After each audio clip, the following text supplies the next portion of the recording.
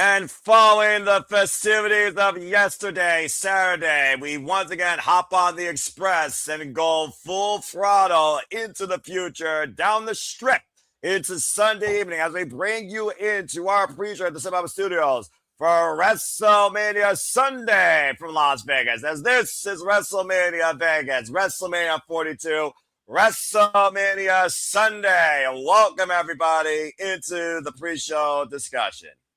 Hello, everybody, and welcome back in here once again to the Sip Reliable Studios. You know what this is, for I am the Samman, the Simmer Brand, the voice of the we're grateful for all things professional wrestling. Damn it. And my name is Noel Foster, so thank you all for tuning in, whether live or on demand. Please like, subscribe, comment, and tell a friend. And if you want to dictate the conversation, super chat or PayPal the patch, as simple as that. We, of course, are going to be discussing the following matches that are on tap tonight. Two main events, one to open at the top of the hour. Of course, the first hour, those top two matches will be not only for ESPN Unlimited subscribers, they also will be literally available for the ESPN Unlimited service. And then, of course, the rest of the matches are exclusively on the ESPN Unlimited option for all customers. Thank you again, everybody, that was part of yesterday evening's record-breaking watch-along as you all continue to make the passion persist, pursue, and be possible. I hope that once again we continue to bring forward what you expect from us as we hope to be that number one, simply reliable source for you for all things professional wrestling. Without further ado, allow me to introduce you to my color analyst for the evening.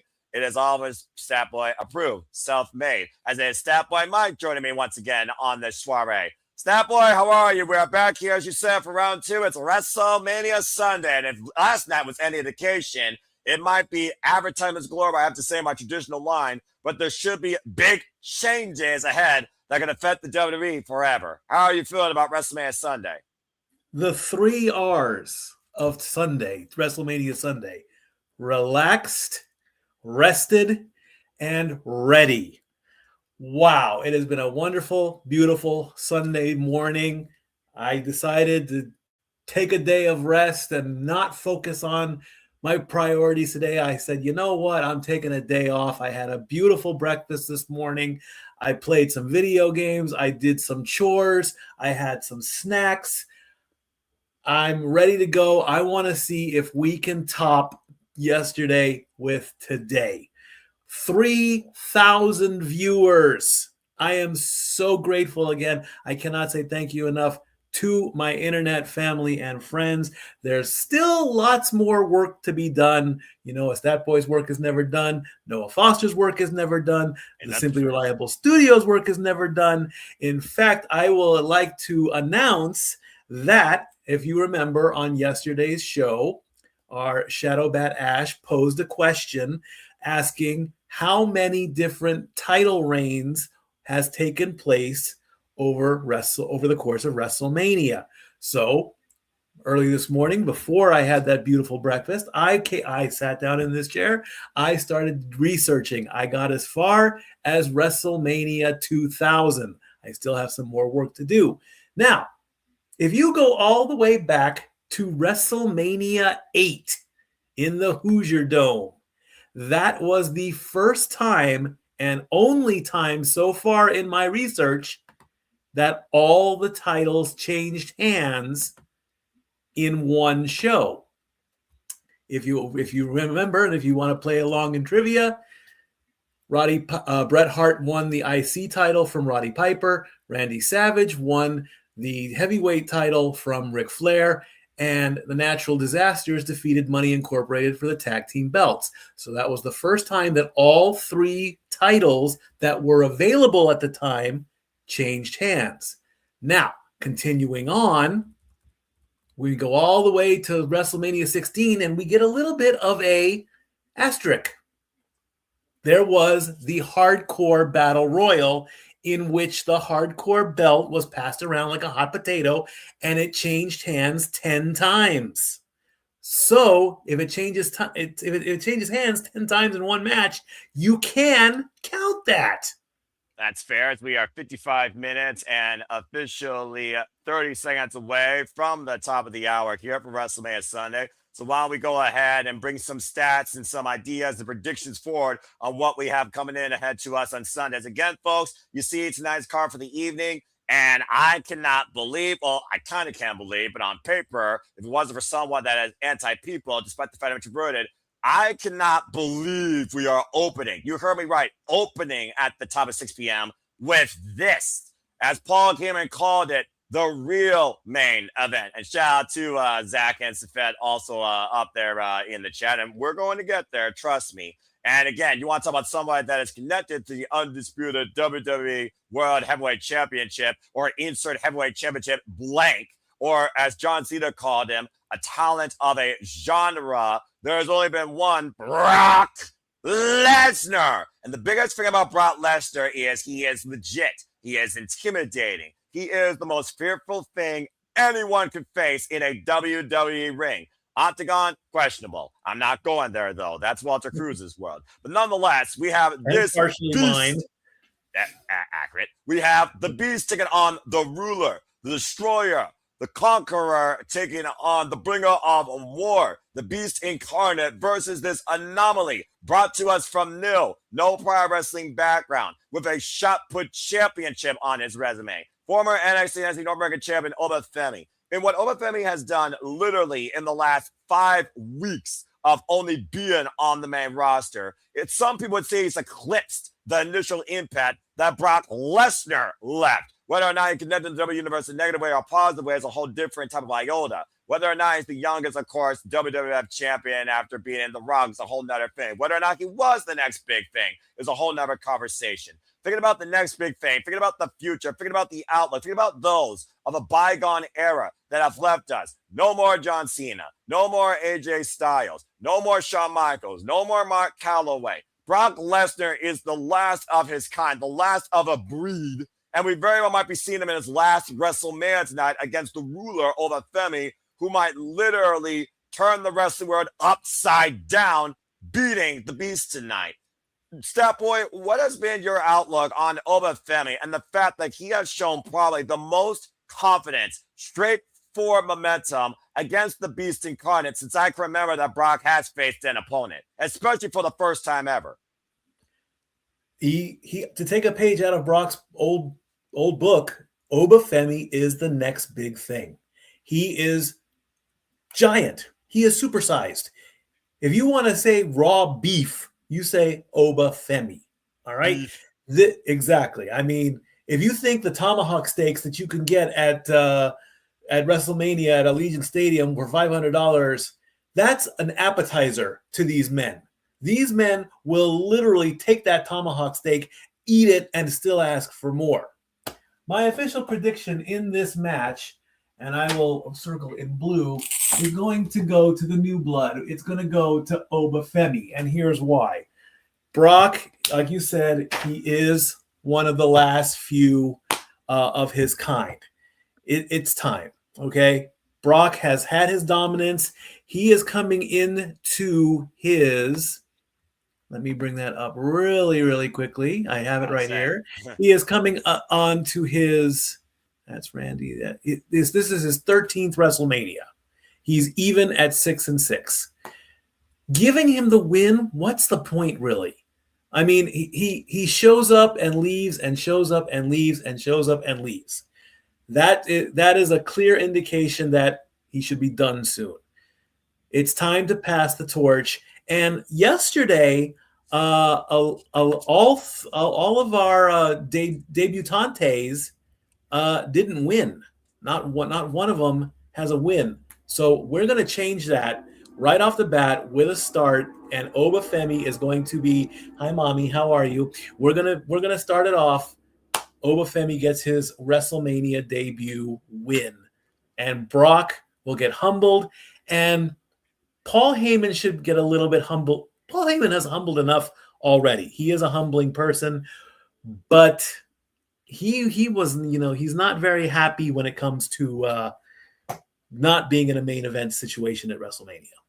Yeah, we all know the connection with Brock Lesnar and Paul Heyman, advocate, manager, oracle, visionary, second-hand mouthpiece. I mean, again, the ups and downs with Brock Lesnar. They've really defined one another. Over Femi, though, he's defined himself. Nobody's spoken for him, and nobody has literally managed this beast of NXT, former NXT champion, NXT North American champion. Brock Lesnar, as you said, so accustomed to this stage, though. Former NCAA Undisputed Champion, UFC Champion, IWGP Champion, WWE World Heavyweight. Only World Championship has defined Brock Lesnar the entirety of his career outside Money in the Bank. According to the 63 that did the poll, 87% went with Femi and 12% did go with Brock Lesnar. As people have been trying to think that Brock Lesnar, this is his last WrestleMania, as he might be retiring in Minnesota, how fitting, at SummerSlam. With the cause and effect that we look at WrestleMania with last night with Gunther beating Seth freaking Rollins,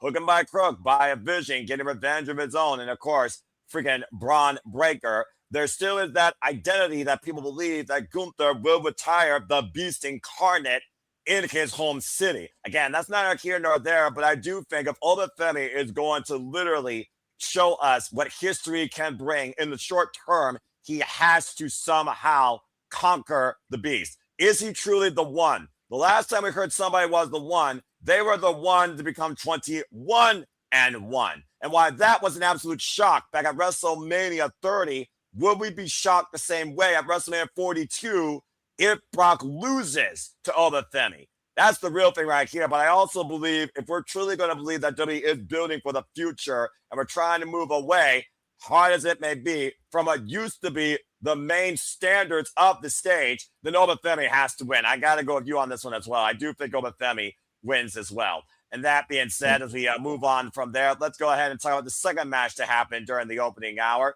because everyone loves a human car wreck, as we have 5 small men, 1 big man, a Hall of Famer, a rising bouncy boy, luchador, bobblehead, and of course, a man that wants to find the United States Championship. Let's go ahead and look at the tail of the tape when it comes to the Intercontinental Championship ladder match. Ladder match is, of course, synonymous with WrestleMania, and of course, Penta went into WrestleMania last year, challenged for the Intercontinental title in the first ever fatal 4-way for the time WrestleMania history.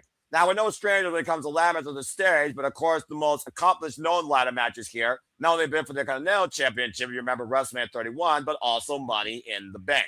We, of course, have people that have won on this stage and people that are going to grace this stage for the first time underneath the stipulation, Penta included, but Penta's MO is always cero miedo. If you look at Penta's career, he's no stranger to taking high risk or being bruised and battered and using a ladder to his advantage. At the end of the day, though, the first person to climb the ladder and seize the title will get the glory. Statboy, what do you think of this field that was just literally made on the fly because Penta demanded, with Rey Mysterio added as the last-minute addition? Did that affect your thought process going into this, and do you go with the man with the most overall WWE, WrestleMania, and maybe even ladder match under WWE's banner experience? Or do you think, as you pointed out, those two break on the stage for the first time, could we get surprised? Could Javon Evans, the boy that's been bouncing through the Chamber, the Rumble, the Iron Survivor, TNA, NXT, could he bounce his way up to the top of the ladder? Rusev, the only big man here, he wiped out the entire field this past Monday night on Raw. So is that a foreshadowing that they're going to make sure the Bulgarian brute doesn't get a chance to climb the ladder? What's your outlook towards this? All right. Bottom line, straight to the point. I got to go with cero miedo no matter what. I'm making that official. I am locking in Penta retains the IC title, or retains the title, because that title has been defended so many times at WrestleMania. One more notch on the ladder is not going to make a difference. Javon Evans, Dragon Lee, and JD McDonagh are making their WrestleMania debuts. So, I think once after Femi defeats Brock and gets the win in his debut, I don't really think there's going to be much when it comes to anybody else getting a WrestleMania win at their first match. So those 3 are out. They are all intense people and all that. Rusev is a brute, so he will do something strength related on the ladder. I don't see him, flying off the ladder, throwing anyone off the ladder. It'll be brute strength, maybe putting someone through the ladder, but that's what he's there for. So that just leaves Penta and Rey. Ray, you're Ray, you're an abuelo now. You're a grandpapa. You gotta be able to spend some time with su niños, okay? You gotta we the little niños want to play with papa, and so we gotta hang up the boots real soon.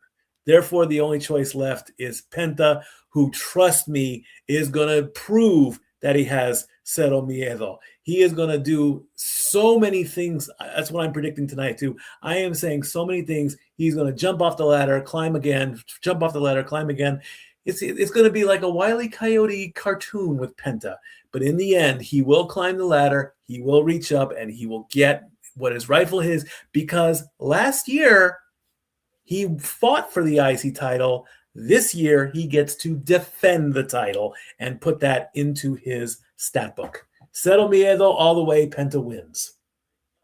That's a fair analysis. And for those that don't know, this is actually the 10th ladder match in Penta Silmio's career, going all the way back whether or not you look at AEW, Lucha Underground, Ring of Honor, and even down in Dolas del Ring down in Mexico. So again, he's no stranger to this element. Mixed fortunes alongside his brother, mixed fortunes also by himself with the multi-person warfare. The last ladder match that he actually won was actually for the ROH World Tag Team Championships alongside Rey Fenix back in 2023 at Supercard of Honor. So we'll see if a ladder match brings good fortune to Penta. But the fact that he's in here with his idol, I do wonder if the star power will outmatch the experience level when it comes to Rey, who's inspired probably everybody here, not named Rusev. So I am kind of leaning on Rey giving us a moment.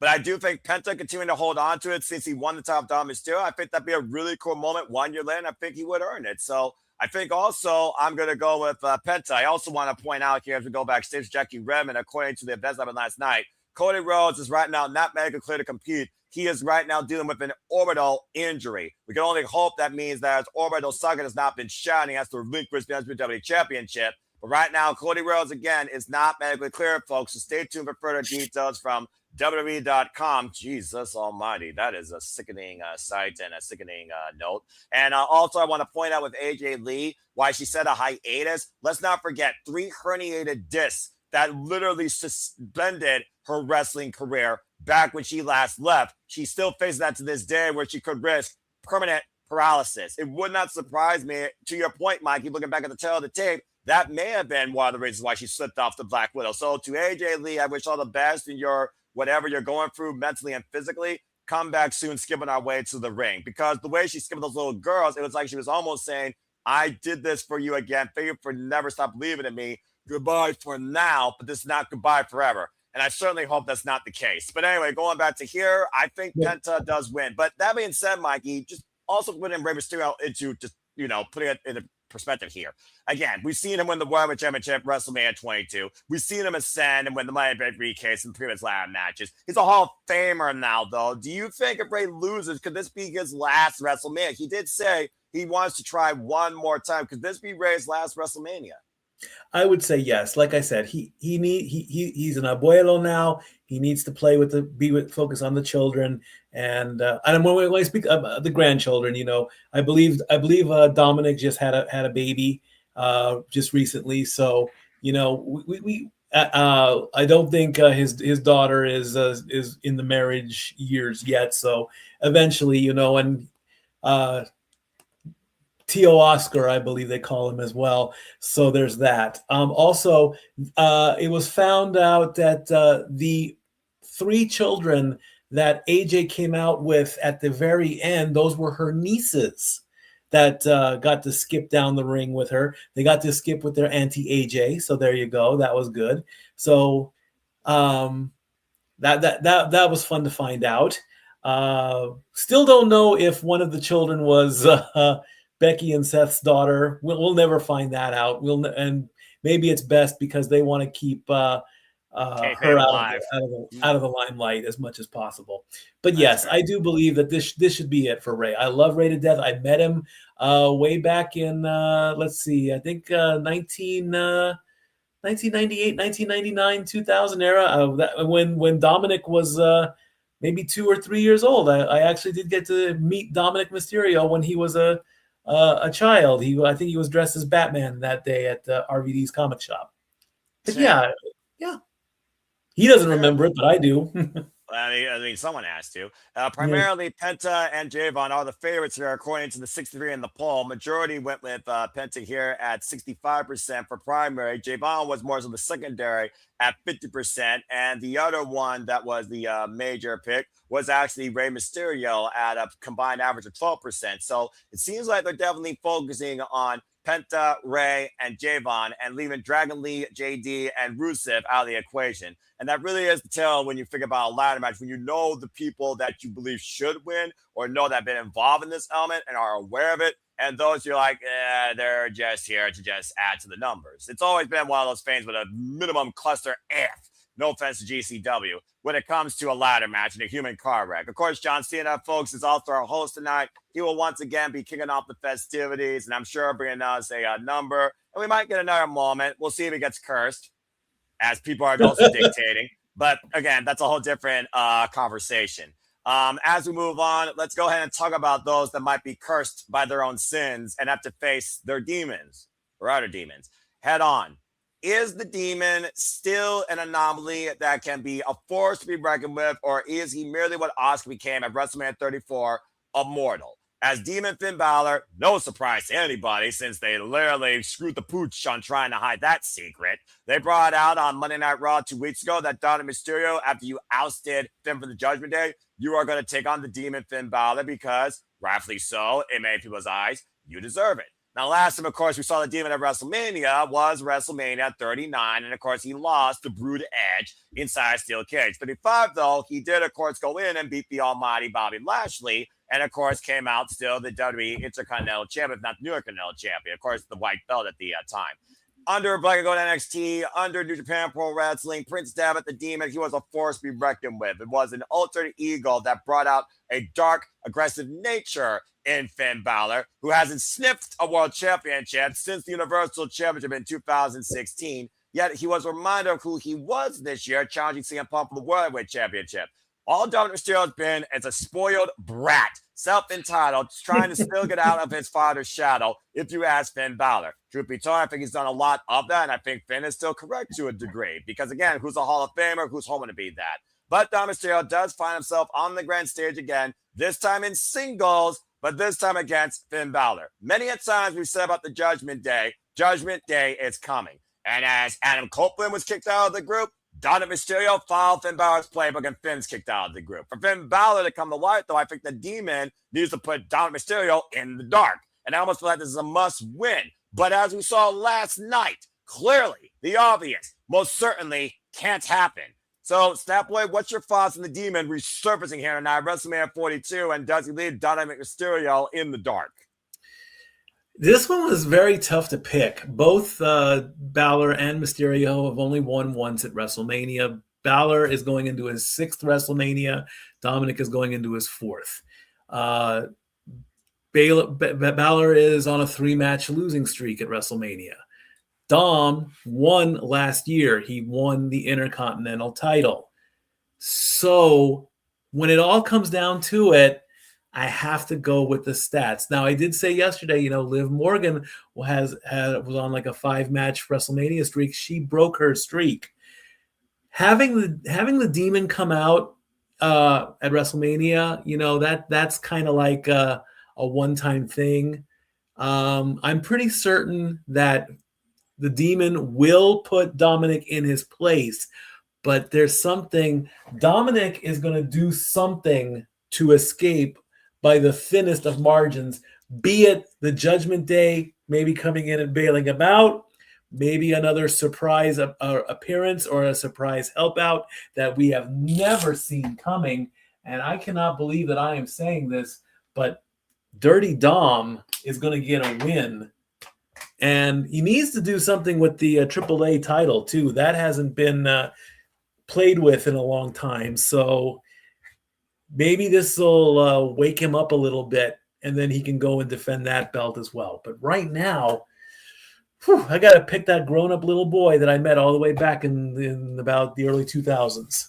I feel like Judgment Day is literally on the verge of being back on top since Liv Morgan won the WWE Women's Worldwide Championship last night against La Primera. The women right now taking over Monday Night Raw. So for Dominik Mysterio to follow suit, I can understand you looking at more so the momentum. But I think for Finn Balor to truly be cleansed of his previous sins, he has to get away from his past. The only way to do that is to beat Dominik. I'm going with Finn Balor here. I want to believe that the Demon can rise to the occasion again on the Grand Stage of the Mall. We are 35 minutes and 10 seconds away from the Grand Stage of the Mall, once again resuming inside Legion Stand, where I'm sure another minimum size capacity crowd will be on hand. And actually, it is not unanimous here. Here I thought would be the most unanimous match. Why is the most unanimous? One brave soul, or poor unfortunate soul, how you look at it, did pick Dominik Mysterio. However, 62 of the 63, a whopping 98.4%, they did pick the Demon Finn Balor to resurface and also find former glory. Whether or not it sticks, we'll find out soon enough.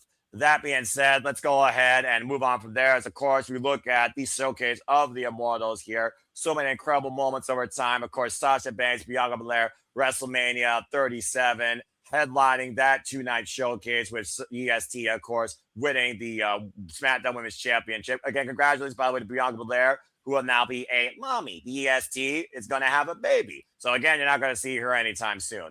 Who you are going to see soon, though, is Sami Zayn, as he defends the United States Championship against Trick Williams. Never have I seen a man so desperate for an opportunity where he feels like the company doesn't want him to have any. Sami Zayn, who literally took this topic of MLK, some would say an inadvertent circumstance, thanks to Trick Williams, who has literally made a mockery out of Sami Zayn, since literally being the hottest thing since sliced bread on the SmackDown roster. With the rapper guy knocked out aside and talking about the gingerbread chasing him, I guess that's that rapper's nickname. I don't give a fuck about him. It's just one of those things, though, where I think that Trick Williams has so much going for him into his first WrestleMania, it's hard to bet against Trick Williams. But we've also seen Sami in desperate situations, whether he's an underdog or whether he is, let's just call it what it is, manipulating, underhanded. He had found a way to win here at WrestleMania. He upset Gunther, of course, and stopped the longest reigning WWE Intercontinental Championship run. Now he goes in as United States Champion. So, Stat Boy, do we whoop that Trick, or does Trick get whooped and denied his first WrestleMania moment?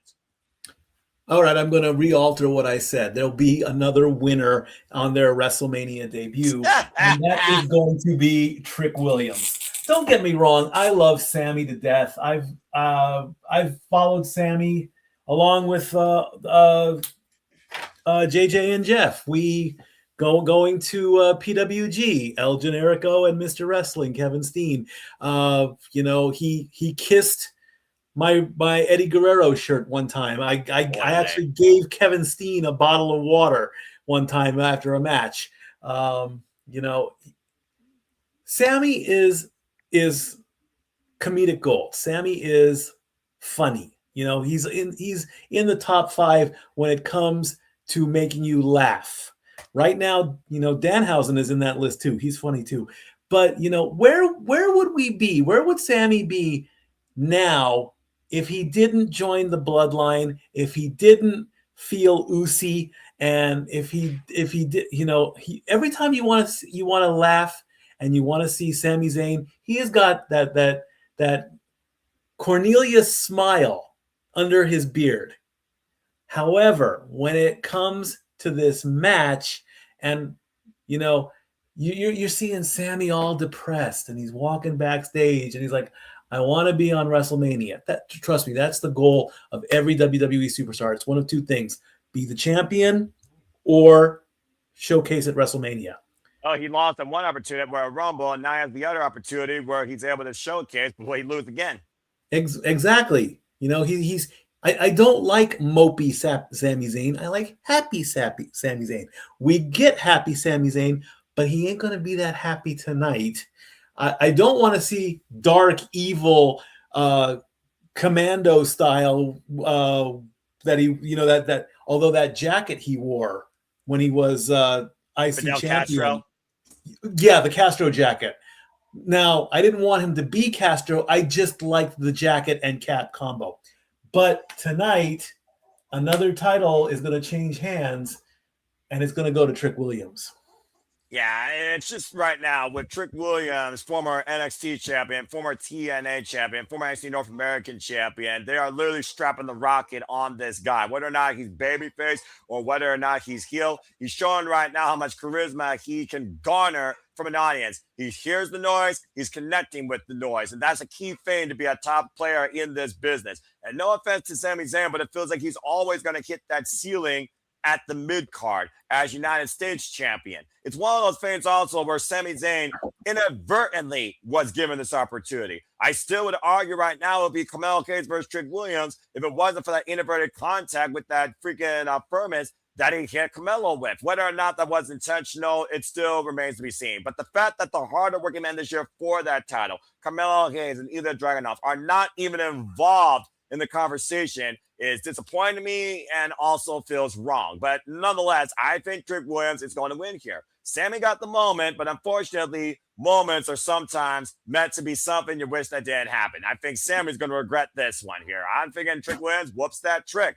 especially after what we've seen the reaction's been lately, to your point, to Sami. People have booed this man out of the building and thumbs him down when he won the title. Clearly, they did not want to see Sami in this spot underneath this circumstance. I think the jury is out that they still wanted to see either Dragunov or Carmelo Hayes more. So Trick Williams, whoop that trick. Can't believe I just picked Trick Williams either. 75% with Trick Williams, favorite 3-1 versus Sami Zayn, while 25% picked everyone's favorite Ginger or Muppet from the Underground, whatever the heck you want to call him. As we continue here and just have a little bit under 30 minutes, of course, before things get underway.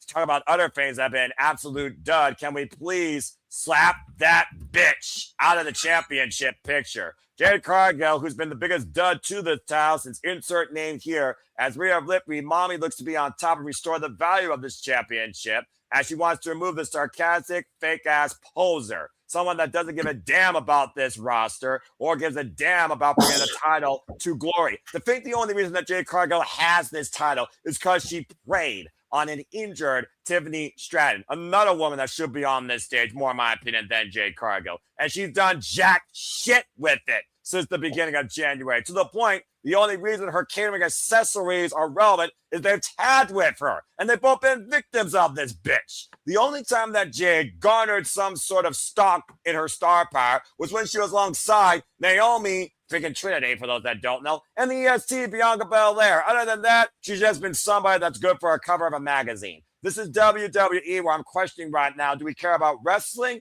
or do we care about who we could advertise? Now, truth be told, mommy, Rhea Ripley, she's advertising for the general, so maybe the jury is out. But regardless, Rhea Ripley has been the superstar and has made this stage her own ever since being the queen at WrestleMania 39. The only time her freaking streak was broken was last year at Triple Threat, and she wasn't even involved in the decision, lest we forget.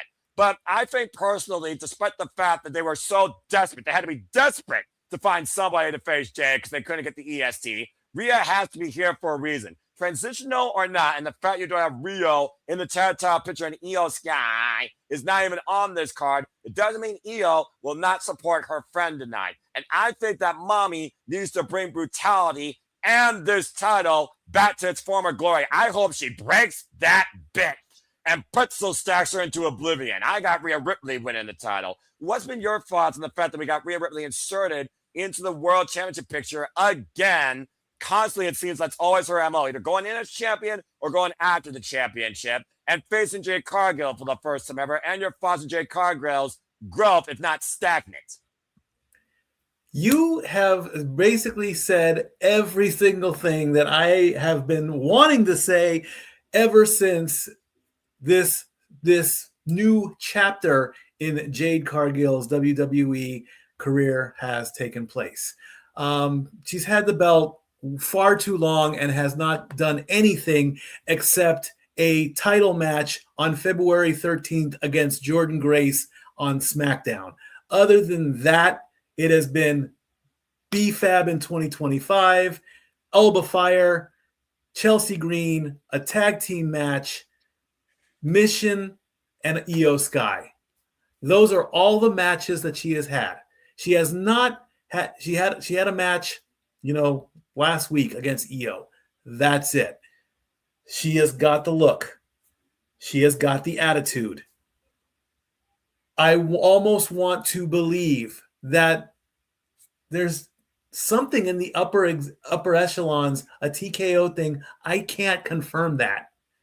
But I'm so sorry to say this, Jade, but you have not impressed me at all since winning the title. I have not seen anything for you to have that title. It's a paperweight. There used to be a rule in the 80s. A champion had to defend their title every 30 to 60 days. Otherwise, they get the belt taken away from them. So why does Jade get special treatment? What is going on here? Who knows the answer? We'll never find out. I feel like a dad who has just taken their child and put them in the corner for being bad. I wanted so much with Jade. I really, really did with Jade Cargill anyway. I wanted so much. I wanted that mean, dominant TNA style. I wanted that bitch. I thought I got it when she came back and took out Naomi, and then they put the belt on her, and then it's just fizzled. And the IWC has gotten to me. So we're going with option B. We are putting the belt on somebody who looks good with it, who gets the crowd going, and Mommy's going to be on top today. If by some miracle the writers, whomever's in charge, said that Mommy has to lose to Jade Cargill, and maybe this reignites that division, but there's already a lot of negative talk about last night, how the matches, there were only like 90 minutes of matches and there were like 130 minutes of commercials and there wasn't any backstage stuff. Do you really want the IWC to go nuclear if Jade Cargill wins and retains the belt? I don't think so. Sorry, no winner for Jade. Mommy gets the belt back where it's supposed to be. Here's the thing, though, that I also want to point out here. Rhea Ripley was just rising in NXT, rising to be the superstar. She had to beat the queen. It took a 3-year journey to get to that point. When she beat Charlotte Flair, there was no stopping the stock of Rhea Ripley going up. For Jade Cargill to beat Rhea Ripley, I don't know if that increases her stock or increases her friggin' moxie, because I don't know if Jade Cargill can be any better than she is right now because she hasn't demonstrated anything. Yes, you beat Io Sky. You beat her in a televised match. Io Sky, of course, carried you for 10 minutes. Can you actually carry yourself? The value of a champion is only as good as they can carry the championship. And as far as carrying the championship, it might as well be the biggest Rolex that fits around her giant friggin' bicep. So it's just another one of those things where I feel like Rhea deserves this moment, deserves to be back on top. And I just think that right now we need a new changing of the guard. She held down Monday Night Raw, and clearly she's not going to do that anymore with Liv Morgan and Judgment Day holding it down. So this is a way to move Rhea away from the Judgment Day, considering her and Liv Morgan defied the Raw women's locker room for the better part of a year and a half. Then I think the best way to do that is that you break that bitch. So I hope that Rhea does win as well. And the majority also agrees with me here. 59 going with Rhea, 41 going with Jade. We're getting the tail of the tip, of course, ahead of our big opening match. Talk about big fight feel, big men slapping meat, as we are literally just a little bit under 20 minutes away. And why that might be the real main event and our kickoff. Let's go ahead and switch gears now as we look at Joe Jonas, who apparently will be singing our Star Spangled Banner here tonight. One quick question though, before we would you like to see a squash or would you like to see a match? From who? From Jade and Rhea. I mean, personally, if this is the formula of WrestleMania and she's nothing but a figure, I would like her to try and assault Rhea Riptides, and we end this nightmare. So if it's a squash, it wouldn't surprise me, because I don't think WWE values Jade wrestling. They value Jade posing. And Rhea Ripley is the one that has more stock and value to the WWE than Jade Cargill ever will, in my opinion. I'm hoping for a match, but what is a match under TKO WWE? 10 minutes? She's lucky to go beyond 10 minutes. I don't think she even worked hard at 10 minutes in her damn life in WWE. They worked her harder in AEW. I'm just saying. So I'm hoping for a match, but I'm not holding my breath because I know that Mommy is going to carry her. As long as Mommy's on top, I'll take whatever they give me. So you're revisiting China and Ivory. Bingo. There it is. How fitting. I look at the Wrestlemania 17 set. Anyway, sorry. Not sorry. Let's go ahead, though, and really get into things right now. Call it what it is. I'd be surprised they hit 50,000 tonight, quote unquote. Let's go ahead and look towards what will be our main event that truly will define business. How does hatred turn to humility? How do you change the idea of wanting something so badly versus earning it? How do you change the outlook of someone working so damn hard because you made it harder for them to do it? There is no argument when it comes to the OTC, Roman Reigns, the definition of cinema, the greatest WWE superstar in modern memory, longest reigning WWE Undisputed Universal Champion, versus the rise, the return, the survival that is the wrestling career of CM Punk. Wrestling, not cinema. Family versus dynasty. Outlook versus destiny. A dream that could be a nightmare. Whether you acknowledge or whether you look at the best. CM Punk and Roman Reigns have defined this testament of this match on one word: hate. But in that last promo, I saw nothing but humbleness and hunger. And I do wonder that embrace on Friday night, to much of the chat's worries, could that have been CM Punk's funeral as the fighting champion? And do we go back to the way things were? But in Roman's case, though, the pressure on Roman saying that if I lose, maybe I don't belong here anymore. We talked about, again, changing up the guard. All those people you know, gone, no longer working, as we are 18 minutes and 55 seconds away from the show going live. Stat Boy, this is it. This is truly the end game. This is what redefines everything going as we know it. CM Punk, first ever WrestleMania main event. Roman Reigns' 11th WrestleMania main event. The tribal chief that defied the undisputed WWE Championship for 1,316 days. And CM Punk, who's been the fighting champion, of course, now, since he won this title against Jey Uso. What are your thoughts going into this right now in what was a match we were not thinking about, but it's here, and it literally is tonight? Who holds down the WWE landscape? Go back to the way things were, or does CM Punk continue to change the culture? We can't throw out the ultimatum again. We talked about it yesterday. If Randy loses, I leave. Okay, you're gone.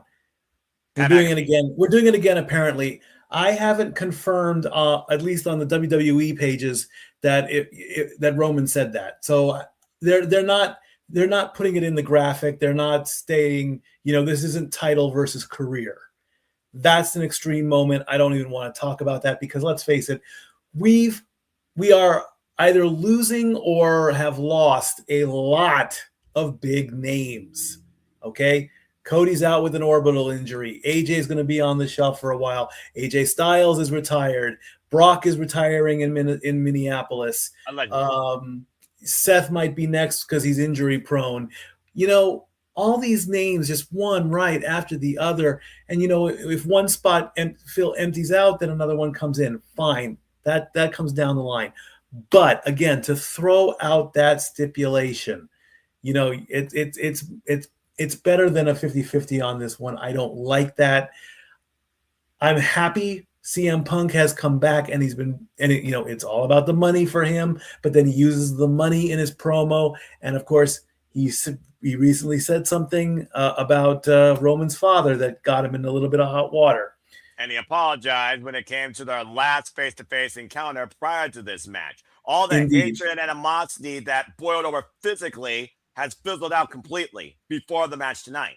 They're gonna have to do a ton of cleanup. Expect some run-ins, perhaps.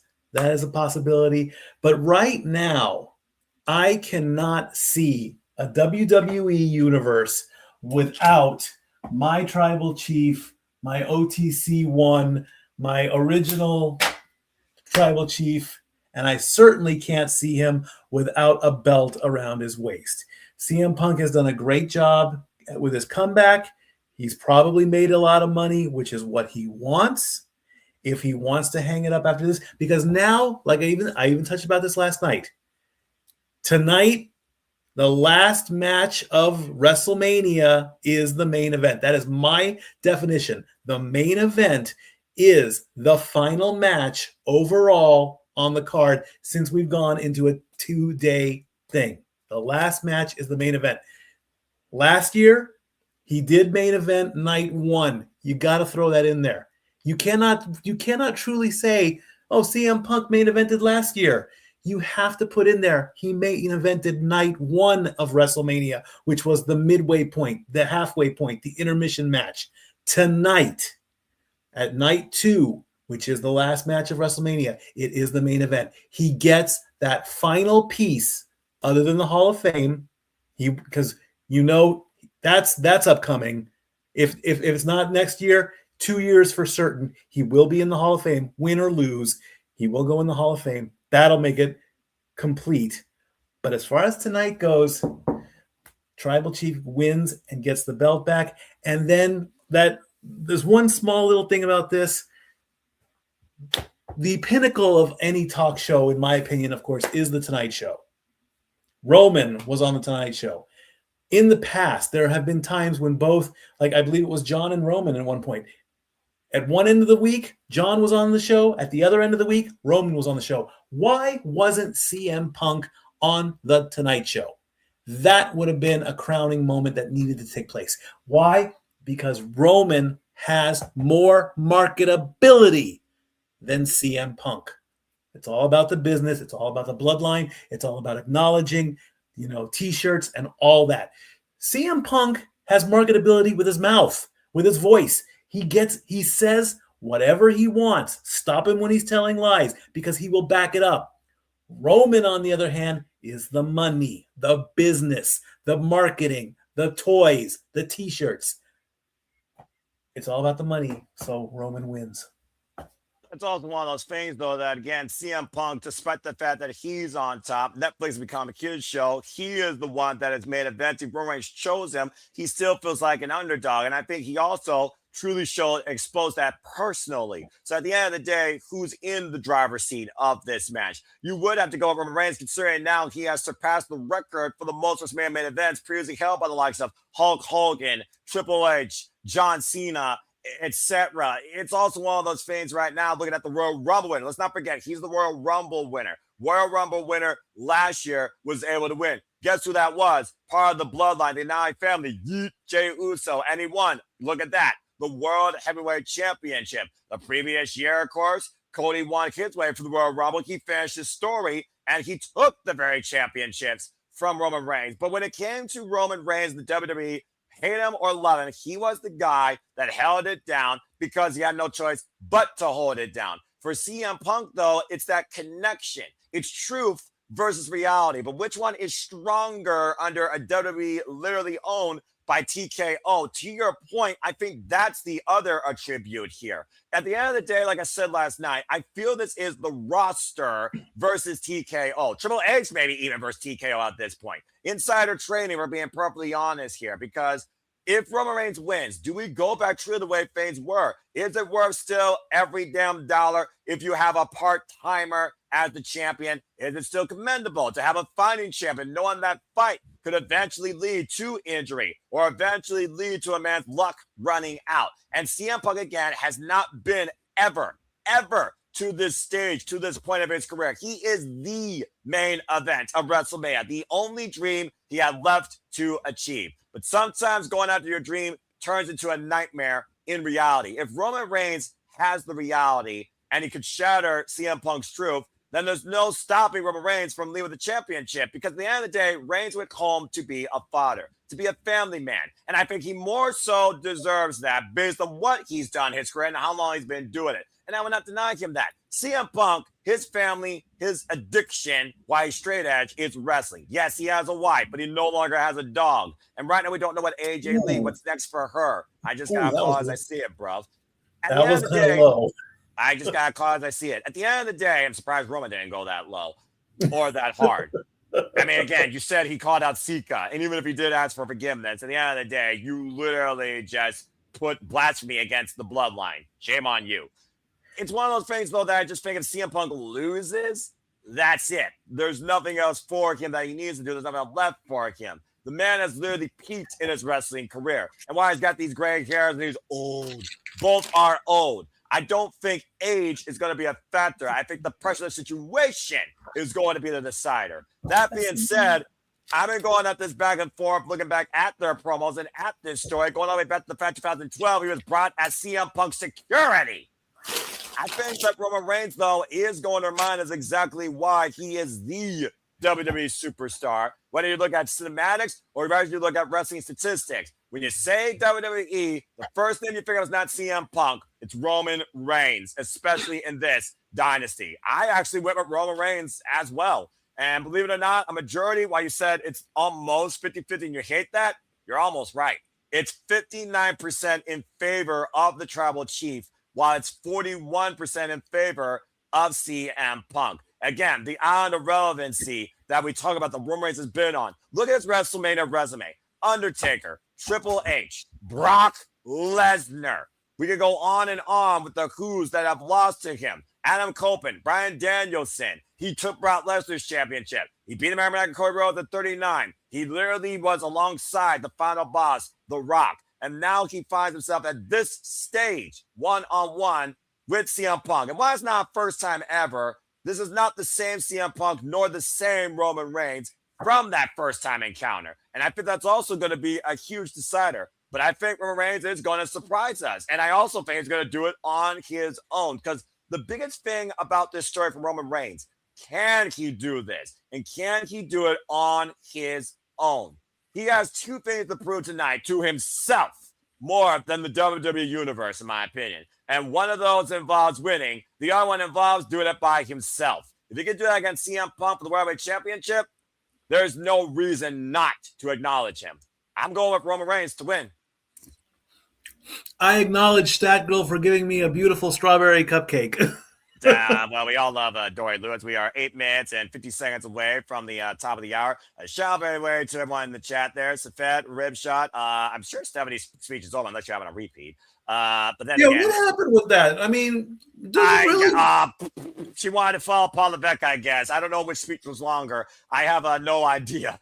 Charles Schatz, Matt Helms, good to see you. And again, to Charles' point, it was Jade that instigated Roman to get him. But again, I think that Roman's going to make sure that his family makes sure he handles business on his own. They give him his word. I really think for Roman, it's a do or die situation here tonight. And the very well could be said here for Brock Lesnar, told by Femi, as again, we are minutes away from WrestleMania Sunday, Ticket Center Stage. If you're on ESPN, you get the first hour for free. And that means you get these true matches on top as well if you have the ESPN channel. Then following that, the four at the bottom will be exclusively for ESPN Unlimited subscribers. And like I said, we're talking about the future versus the past, changing of the guard, leading on the next generation. So far, the only company that's truly doing that right now inside AEW is New Japan Pro Wrestling. WWE really needs to prove that they are trying to change their ways. And it doesn't have to involve more advertising than actual wrestling.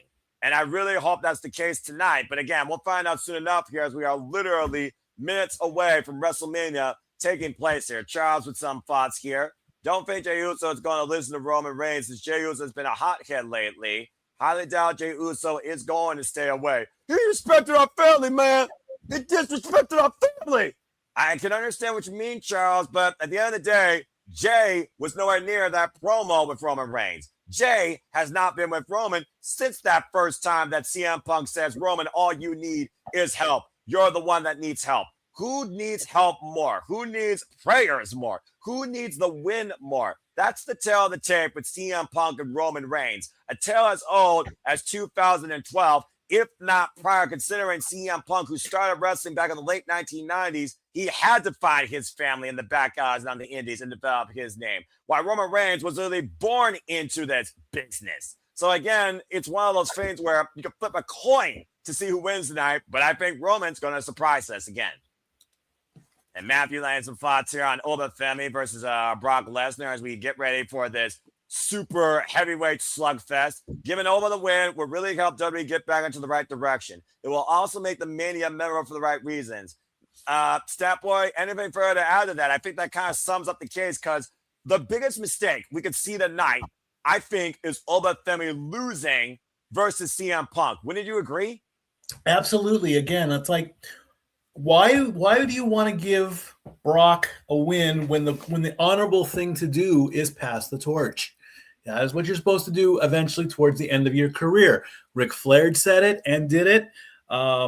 John Cena finally did it at the end. You know, that is what you're supposed to do. You are supposed to go out with honor and pass the torch. You know, I want to say that I briefly looked at the numbers there. I kind of am believing that Oba is slightly larger than Brock, but still, you know, Brock is a beast versus a ruler. You know, who wins? It's a good matchup.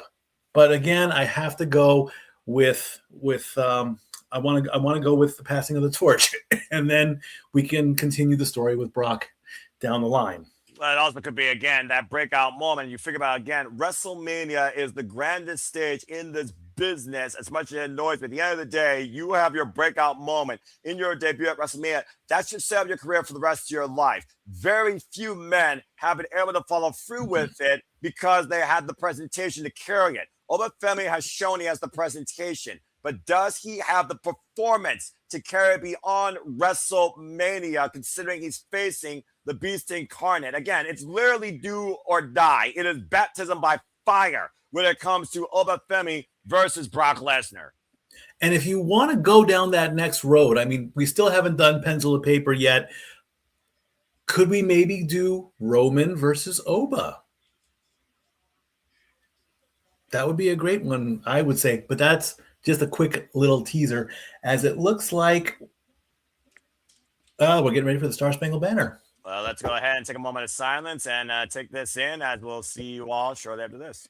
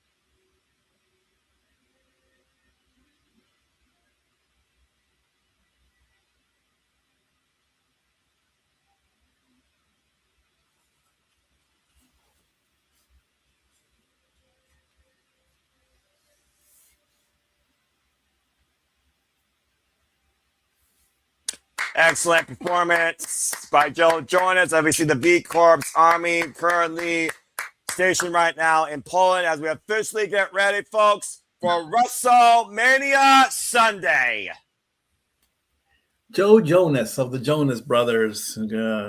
Interesting choice to have. I don't know anything about that. I mean, choices, Mike. As choices. Then, now, and forever together, we get ready for WrestleMania 42. Sunday night, double down in Las Vegas. We will truly see whose game it is, and we will see the WWE landscape never be the same again. Welcome, everybody, officially to WrestleMania Sunday. As, of course, now we have a beautiful sky shot of Allegiant Stand once again. The big dome, of course, across the strip in Las Vegas, the home of the Las Vegas Raiders, and the crowd is still filing in after the aftermath that was Saturday night with brand new champions across the board, except for Cody Rhodes, who is now not medically cleared due to an injury, an orbital injury. I really hope he didn't shatter his orbital bone as we get ready for WrestleMania Sunday. Undertaker did. He got just fine. True that, and so did Eddie Kingston. And of course, Trick Williams, like I said, adorned in all white. The lights are looking bright for Trick Williams tonight, who has been the hottest rising star on Friday Night SmackDown. And of course, Mommy Ripley, who's always been on top, is looking to break a fake, sarcastic bitch and seize the Women's World Championship. As Jade Cargill takes in the sides high above, being her own VIP. As, of course, CM Punk has the greatest pressure on this lifelong journey to achieve the dream and celebrating a victory against the Tribal Chief Roman Reigns, defending the World Heavyweight Championship in our main event. As the sounds of Nickelback welcome us into WrestleMania. As we go, looks like we're getting a last night promo, a last night recap again.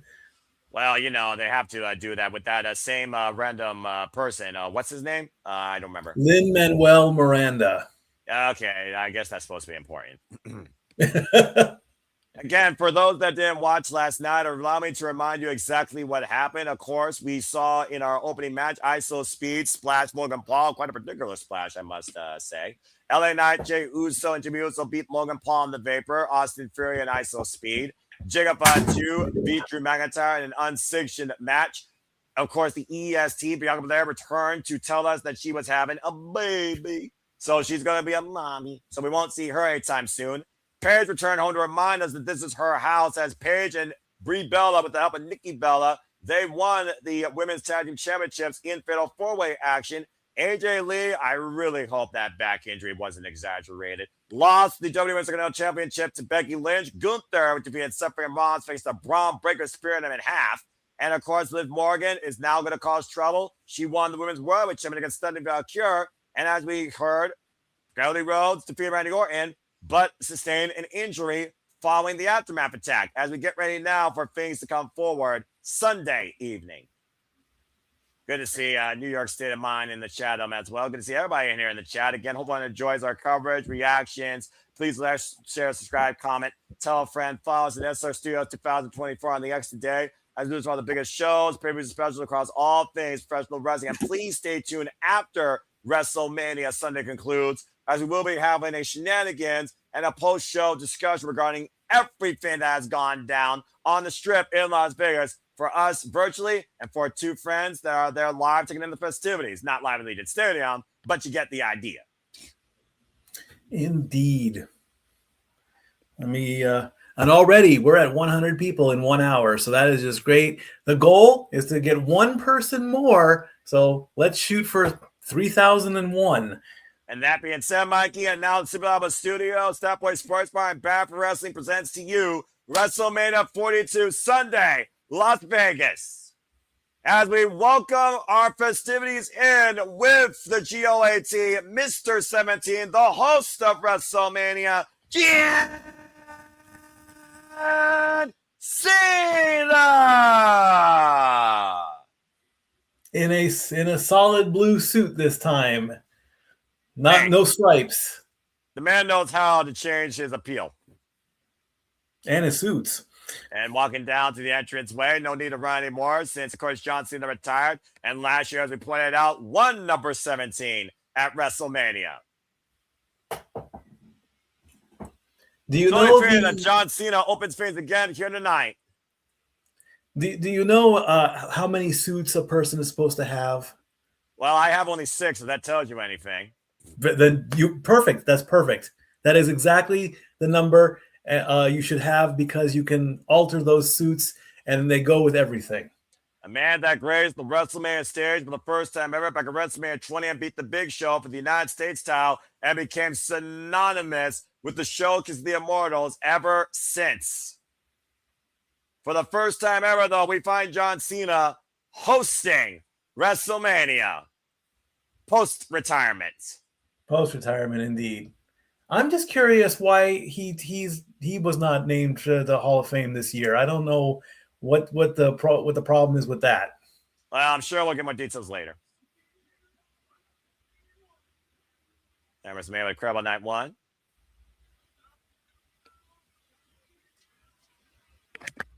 Looking around for the energy here in Las Vegas. We're set for Historic Night 2. Already made history. First time in history. WrestleMania is live on ESPN. And the crowd boos. We're going to start with something big. Ladies and gentlemen, welcome to WrestleMania. Pyro and LED change.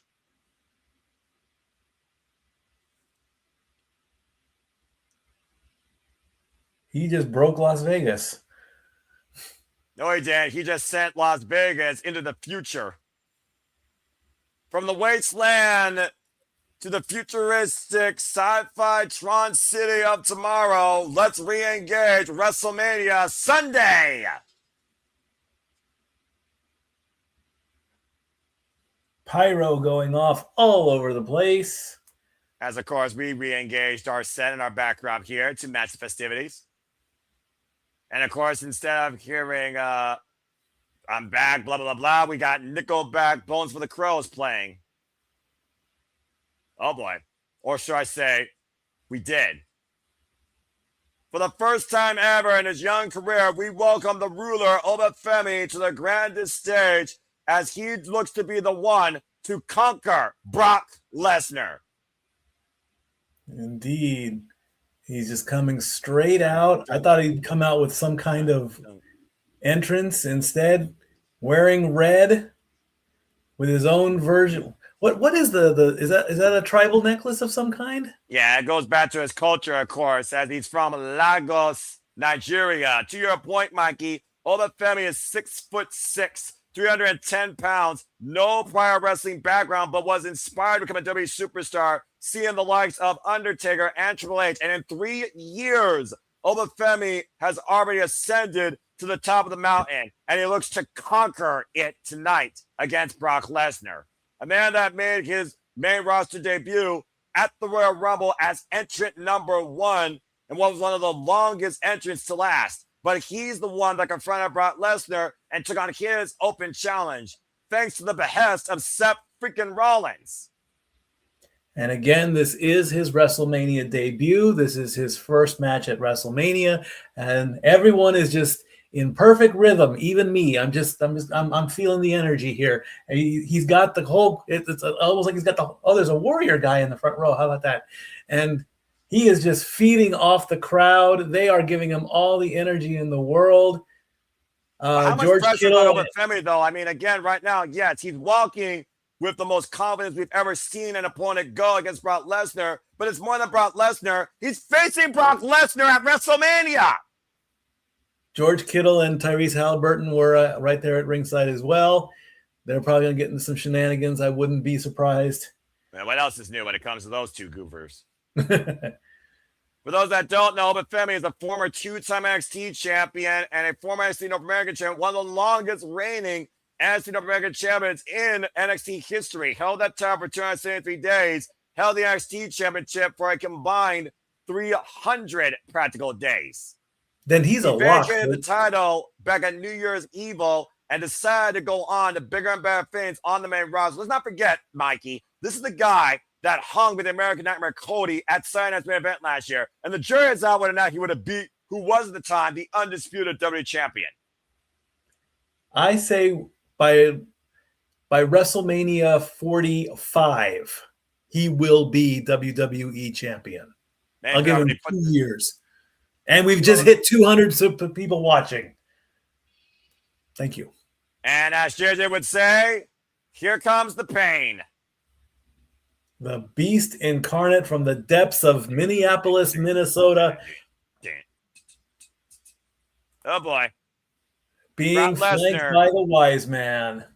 We'll be on our way for what could be his last WrestleMania. Paul Heyman, Brock Lesnar, 48 years of age, 6'4", 266 pounds, over a 50-pound differential between Brock Lesnar and Femi. But this beast incarnate has been involved in this business now for 25 years with an undefeated NCAA background, a former UFC background, former IWGP champion, former Ohio Valley Wrestling standout Southern Tag Team champion with Shelton Benjamin, part of the Minnesota Stretching Crew. And as we pointed out earlier, he is a 7-time WWE World Champion. You said he's 48 years old? He's the same age as me? That's correct. Holy shit. Well, we both have a portly stomach. Yeah, but when was the last time you put underdog and Brock Lesnar in the same sentence, Mikey? Because literally this year, Brock Lesnar has been pretty much Femi's bitch. I do have an answer to that, and that was his first MMA match in the UFC. He was the underdog in that match, in my opinion, because he did lose that match to Frank Mir. Only because he got too overexcited and he used some illegal punches. That's what cost him to lose. Since then, of course, well, let's not get into his UFC career because that's a different topic of its own. But still. Again, though, the guy that he beat for the title was never the same after he faced him. To your point, Brock Lesnar, everything about him is legit. Braun Strowman learned that. Let's talk about some of the big men that Brock Lesnar has defeated over the years. Goldberg, Braun Strowman, Omos. He's no stranger to bigger men that might outsize and outpower him. But Femi has youth and an unbelievable level of confidence and no fear behind him. And that might be the intangibles that allow him to beat the Beast Incarnate. No fear at all. He has not taken his eyes off of Brock. Brock did do a lap around the ring. He is just laser focused, and he is locked in. Let's go ahead again and take a look here at the tail of the tip of these incredible anomalies of the wrestling business. There you see it, folks. As of right now, Brock has put on a little bit more weight. The reach, though, is almost the same, and so is the chest cavity. Femi outweighs Brock Lesnar by 20 pounds and out-heights him by literally 1 inch. Alicia Taylor, take it away for introductions. Big fight deal! And, of course, Paul Heyman's going to take the microphone for Brock's introduction.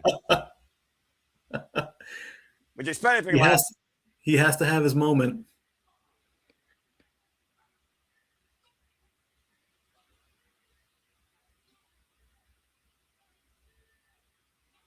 The real ruler. The real ruler? Is it me, or was that intro for Brock Lesnar rather quick and short? It's quick, short, and to the point to get it out there to get his moment. Absolutely. I think Paul Heyman realizes that the end might be here. I think truly. And the fact this guy came to us from a background in only shot put, and might be the next big thing tonight at WrestleMania. He could throw a shot like a baseball, I bet. Well, considering he literally popped up, powerbombed the man like it was freaking nothing in his Raw debut. You think about Brock Lesnar's WrestleMania record, Kurt Angle, WrestleMania 19, bell rings were officially underway here. Goldberg, WrestleMania 20. Of course, he took a long damn hiatus, came back with a vengeance, held hostage the WWE World Heavyweight Championship. And look at the stiff carnival tie-up here. And neither man right now giving an answer. We know Brock Lesnar, he doesn't give a damn about these people, but he does love to fight. So you know Brock Lesnar has been waiting to get his hands on with Femi. I think Brock Lesnar has been waiting to see someone try and match him muscle for muscle. Maybe not move for move, but Femi definitely can match Brock Lesnar, I think, for power, if not surpass him. And right now they just proved it. They locked up, they held, and now they're going to lock up again. Right in the center, no one giving literally a battle for pride to be the king of the jungle. Brock slowly pushing Femi towards the corner, and again, Femi forces the break right now and it touches the straight. Mutual filling out process. Let's not forget also, Mikey, Brock Lesnar eliminated Femi from the Royal Rumble, caught him off guard from behind, and hoisting him up in shoulder blocks now in the corner by the Beast against the ruler, driving his towards the Femi's midsection, and just riding it up. Oh my word! Oh, one good shove. That's all. Just shoved Brock Lesnar on his keister. One good shove, and and he doesn't move. When was the last time you saw somebody look at Brock Lesnar in the eyes with the rage like that from the Beast and not be imitated and take him down a single clothesline? Never. I believe this is a first. I almost I almost want to say it's a first. Goldberg may be back at WrestleMania 20, but nothing since then. Look at Brock's face. He's in shock and awe. Oh, absolutely. He has I mean, I would be too. Again, Lesnar has never. Now he's going to throw a fit. Now he's going to get. Oh, yeah. It's a regular match. Let's keep in mind, it's a regular match. Brock has to keep his temper in check if he's going to beat Femi. Period. Put it down. Breathe. Get back in the ring. Try again.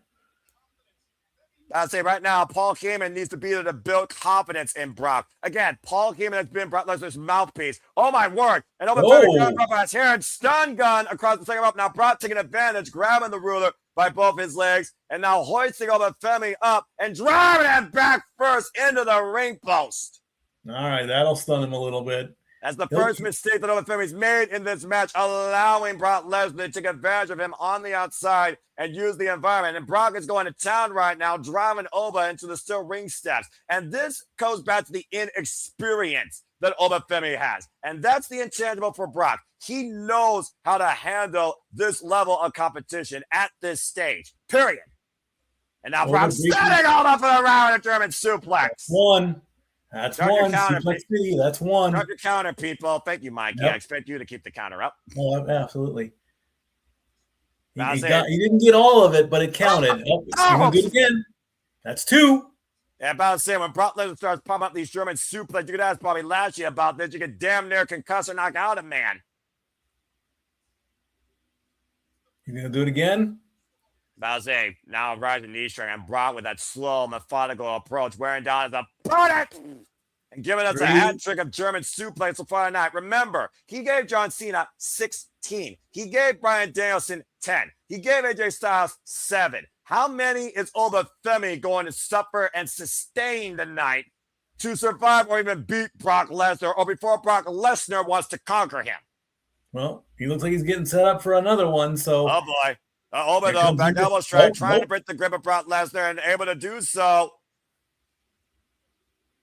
And right now, Femi looking to follow up. Big running uppercut in the corner. And Femi trying to get back in the driver's seat. Another one right now, rocking the bees. And Brock Lesnar is staring Femi right now. Once he gets going, there's no stopping him. Hoisting up on the shoulders, though. And Brock Lesnar's got him. Are we going to finally see it? And Brock connects. Right off the bat.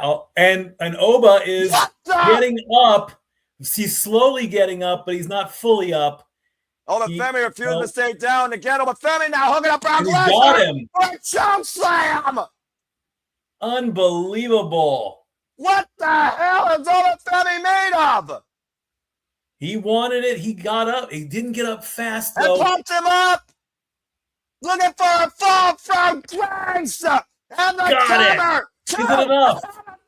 Beat Brock Lesnar at WrestleMania in under 5 minutes, if not shorter.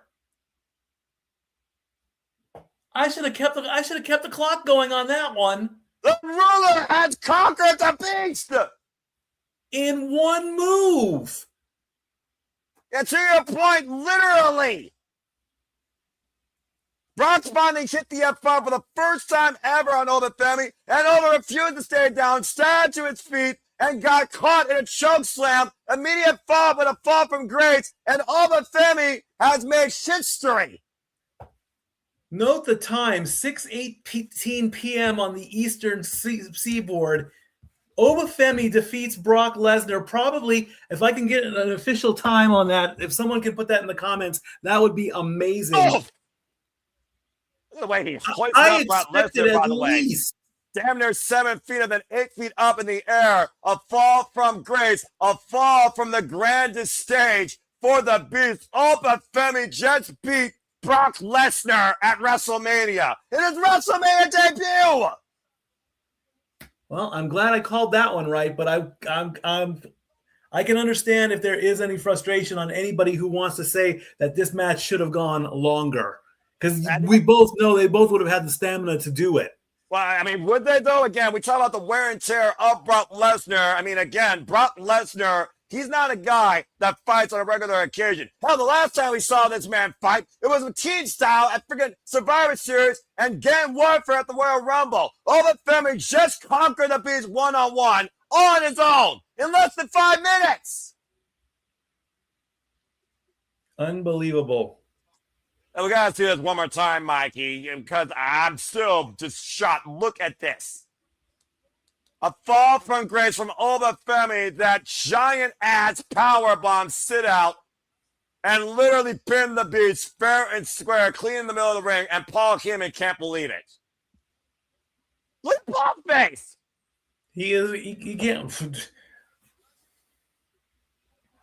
Lesnar's the man that ended the Undertaker's undefeated streak. He was the one in 21-1. Femi was the one, though, to very well end Brock Lesnar, period. Say hello to the next big thing in WWE, folks. Mark my words. And his name is Femi. Indeed, absolutely. Brock now up in a lying position there. Cannot believe it. I mean, at this point, he's got his hands on his late. Well, I thought he was going to.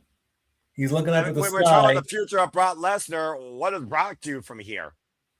Is he saying a prayer? Oh! The gloves are coming off. Hold on. I think the fight is over. The gloves are coming off. Untying the shoes.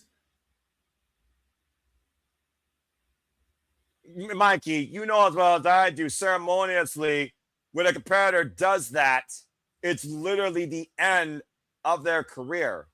He was either laughing. He's either laughing or crying. I can't tell. Well, I mean, no matter what, this has defined Brock Lesnar for 25 years, good or bad. You can't help but react to what the Beast incarnate is. And Brock Lesnar was literally rendered immortal in less than 5 minutes. He's down to one boot left. Unties it. As the crowd chants, thank you, Brock. Am I calling Brock Lesnar's retirement? I think you are. As he literally just laid his combat gloves and boots in the ring. Ladies and gentlemen, I think we just witnessed the final match in Brock Lesnar's career. No. He's not going to go like this. Come on. You thought that Styles wouldn't do that. He did. Unbelievable. I mean, is he going to shake hands with Paul or is he going to hug Paul? I mean, the man that literally defied his career as his mouthpiece, his manager, and his closest friend as they embrace the middle of the ring. I think we're literally seeing the end of Brock Lesnar. Wow.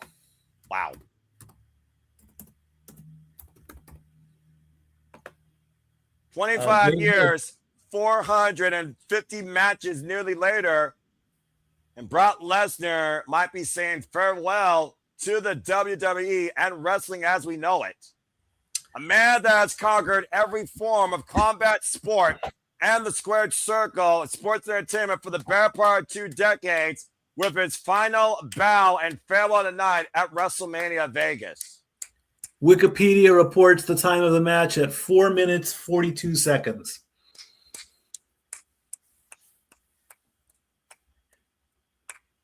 A bow on the corner, so...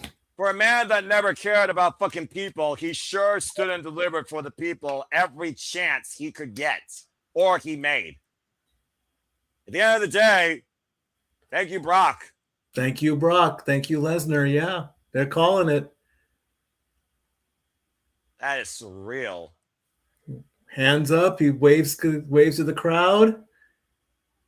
And literally bows down respect. Bows in front of the ring. That he's painted violence on.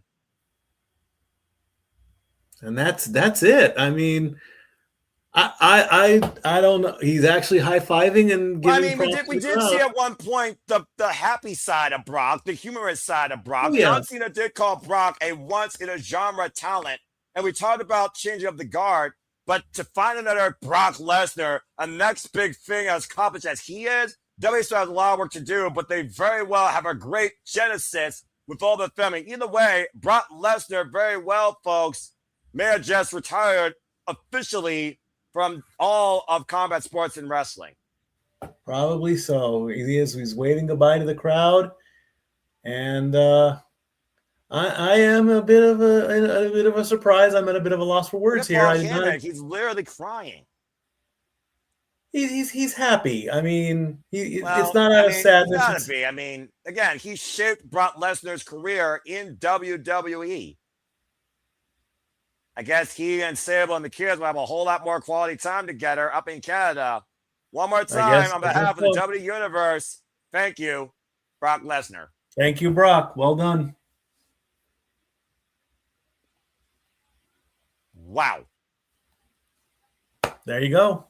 And now the ladder match has to follow that. How do you follow that? As we get one final shot. With a commercial break. Fuck WWE streaming services. Probably.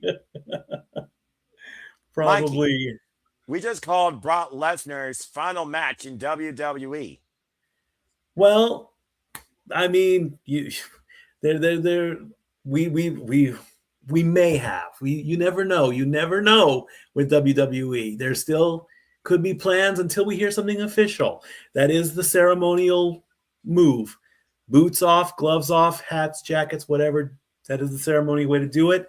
If it's legit, if it is legit, then great career. Everything about Brock Lesnar has been legit. I mean, you can't put legit and Brock Lesnar not in the same sense. And I do understand what you mean, but I've never, ever seen Brock Lesnar in this vulnerable state of humility. It wasn't a fuck you like at WrestleMania 20.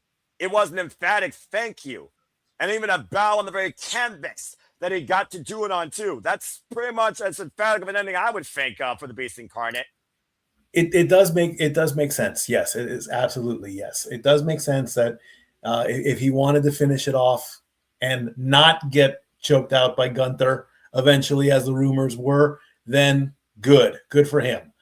But at the end of the day, does Gunther actually need that? Let's be serious here, okay? Like, does Probably he really not, no. actually need that? Let's be honest here. If anyone needed a win over Brock Lesnar, it was over Femi. He was down the water. Gunther does not need to career kill Brock Lesnar. He has nothing to gain from it. It's not like being John Cena at SummerSlam and becoming the next Fiend to beat The Undertaker. There's no other cause and effect for Gunther after that. It's unnecessary. The biggest thing that Brock could have did for anybody in the business was push him and Femi forward, and he just did that.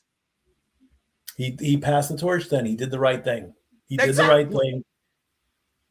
And, like I said, now we get to move forward with a new talent, a younger talent, a bigger talent, literally, and pencil to paper, write it out, and start giving him the business. Put him in WWE 2K27 when it comes out next year. And to your point, Femi is 27 years old. He was almost half of Brock Lesnar's age. Well, a little bit over half of his age. But he's only 27 years old. And he literally has been made in the WWE. No prior wrestling background or experience. None whatsoever. So, I mean, his career is wide open. And we are just going to leave it at that, I think. Well, then, of all the type of ways to see that match finish, I sure as hell did not have that aftermath on my bingo card. Brock Lesnar retired. Damn. Well, that being said, we got a short intermission here. Thank you so much again for everybody that's tuning in. Again, I am the Simman, the Super Brand, the voice of for a great professional wrestling. Damn it. My name is Noel Foster, and of course, this is Statboy Mike, and everything here is Statboy approved. As we thank all of you so far, all 660 plus of you that are tuning in right now. So again, if you're tuning in for the first time, know we do this for all the biggest shows, special PAs, and pay-per-views live from WWE, NXT, ROH, TNA, AEW, and our independent promotions equivalent to HOG and GCW. And I thank you all so much. So please like, subscribe, comment, and tell a friend. And if you want to dictate the conversation, super chat or PayPal the passions, it is truly as simple as that. As we may have just literally witnessed Brock Lesnar's final match.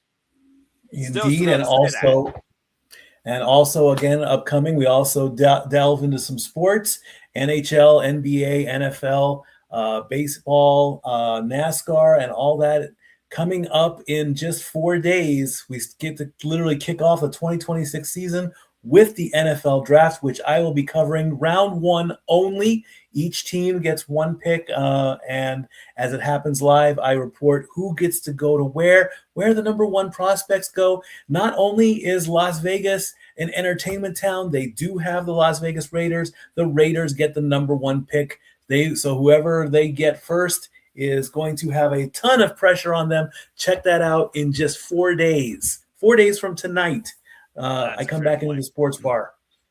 Let's say, yeah, just still flabbergasted. To defend Brock Lesnar, who started his WWE career back in 2001 in a dark match against Ricky Castanino, and of course was rising up in the same class of John Cena, Shelton Benjamin, Randy Orton. John Cena, done.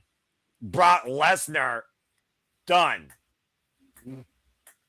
As we get ready now to your point for the WWE Intercontinental Championship ladder match.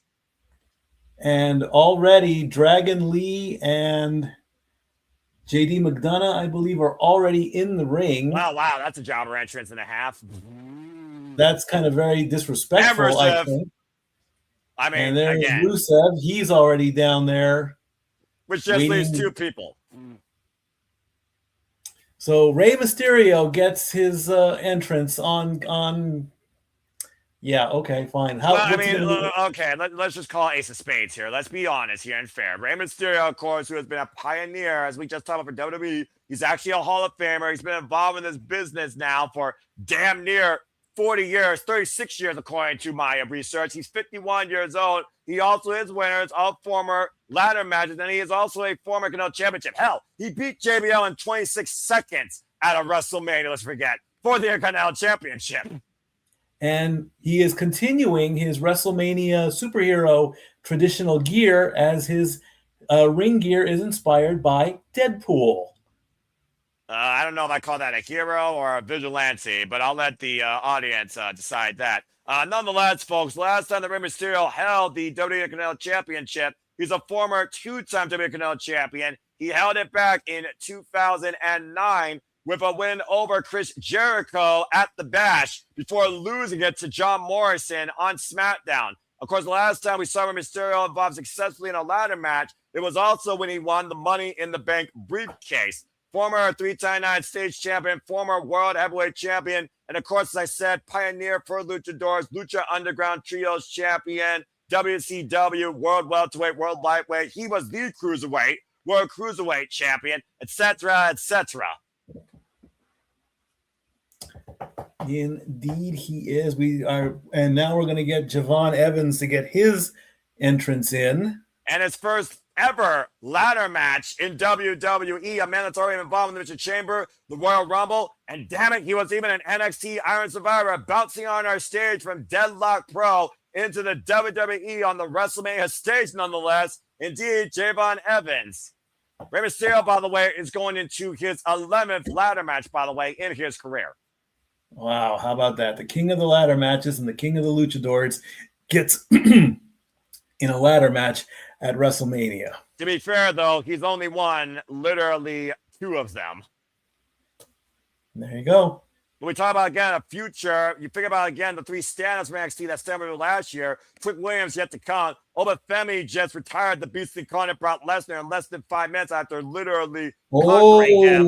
And Javon Evans, with no fear and no superstition, walking underneath a ladder, has a chance to win the WWE Intercontinental Championship at his first WrestleMania.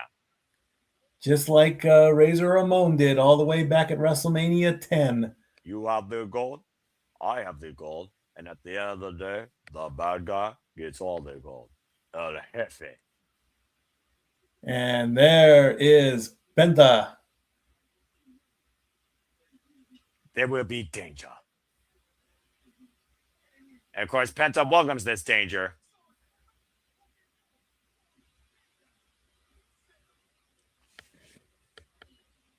A man with zero fear and zero fucks for his own well-being, if I'm being perfectly honest here. Notorious tag team champion alongside his brother, Rey Fenix, across multiple promotions. Of course, a former Impact World and Lucha Underground champion, and our current Intercontinental champion now for 48 days. And boy, what a 48 days he's had so far, as this marks his 6th defense already. He is a fighting champion, and he is proving it as a samurai. And there's the Penta walk. The only man that teaches kids gang signs in a good way, as far as I'm concerned, versus any rapper or anybody you can find in Las Vegas or South Central LA. Penta Ciramillero, by the way, is defending his title now against El Hijo de Vikingo, Kofi Kingston, Dominik Mysterio, Dragon Lee, and El Grande Americano. He's been champion now since March 2nd, since beating Dominik Mysterio. And to your point, Mikey, last year he walked in challenging for the title as Penta exploded onto the WWE stage last year around January.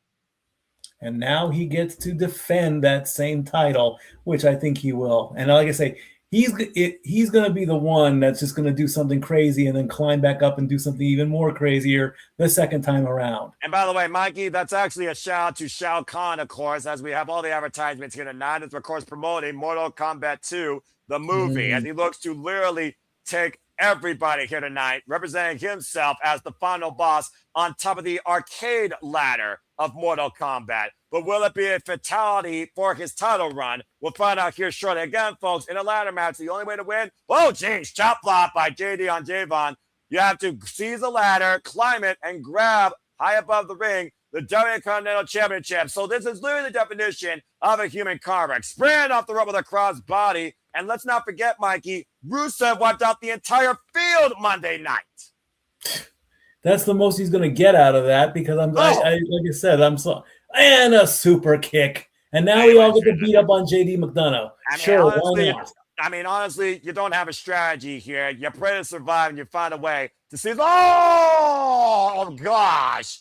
Pendulum, low ball, freaking baseball slide into JD McDonagh's, and a freaking slingshot drop kick as Dragon Lee, Penta, and Rey neutralize JD, or should I say neuter him. And right now we have 3 luchadors left in the ring.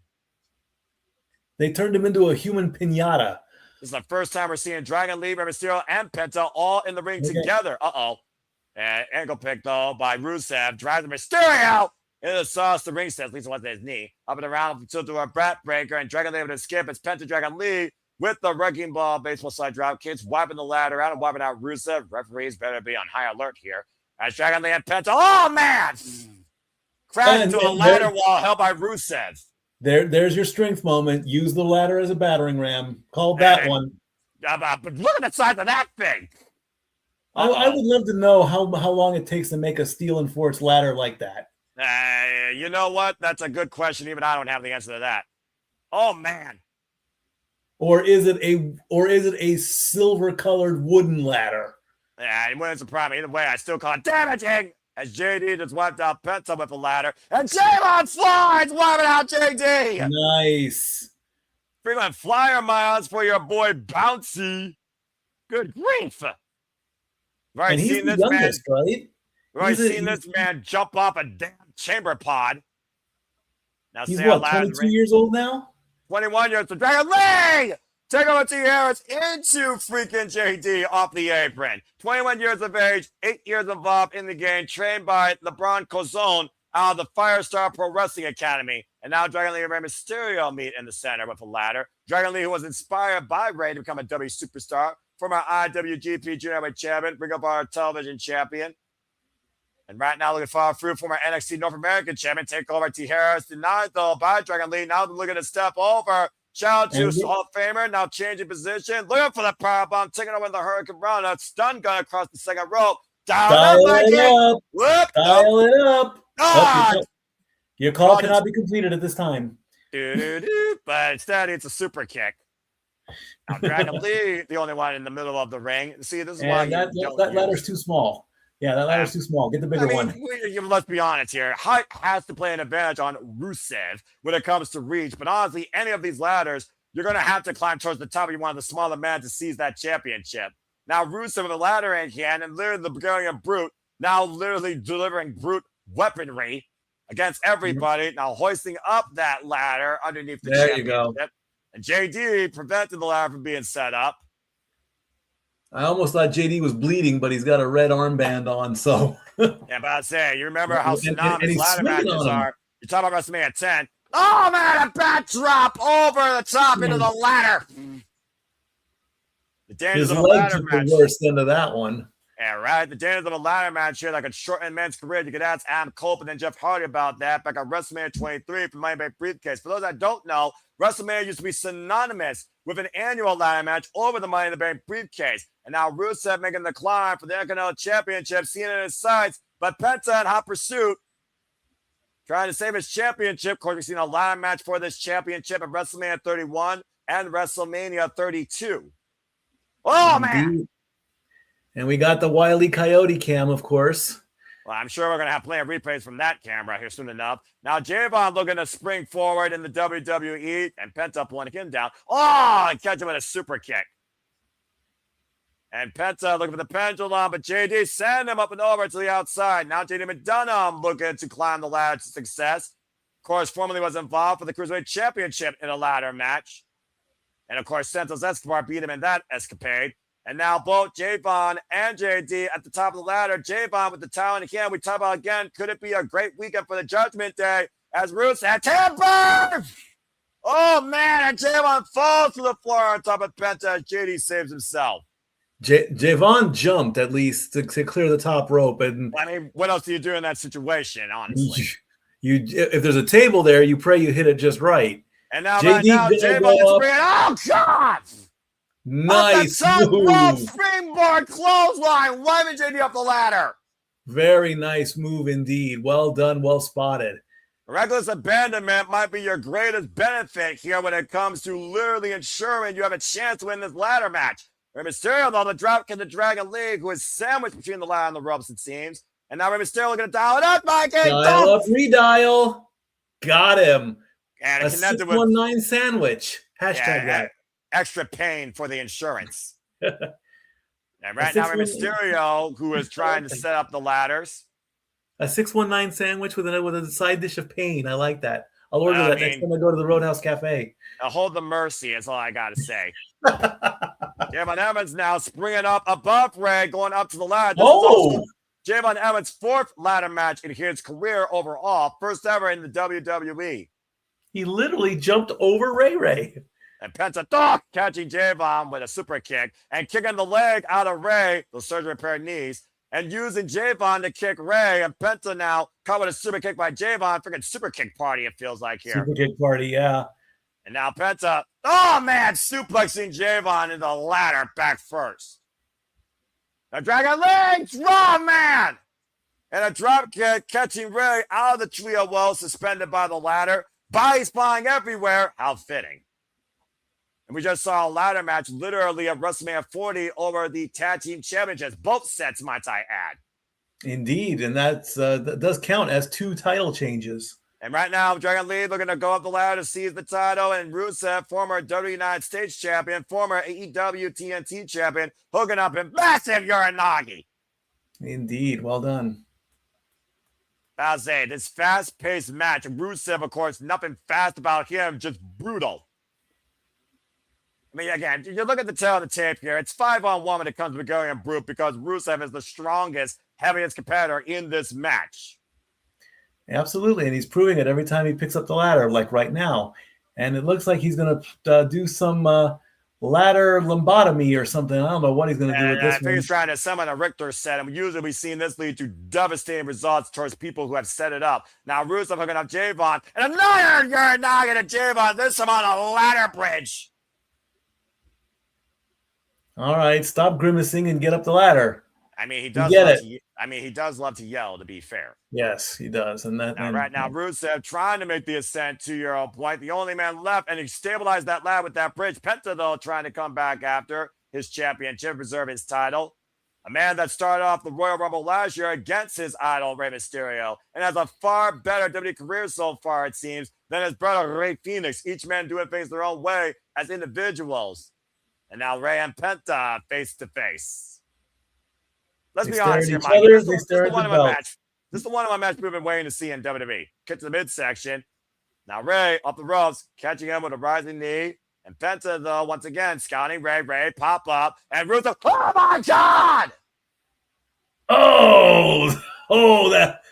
That's going to take Rusev out of this match. And pop out, sit out, power bomb on top of Rusev for the damn ladder bridge. What a Bronco Buster! Yep, that's it. Rusev is done. Just look at this. Literally, Up, Rusev catching over, Ray out down. the pop up, and it might as well have been a Bronco bomb by Rey Mysterio that crushed Rusev through that ladder bridge. As Penta now makes the ascent once again, and Ray pulling him off the ladder. Penta eats a back elbow strike. Ray and Penta. Thankfully, I can still tell who's who, despite the fact they're both wearing red. Then again, Ray has Ray on the side of his attire. Take over Tierras, drives Penta face first into the ladder. And when Mikey made one call, Ray, you might want to make another. Another redial. And going over. Buff! And call connects. I don't know what the area code is in Las Vegas, but 619 connects. Now Rey Mysterio with a clear shot to glory once again. Looking to seize the Intercontinental Championship for a third time. Dragon Lee, though, on the other side, fellow LWO member, by the way. Rey Mysterio, the leader of the Latino World Order. Now Dragon Lee in the upper position. Rey, though, with a shot to the midsection. And Rey and Dragon Lee both fighting precariously on the top of this ladder, Mikey. It's going to be bad. Someone's going to take a fall through that other ladder. It's going to be using the top of that ladder. The arm. I'm about to say again, it's hard to grab a title when you have a bad arm, and Dragon Lee now pushed out the ladder. And Rey Mysterio with a clear shot here to seize the Intercontinental title. Dragon Lee, though, once again trying to pick his mentor off the ladder. And Dragon Lee trying to fight back here. And Rey Mysterio still refusing to get off the ladder. Now jumping up, looking for the takeover to Harris. And Dragon Lee, though, hooked him. And look at what Dragon Lee's setting up for. Styles Clash connects! Styles Clash! A shout out to his tag team partner that formerly held the Raw Tag Team Championships, now Hall of Famer. And now Dragon Lee on the ascent. But Jade McDonagh stopping him in his tracks. Everyone is really climbing up the ladder as fast as possible. You got to remember, though, they're on a time constraint, too, because this is only going to be done after this match. You have to have ESPN Unlimited to continue watching WrestleMania. And right now, JD looking to hook Dragon Lee for a nasty fall. And Spanish fly off the ladder! Ooh, Spanish fly. Poor JD getting the brunt end of that one. They beat him on the pinata, and then he gets a Spanish fly for his trouble. And take a look at the replay here. Still asleep.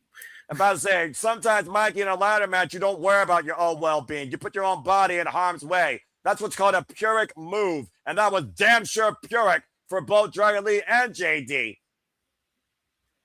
Crowd chant, this is awesome. Over 50,000 expected on hand tonight at WrestleMania, inflated number aside, as JD McDonagh is once again using the suspended ladder to climb the actual ladder to success, and now has his fingers on the championship, and Penta now on the ascent. So JD McDonagh officially touches the title first. No one else got a grab on it. Except Rusev. Now Penta and JD fighting at the top of the ladder. And JD right now staggered. Now Penta, wait a minute. Penta, don't do what I think you're thinking. Oh, like JD McDonagh might be thinking what I was thinking. Instead, hooking up Penta possibly for a superplex through that ladder bridge. This could be extremely dangerous. And Penta smart enough able to escape. Driving him head first through the ladder, and Penta, I sense disaster. Oh, no. You're going to hit the Mexican Destroyer through a ladder? I think you might be onto something, Mikey, as Penta, Destroyer from the ladder bridge! And the ladder holds. What the fuck? Thank you, JD McDonagh. You are free to relax. Relax my ass! Head first on the damn ladder bridge! With a fucking Mexican Destroyer! Sunset flip on the top of the damn ladder! There's another moment right there. And you got it for free. Has JD now bowed his head enough in his career? In this case, no. Everybody's down.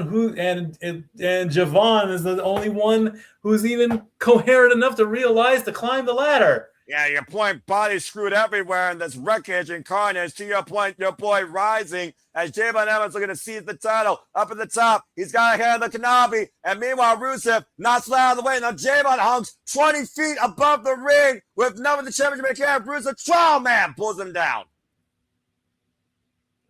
And Javon sent over the outside, up and over the top rope. Rusev is still conscious is even beyond me. Well, he was taking a break, but I loved that the hanging could hold him up. That's reinforced cable right there. Yeah, but it seems like Rusev might tweak something there during that collision with Rey Mysterio. As you see him right now, stud stepping on his left ankle. What else? Now trying to once again climb the ladder. Again, if you have a bad leg or a bad ankle, it's hard to climb a ladder. Rusev has been injury prone for a bit too. Meanwhile, Javon Evans on the opposite side. There's no way that Javon is going to. What the hell? OG Cutter! How about that? That'd be a great freeze frame moment if you got it just right. Well, Javon Evans got the timing picture perfect and right. Look at this. Lunging out of the corner and grabbing Rusev off the damn ladder with the OG Cutter. Well executed, too.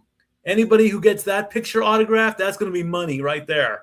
And this could be Javon's moment right here at WrestleMania. Why Penta, though, is back in the fray. And Penta, no, destroyer with a ladder assist to Javon Evans. Now, can he get up? Can he get up and can he retrieve his prize? There's zero fear right now. Zero well-regard for your own well-being as Penta is climbing. There's no one else in sight. Everyone else is down. Penta is climbing. Penta nearly at the top of the ladder to seize his championship. Sits on top. Intercontinental Championship in hand. Always goes off, and that is it. Penta on the outer retains. Another successful Intercontinental title match and retention at WrestleMania. Penta retains. That was one of the damnedest human car wrecks I've seen in a long damn time at WrestleMania. That made up for last night in itself. What a freaking human demolition derby at WrestleMania 42 with Penta retaining the gold tonight. Well I mean, done. the thing about again what Jade McDonagh suffered, what Javon Evans was willing to bring forward, and Penta Sami welcome everything. Shao Kahn wins. Fatality. Big time. Although I'm more of a Street Fighter guy than a Mortal Kombat guy. Well, that's you. That's definitely not me. Let's go back to the replay here because I'm sure we're going to have plenty of highlights, Mikey. Again, that launching missile drop kick on a suspended Rey Mysterio in the trio wall with the ladder. Rusev, the one-man wrecking crew. You're knocking everyone inside, including Javon, on a ladder bridge. Awkward landing for the boy that's bouncing. This pop-up Bronco bomb, thanks to freaking Penta. Rey Mysterio wiped down Rusev for most of this match. Then Jordan Devlin with a damn Spanish fly off the top of the ladder, wiping out him and Dragon Lee in the process. As Penta made sure that Jade McDonagh might need a neck brace with a damn sunset flip Mexican destroyer off a ladder through a ladder bridge. And then here's one of the other highlights as Javon continues to prove why your boy is bouncing. I must see OG Cutter out of the corner to the center on Rusev, who was on a ladder. But in the end, Penta, as Zero Mieiro, seized his title as he reached the summit and wins at WrestleMania. And still, WWE Intercontinental Champion. As I stated in the beginning there, the IC title has probably been defended more times. There's only been a couple times where it hasn't. Obviously, I'm gonna when I get all the stats together and put them out on social media, I will. Because if you remember, the WWE Championship was not defended at the very first WrestleMania. Nope. So it might be pretty close to a tie between the two titles. Penta's first ladder match win since the Gift of the Gods title ladder match at Lucha Underground 2016 leads him at WrestleMania 42 still being the Intercontinental Champion. In what has been a first hour shock and awe, we also might have just witnessed a fall from grace And the Beast Death Note as Brock Lesnar left his gloves and boots in the ring and seemingly is retiring. Indeed he is. No, I'm going to quickly excuse myself for just a quick second. I'll be right back. That's perfectly fine. As again, I'm still in utter disbelief that I may have just witnessed Brock Lesnar leaving the WWE permanently. Saying goodbye to not just 50,000, exaggerated, on the cam, but anyone that has ever witnessed the Beast Incarnate.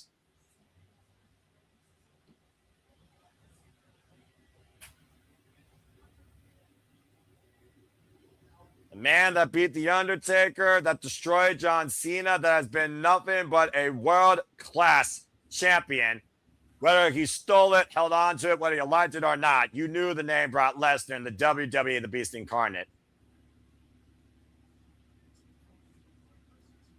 Man, as we got nothing but absolute wreckage at ringside, bent ladders, freaking corrupt bodies, I think, cracked bodies. Dadgum.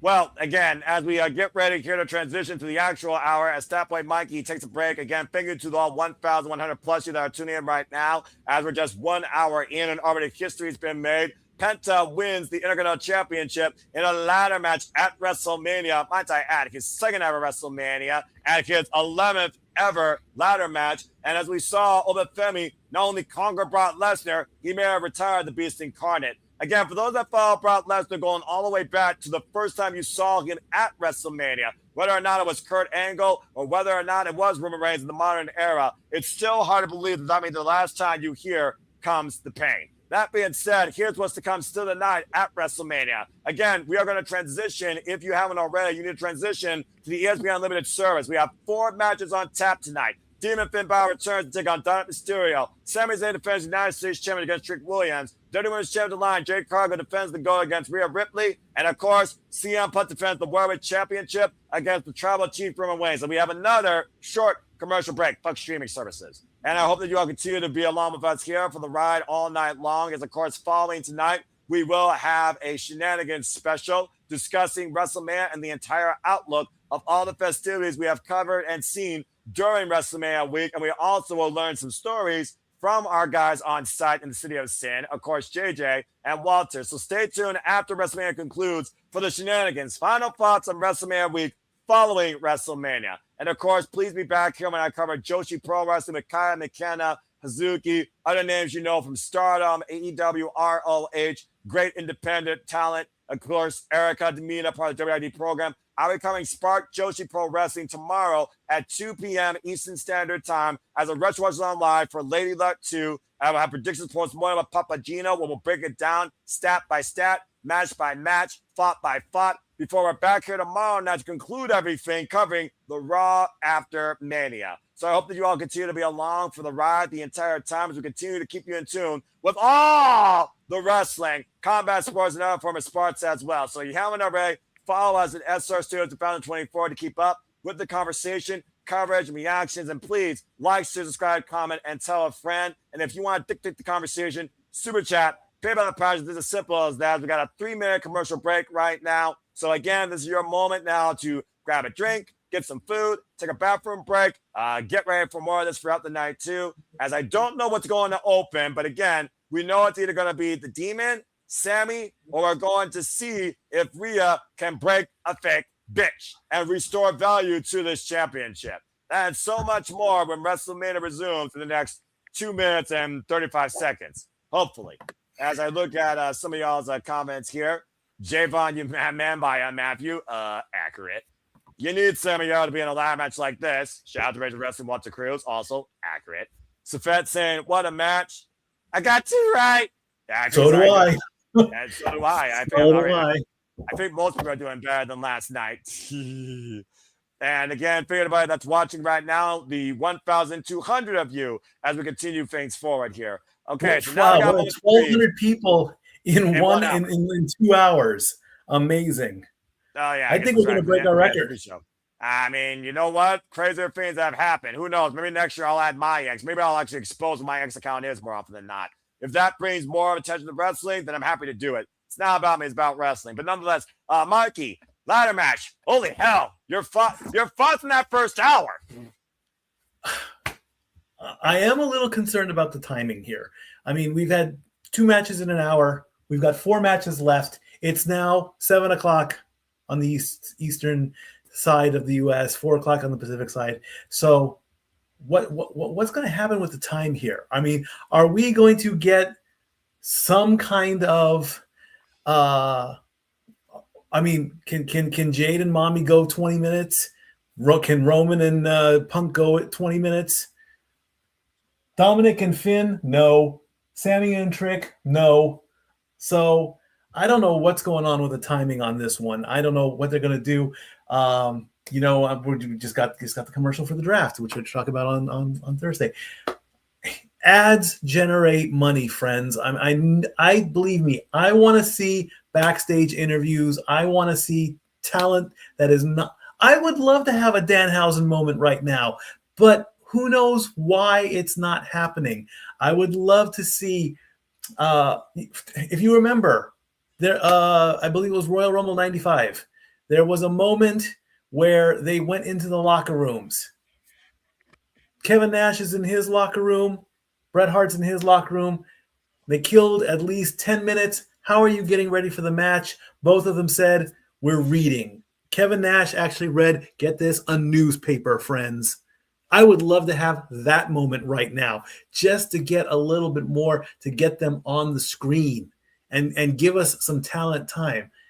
Again, this is a business, though. They gotta make their money. They gotta pay to the sponsors and all that. Your literal investor already has $3 billion in debt. I guess no one did read the fine freaking print on that. Continue. Chumba Casino, Drew McIntyre, and Tiffy time. Okay, that was the most random segue I ever heard in my life. That's what I'm seeing right now, anyway, on my screen.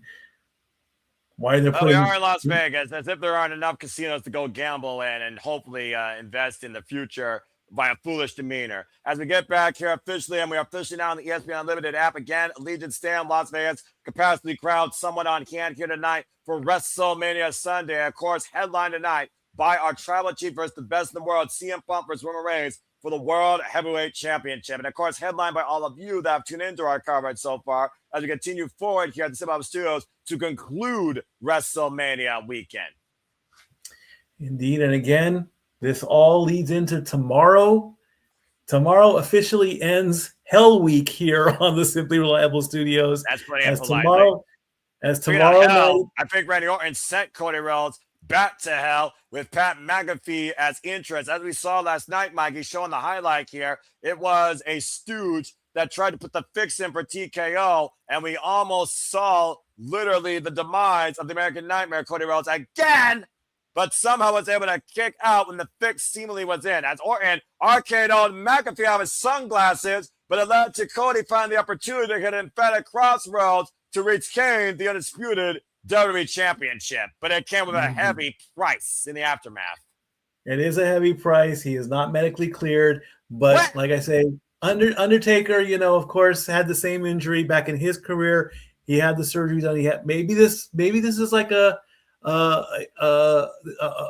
reborn Cody Rhodes now. Maybe he'll come back and maybe they'll even get the heel Cody that we've all wanted for quite some time. You never know. He did say he's hearing voices in his head, but we don't want to know what they're saying. And whether or not we hear those voices, we'll be like if Cody sees the same way again. As of course, WrestleMania 42, Allegiant Stadium, Las Vegas, brought to you by every miscellaneous ad you can think of. We here at the Sip Studios want to remind you we are brought to you by our friends at Sip Studios. If you haven't already, subscribe today to Bag for Wrestling, Rage of Wrestling. If you want to, subscribe to me, but honestly, I'm introverted. Don't worry about me. Worry about my friends. They're more important. They deserve more. Jeff Meacham Network, Rangers of Wrestling, of course, Dattila, and follow our friends across the collective, whether it's Wrestling with Tism, Light the Fuse, a preview discussion for AEW every week Wednesday night, and of course, other stuff, including Hot Dog and a Handshake, and of course, the collective weekly. As of course, we look towards our next match here, and I hope you all continue to look towards us, towards your reliable wrestling coverage for all the wrestling. And at the end of the day, I'm just going to keep on doing this because I feel this is more important to remind people why advertisement sucks. W streaming services can fuck off. But I hope that you all continue to implore us in your day to bring you a positive light in your world of entertainment for combat sports professional wrestling at SR Studios 2024.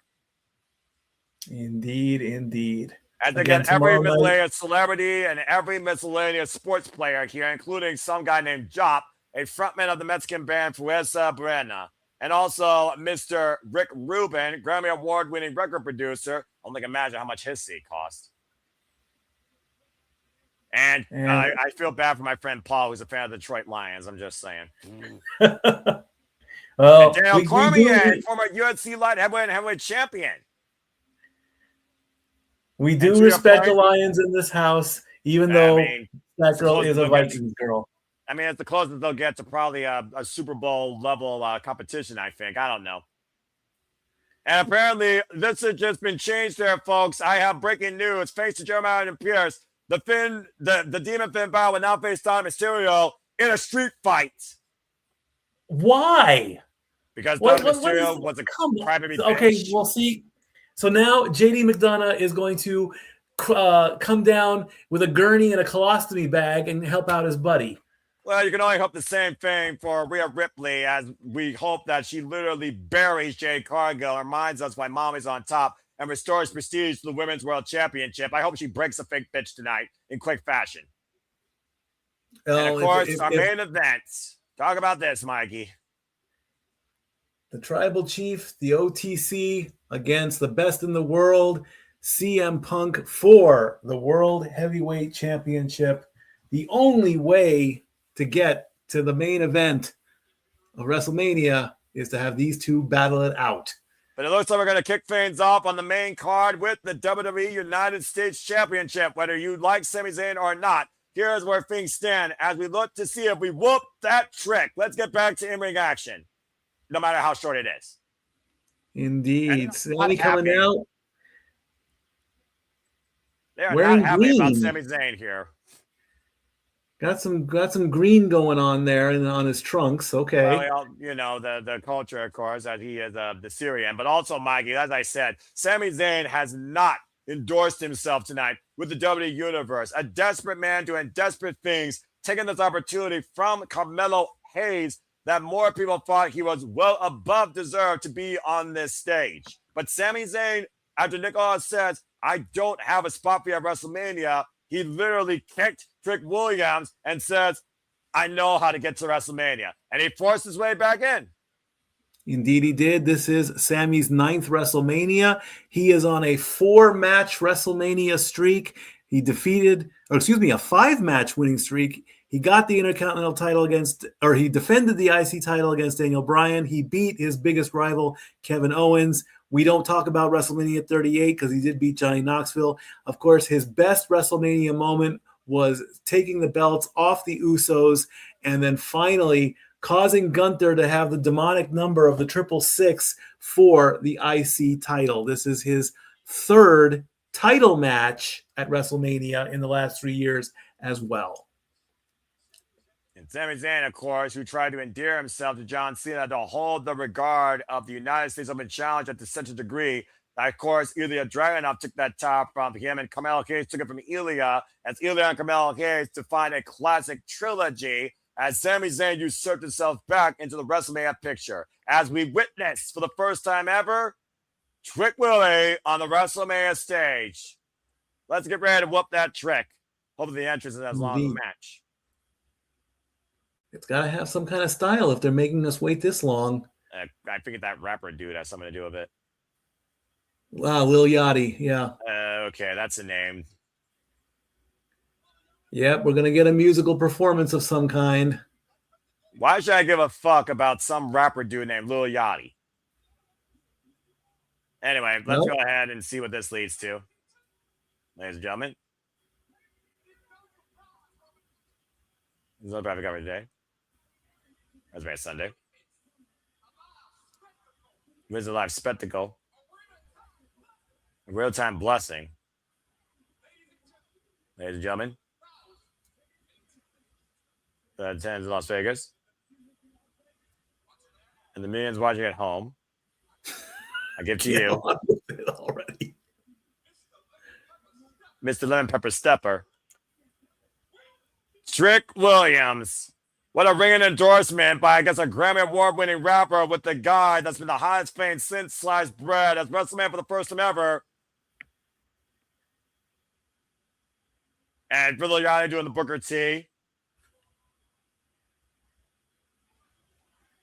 Like a real Grammy almost there, spinning him around like one. But I say, you might as well call Trick Williams the WWE's most prized possession, most valuable player, the MVP, Trick Willie, looking to become the face of the United States. I did not mean for that to sound like me freestyling. It was good. Look, the Superman doesn't sing, dance, or freestyle. The Superman does commentary. And that being said, Trick Williams has done nothing but love to continue an impression on the WWE universe that he is that man, that Trick Willie is money. Trick Willie is here to stay. Trick Williams is here to take over the WWE like he did in TNA.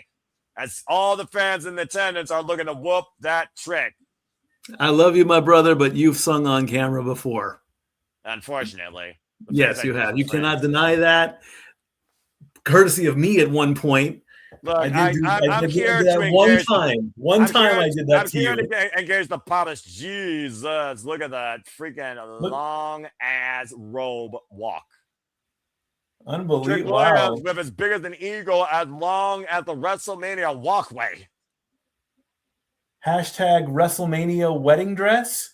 Hashtag WrestleMania train or trick train. I don't even know what to call that. I mean, all you got to do is put a veil on over his head, and it's a wedding dress. I fear the entrance is going to be longer than the match, but nonetheless, Trick Williams, former NXT champion, NXT North American champion, as much as I hate to admit it, former TNA World Champion, 31 years of age, has been involved in this game now for 5 years. Already has been involved in the Royal Rumble and in the Elimination Chamber. Any chance that Trick Williams could put himself in the spotlight, he has accomplished since arriving on SmackDown in January. I think we're going to get a Guinness World Record for this robe. That's got to weigh a ton. And the thing, this guy, you would think is the most pompous VIP to come from virtual Hollywood Boulevard, where the literal, regular, common people don't give a damn about the top 1%. And this audience is live and loud for Trick Williams, welcoming him in as a saint as he comes in with this white fur coat. Who would have thought in a bygone era you would see Trick Williams as a face and Sami Zayn as a villain? I bet the animal people in the world are not going to love that coat. Yeah, I'm sure PETA or whatever they're called is having a freaking aneurysm. I bet so. I mean, unless it's fake fur, which is, if it's fake fur, then they have nothing to complain about. Well, you know, I'm sure there's enough to complain about when you're a WWE fan, whether you're live in attendance or whether you're trying to watch a product from wrestling versus advertised entertainment. As we see the United States Championship hoisted up by our official here again, folks, title going into his hands via pinfall submission side of the ring. Sami Zayn is the 92nd United States champion, going all the way back to the very first United States champion, Eddie Guerrero. All right, bell rings. We're officially underway here, and Sami Zayn and Trick Williams teeing off here for the United States Championship. Of course, Sami Zayn now is literally a 2-time United States champion. This is his first defense, of course, in this run. Why would not Trick Williams to a chorus of boos? You know, at one point, though, Mikey, Sami Zayn didn't give a damn what the people thought, because Sami always thought what he was doing was right. He was the pioneer. He was the leader. He was the movement. He was the one that was doing things for the people, for the right way. And ever since leaving that sort of character in 2020, he once again became everyone's favorite underdog from the underground. But ever since losing to Roman Reigns in Montreal, he truly has never been the same. Oh. Exactly, because every villain in any comic book, movie, book, whatever they will always say, what I'm doing is right. And it's up to the people to determine that, to make that call. This is Sami Zayn and Trick Williams' second ever one-on-one match. They had a dark match going one-on-one. Of course, the last of these two were involved in the ring together. It was for the undisputed WWE Championship number contendership in Montreal, where Sami Zayn last beat Trick Williams, also with Damian Priest and Randy Orton. Looking to hoist him up for the blue thunderbomb. Trick Williams having to get out of the way. Honestly, the most modern-day Booker T impersonator I've ever seen, and a kip up by Trick Willie. And now he stands over his opponent. It's a hell of a cyclone boot that Trick Williams delivers, though I will say that. The man that beat Ilya Dragunov for his first ever accomplishment in his WWE career, the NXT Championship. And right now hoisted up, looking to hook him for a bookend.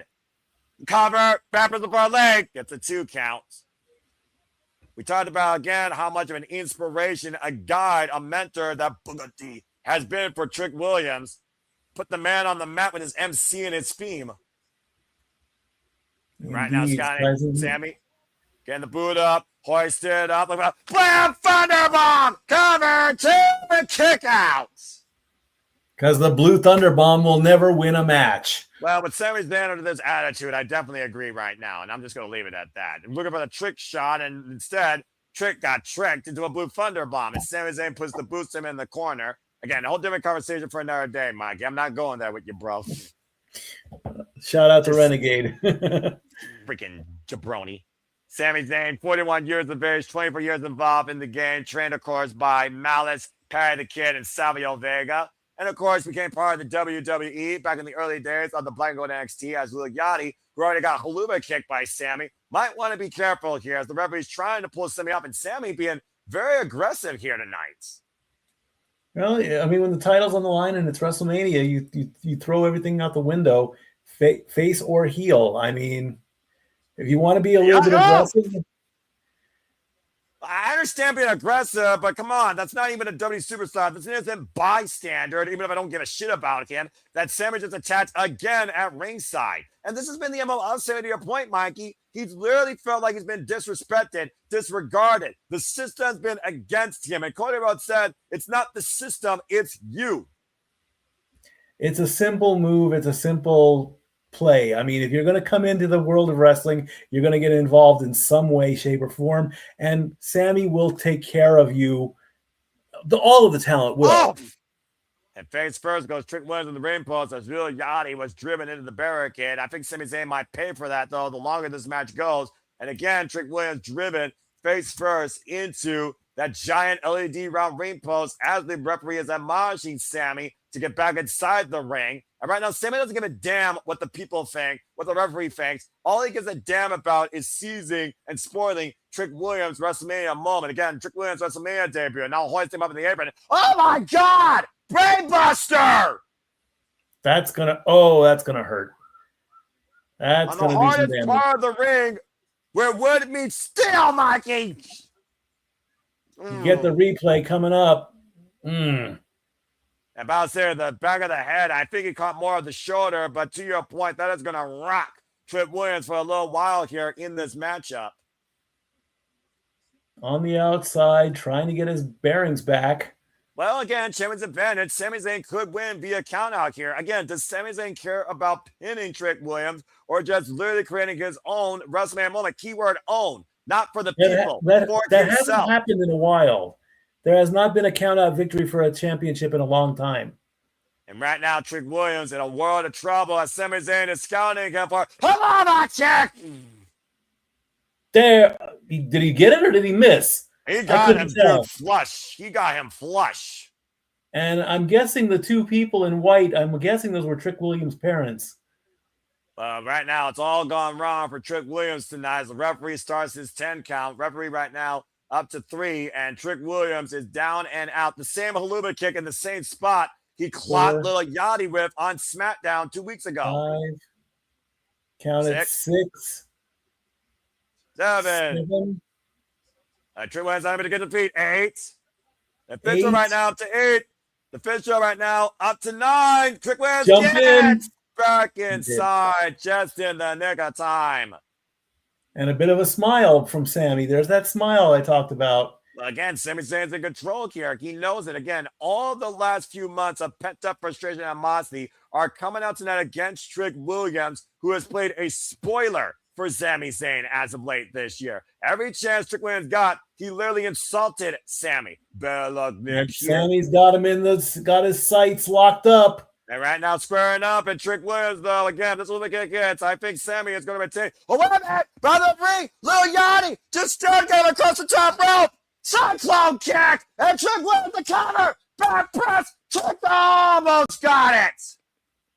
Thank goodness that didn't happen like that. Not like that. Do it on your own. Get this right one now, for real. Yeah, Trick Williams dropping the knee. Might be looking for that trick shot to victory. To your point, Mikey, Trick Williams is feeling it here. And a trick draw almost got the referee. And a schoolboy roll, referee position. Deep roll of cover. Sami nearly retains it. Trick Williams back on the attack, though. And Sami going to trick. Exploder in the corner. Whew. Now A Sami's quick got reset Trick Williams. moment. Yeah, now exactly. he wants to lock him in. And Sami's got Trick Williams exactly right where he wants him this time. Same right now, squaring out Trick Williams, a trick to his feet. Trick shot! Trick shot! Cover! Out of nowhere. Trick Williams is the new United States champion! Trick shot out of nowhere to give us a new United States champion. Just like that! He told you! Trick Williams exploding on the scene in January as the Legion Stand explodes with Trick Williams winning. Trick Williams is the new United States champion. Take a look here, Mikey, at the replay as we saw Yachty almost costing Sami here. And again, that Cyclone boot caught Sami flush. I thought he had him right there. I'm glad he kicked out at that point. Do it the right way. And then following up here with the exploder, vintage Sami Zayn, who was looking for a haluba kick, one that's emphatic haluba kick in the corner, was feeling it here, and on the run, and bam! Trick shot connects, and Trick Williams whooped that trick and seized the championship. As we have seen tonight, changing of the guard, towels changing hands, and the rise of the new crop here at WrestleMania Sunday. Trick Willie, the new face of the USA. And I think that makes 4 title changes in one WrestleMania. That would be correct. And one changing of the guard with Boba Femi and Brock Lesnar. Nonetheless, Trick Williams is the new United States champion. He wants to ask John Cena, when did you know it was your time? And to your point, that is his parents at ringside. I think Trick Williams just said his time is now. And how fitting, Mikey. There's the look. There's the look. There's the small look. How fitting, Mikey, that Trick Williams wins the United States Championship in his first WrestleMania. The same way that John Cena broke out in his WWE career. There you go. As he let him have his moment here with his parents, though. We gotta get that taken care of. And I mean, and then there's the sad, dejected look. There it is. We have a sad Muppet face, so that's gonna go on social media there. But when you act selfish, eventually you're gonna pay for your own selfish nature. And Sami Zayn learned that the hard way. He has no one to blame but himself. He got 2 bullets, though. He got 2 Gatistico, and at the end of the day, it cost him on the grandest stage of them all. Trick Willie whooped that trick at WrestleMania. He got what he wanted. He got his WrestleMania match. That's fine and dandy. But now the belt is gone. The reset moment has taken place. As we got another end of chapter 7. Go on to chapter 8. What's next for Sami? Who knows? Who knows? Well, Mikey, the match is one thing, but at WrestleMania and in the WWE, it's not about matches. It's about moments. Bottom line, Sami Zayn just got a moment ruined that he tried to create for himself at the expense of Little Yachty and Trick Williams, and lost the championship in the process. Indeed, he did, and you know that's maybe that's what he wanted. I really don't know.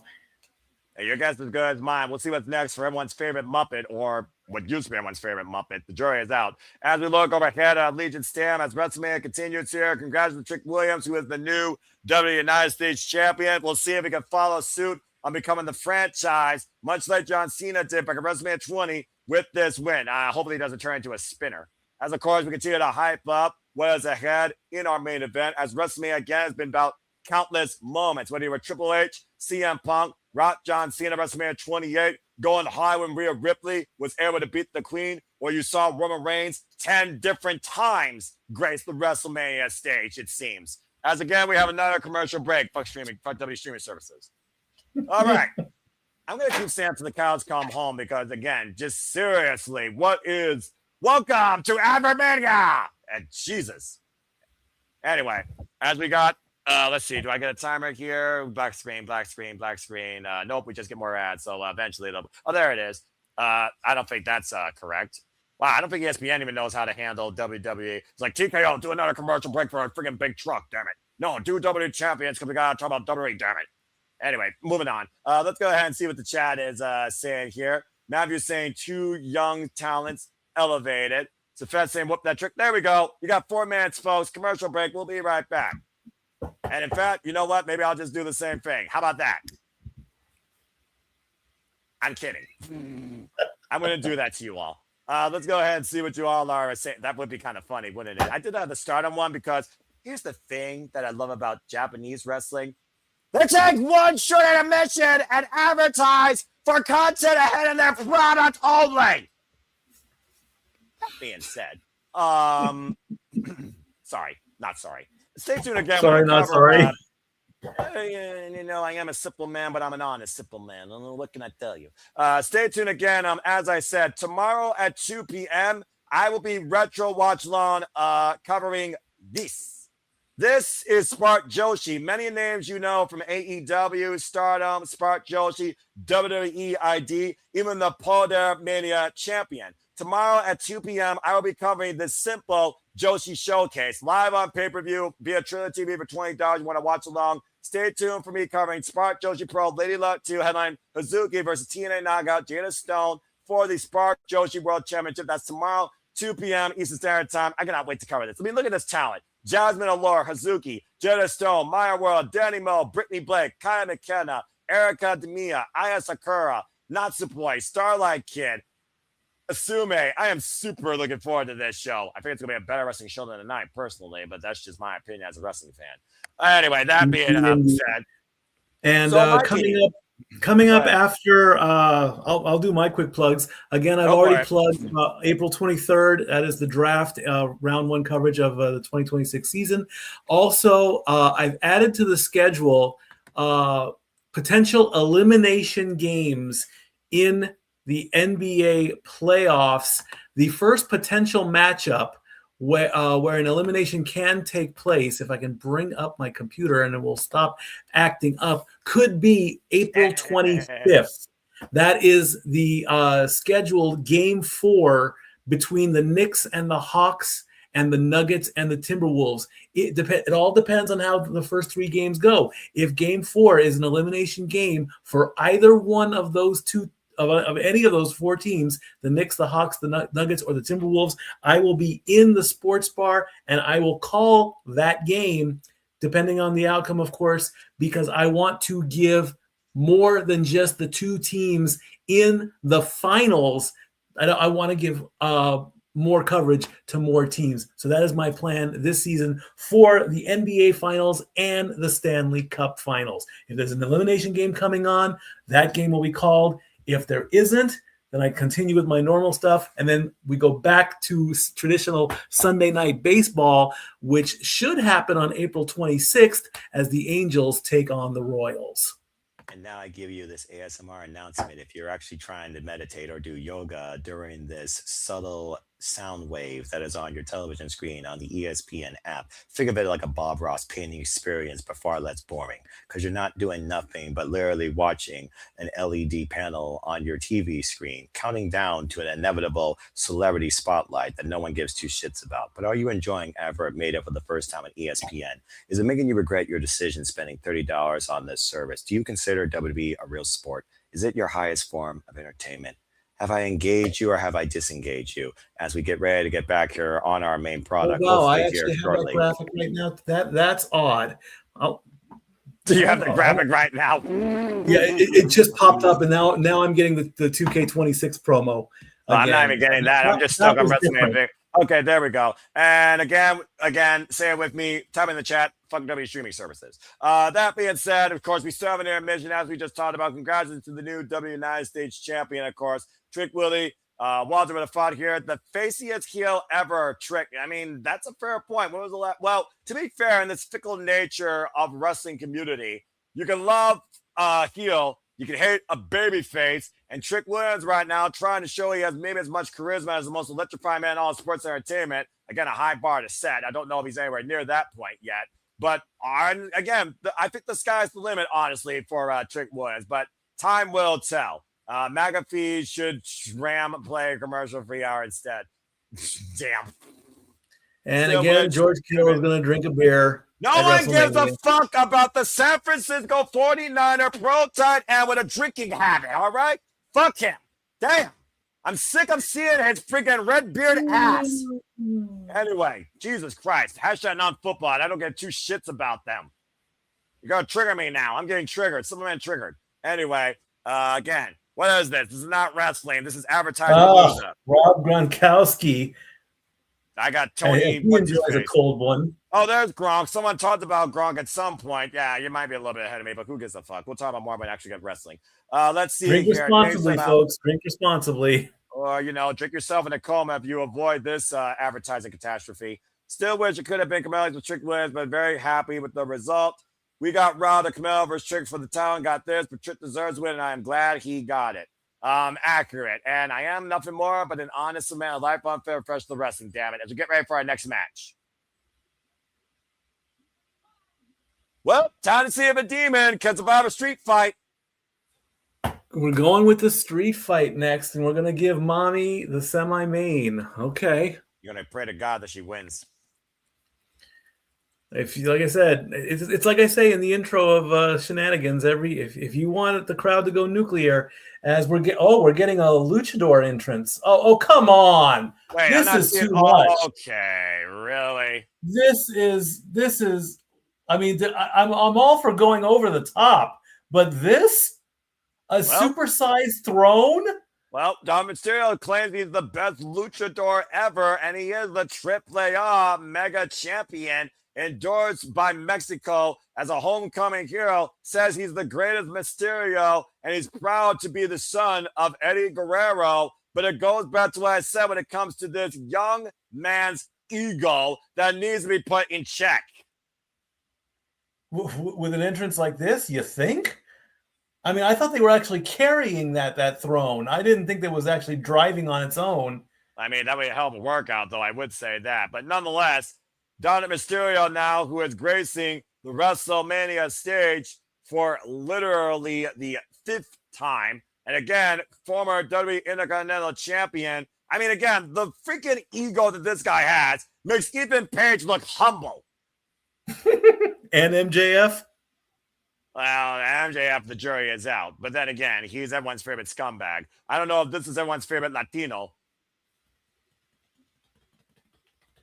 Oh, my gosh. Pop and circumstance aside.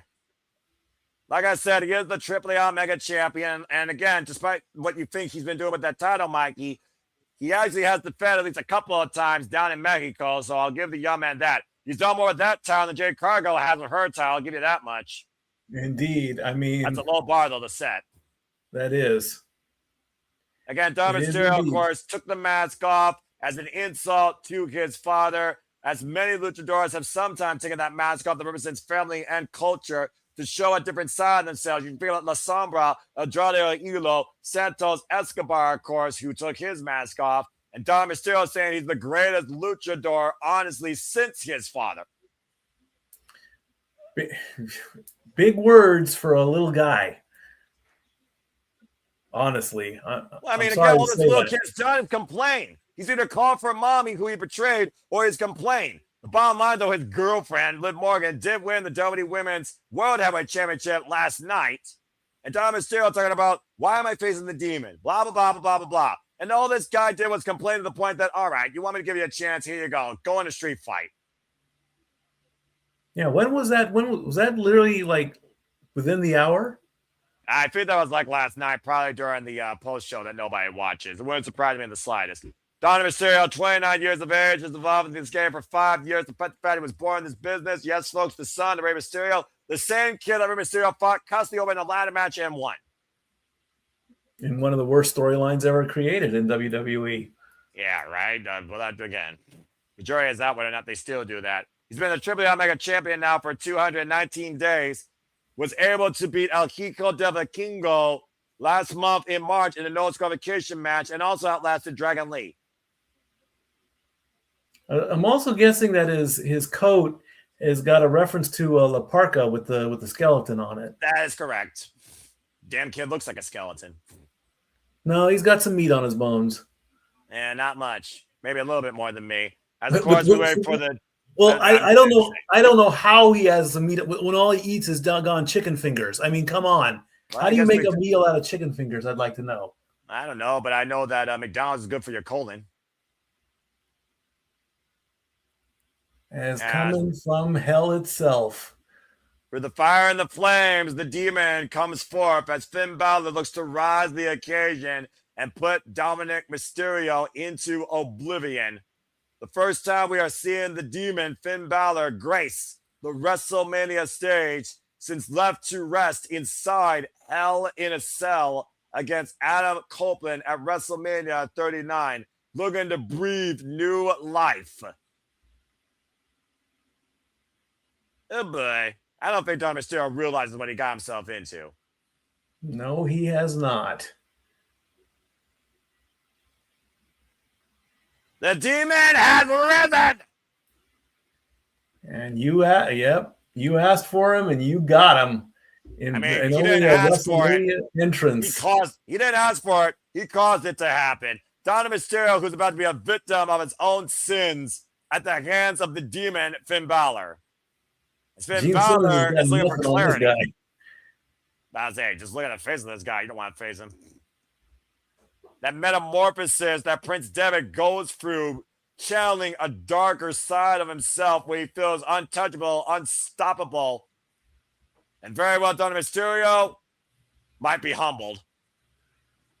I doubt it. I will say it's nice to hear this Fiend back on the WrestleMania stage, though. I will say that. And former IWGP Junior Heavyweight Champion, former two-time NXT Champion, and the inaugural WWE Universal Champion.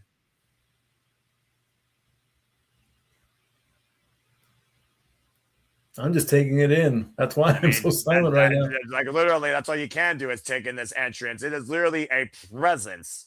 Demon Finn Balor is a presence. He's been a presence ever since Kota Ibushi once faced him at Wrestle Kingdom, and ever since the Ascension faced the Demon in Finn Balor's in-ring NXT debut. And the Demon Finn Balor sent the Ascension to the wasteland, never to be heard from again or ever be relevant. Now he's hiding behind the announce tables. What do you mean? Oh, there you go. Yep, Dominik, you earned this one, boy. It's time to pay the demon. Well, I would say pay the toll. I mean, again, someone once literally said, everyone's got to pay the toll. But nonetheless, I also just want to point out here, at the end of the day, sometimes you're a victim of your own circumstances. And Dominik Mysterio did use a play from Finn Balor's playbook when Finn Balor took the Judgment Day. Let's not forget, he took the Judgment Day not only from Adam Copeland, he also excommunicated Damian Priest and Rhea Ripley.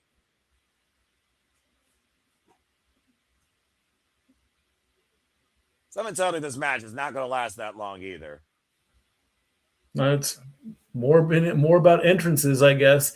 It's entrances, ads, then matches. Repeat. Exactly. Well, Dominik Mysterio, welcome to your own personal infuego. Welcome to your own living hell. Nice knowing you, kid. We'll see if he can survive. Right now, he's not showing that he wants to play anytime soon. Look, the only thing we're missing here. There is that scared little boy. There it is. That thinks he's a man.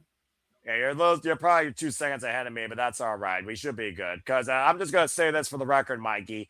Literally, Dominik Mysterio is not Dia de los Muertos, but he might wish that he was able to put Finn Balor away in a coffin. Knowing this could show up again. If looks could kill, Dominik Mysterio would be dead right now. Accurate. I'll give you that. That's accurate. Thank you. Because we don't talk about death in WWE. We talk about ending your career. Well, I mean, we just saw a career end earlier in less than 5 minutes. I'm just saying. And that was a career that went for a quarter of a century. Indeed. The bell rings are officially underway, and I'm very curious how Dominik Mysterio is going to approach this demon considering it's a street fight. So maybe he might be able to garner some sort of advantage. He's finally in the ring now. We'll see what happens. He doesn't want to engage. Well, I mean, what would you do if you saw that literally inside the ring with you?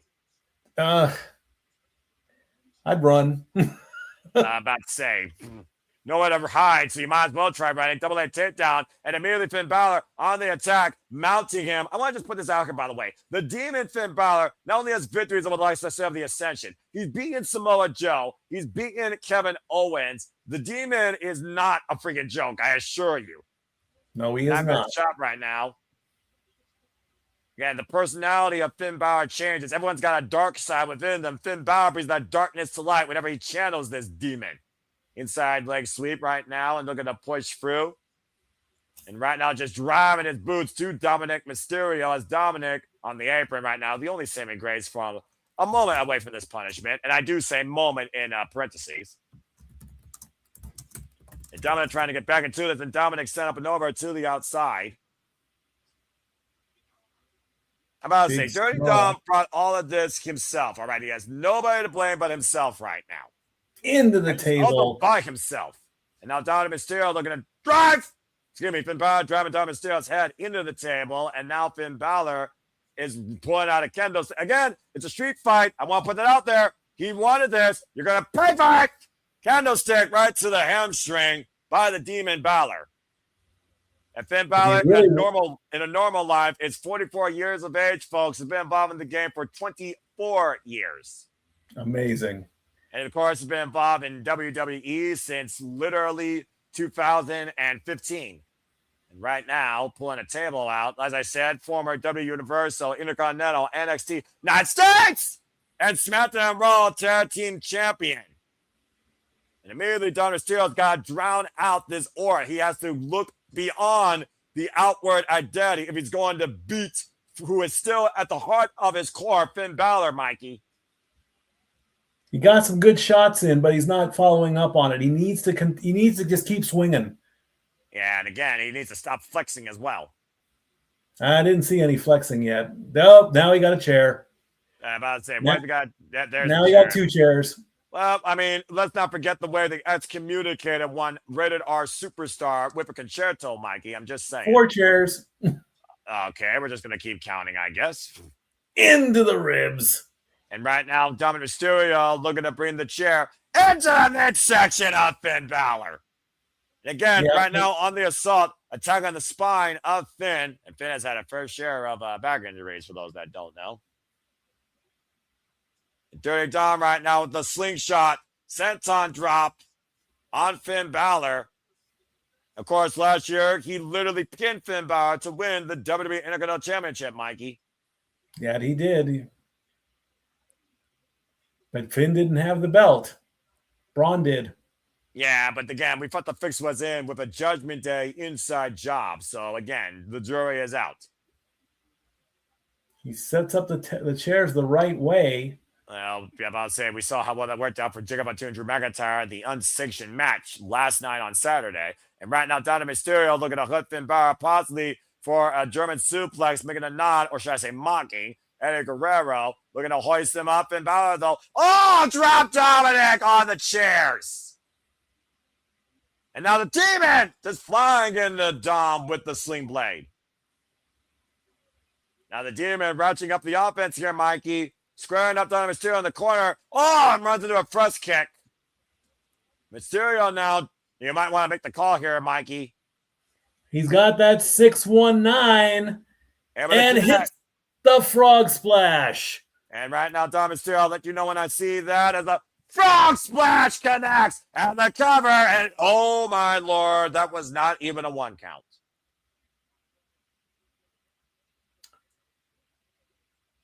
I'll say, how many countless opponents has Dominik Mysterio put away with that combination of his father's move and Eddie Guerrero's finisher, Mikey? Homage is one of the sincerest forms of flattery as well. Driving down with the reverse DDT. And right now, Finn Balor once again in the driver's seat of chasing the Demon. Again, Finn Balor beat Dominik Mysterio? Jury is out. I would think so. But the Demon, I think he definitely will. And a shotgun right now, Finn Balor squaring up against Dominik. And another shotgun drop kick in the other corner here as Finn might be looking to send Mysterio permanently down under, going up to the top rope and looking for the corner. Oh, wait a minute. Finn, wait, Dominik drives a chair through the Demon's face. That is his moment right there. He's and the going for the cover. Whoa. Able to kick out at 2. And of course, the look of shock. What can I do? What can I do to beat this demon? As we get the replay where he rolls through. I was saying, drive that chair through his face. Let me know when you're out of the replay here, Mikey, because I just got out. And I'm out. All right, there we go. That should be good. Again, okay. fuck W streaming services. Dominik Mysterio now sees the table on the outside, then, now, and forever. The only good one was WWE Network. God, I missed that thing. As right now, let's see what Dominik Mysterio is going to do with the lumber, bringing a table into play. Again, we're almost seeing much like last night in the Unsanctioned match, Mikey. Literally the same playbook here. Chairs, tables, candlesticks. Same weapons, same Slim Jim table, just different competitors right now.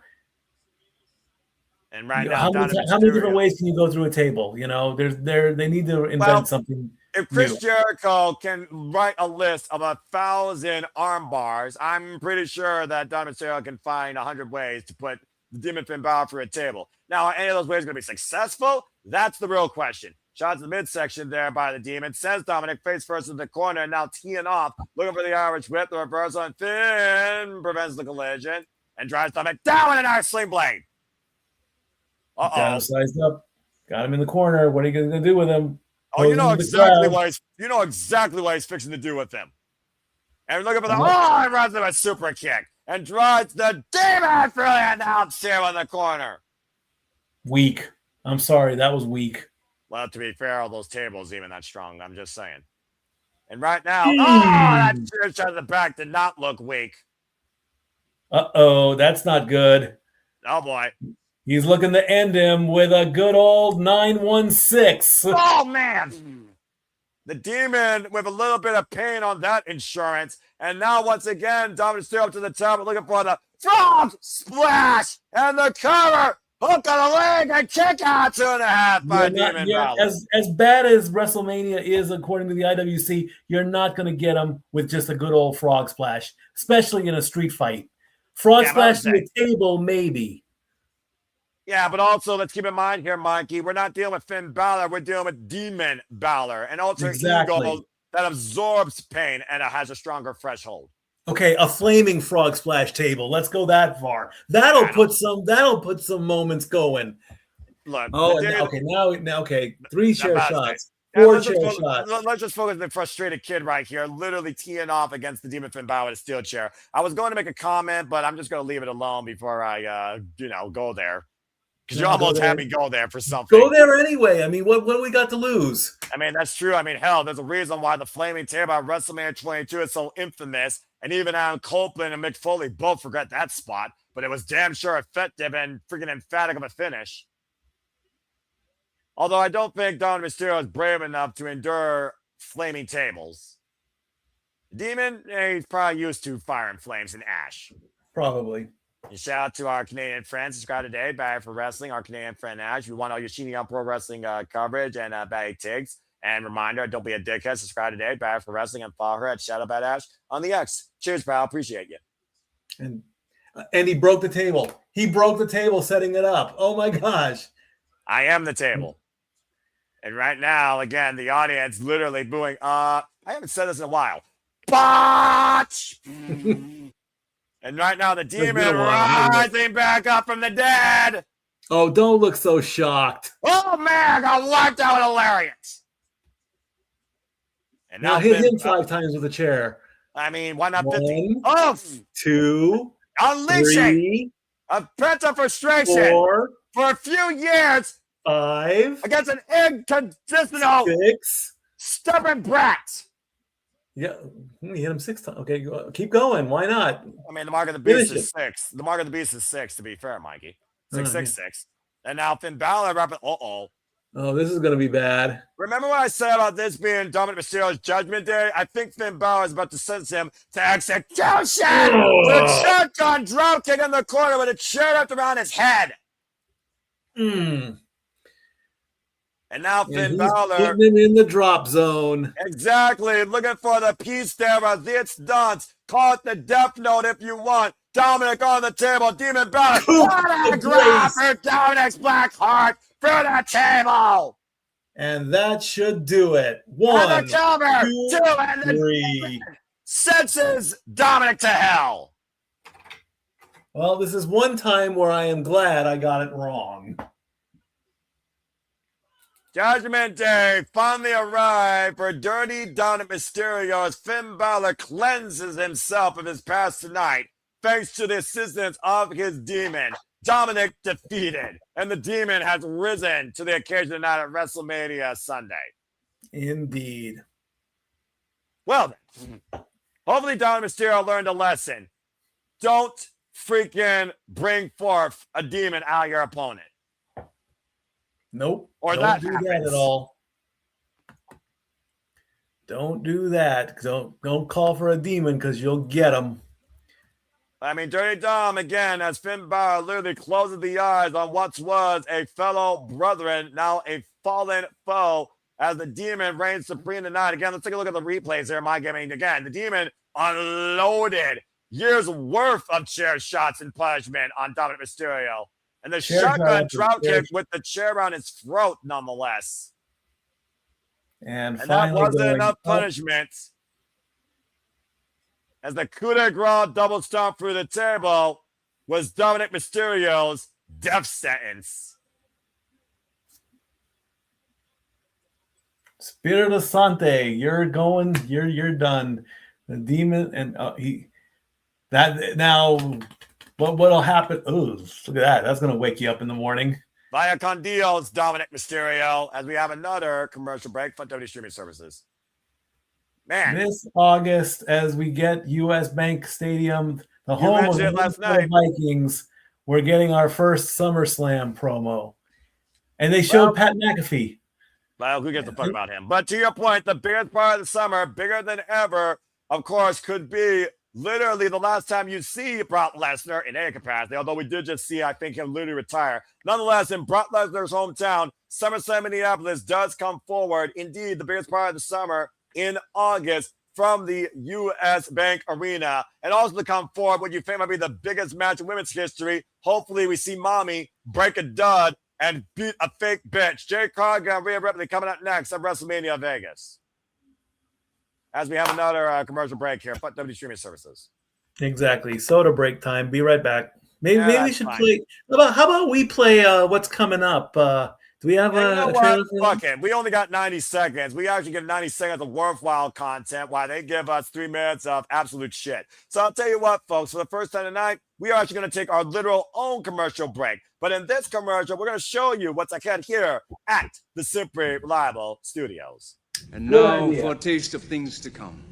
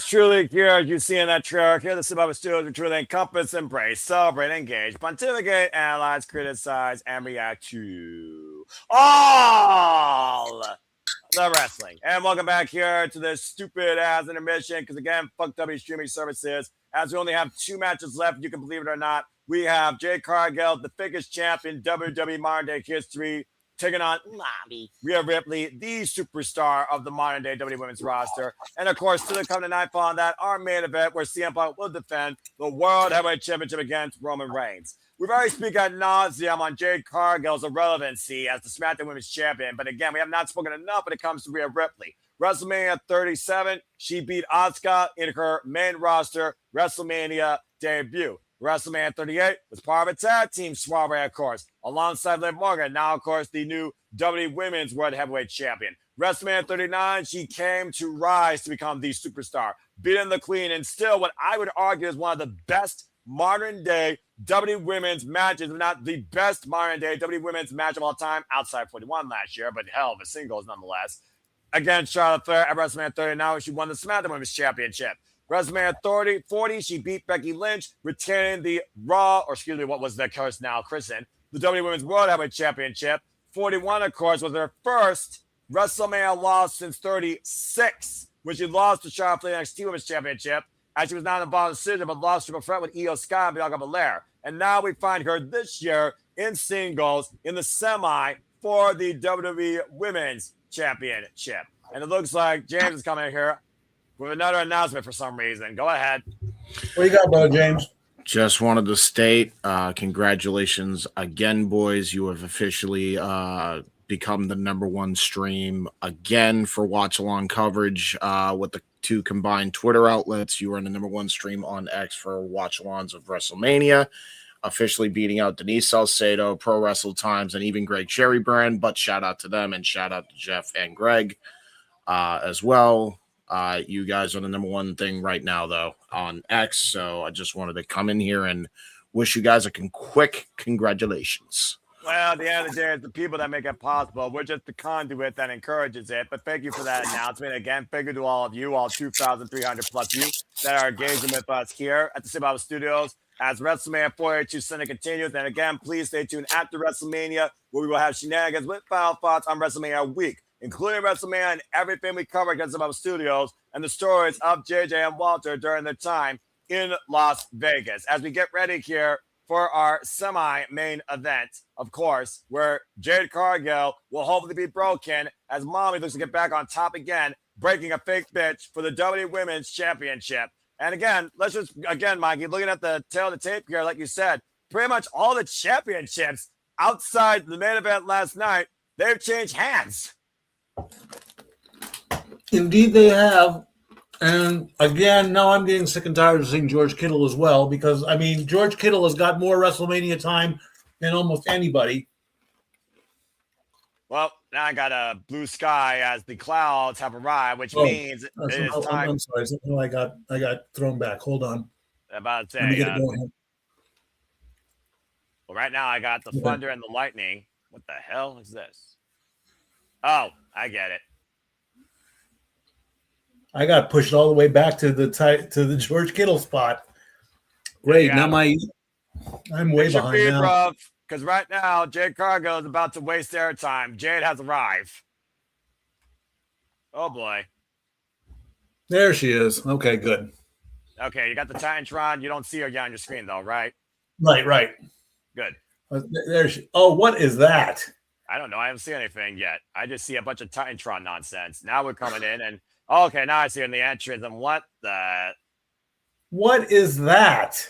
Unless she's trying to be something that's not wicked, or literally bloom forward as our SmackDown Women's Champion, or think she's a deity greater than Megan Bayne, which she's not. I have no idea what this dark, angelic presence is that bears the SmackDown Undisputed Women's Championship. Nonetheless, Jade Cargill has to ride forward at WrestleMania in our summer event as we officially get action underway here. Pomp and circumstance, Mikey. That's what that was, pomp and circumstance. They turned her hair into a dress. What is... I'm going to say this, and I'm going to regret saying it. Lady Gaga called. Her stylist wants her look back. What the heck is that? I'm sorry. I am sorry to say that. I am sorry to say that right now. But I mean, come on. What was that? I don't know how to follow that.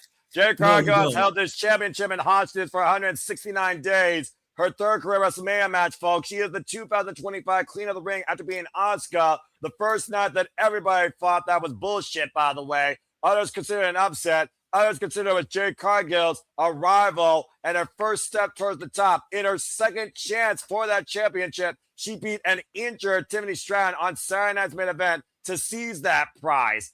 As of course, Jade Cargill has only had one defense of that championship since he's had it since January, holding that title now, as I said, for 169 days. Jade Cargill was one of the people that I would literally give flowers to. And then I would humble myself, and in case she ever sees any of the footage that we had, as this is my brutality. I don't hear that yet. Anyway, that being said, there it is. And let's talk about someone that is worth talking about. I'll say it once, I'll say it again. Since she's arrived on the main roster, there is nobody, and I mean nobody, that has become the superstar for the women in WWE like Rhea Ripley. And there's the stop. Mommy's home!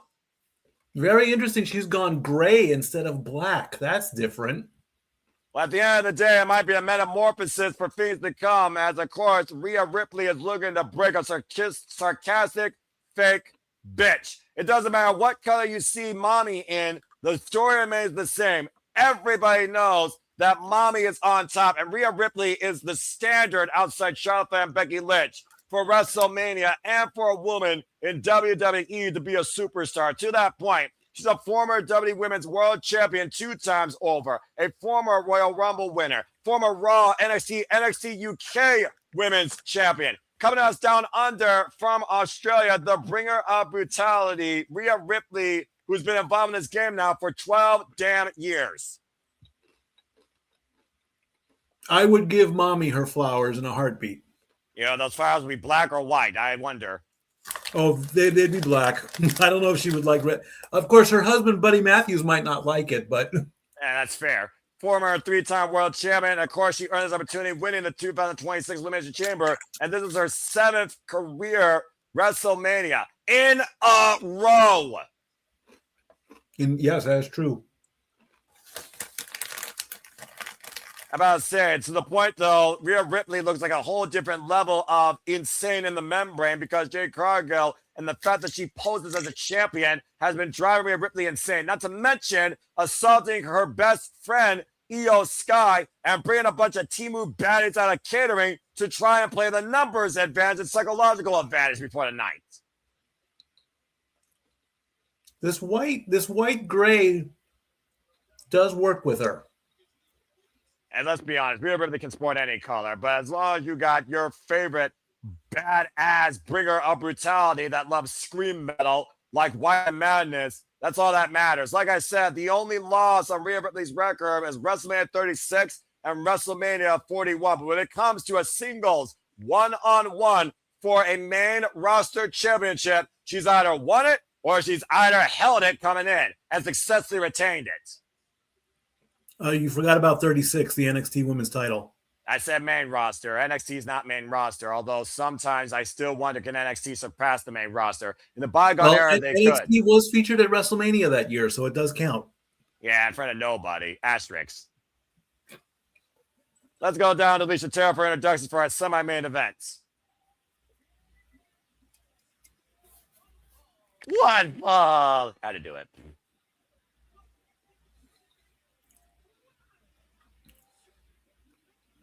The value of a champion is as much as important as the value of a championship, and only one of these people can restore that. Indeed.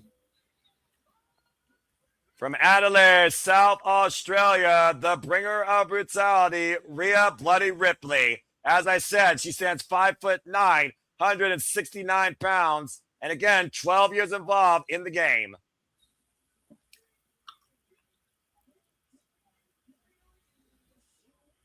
If there was ever a time for clearer days to arrive and put away the storm behind them in the tides, it is tonight.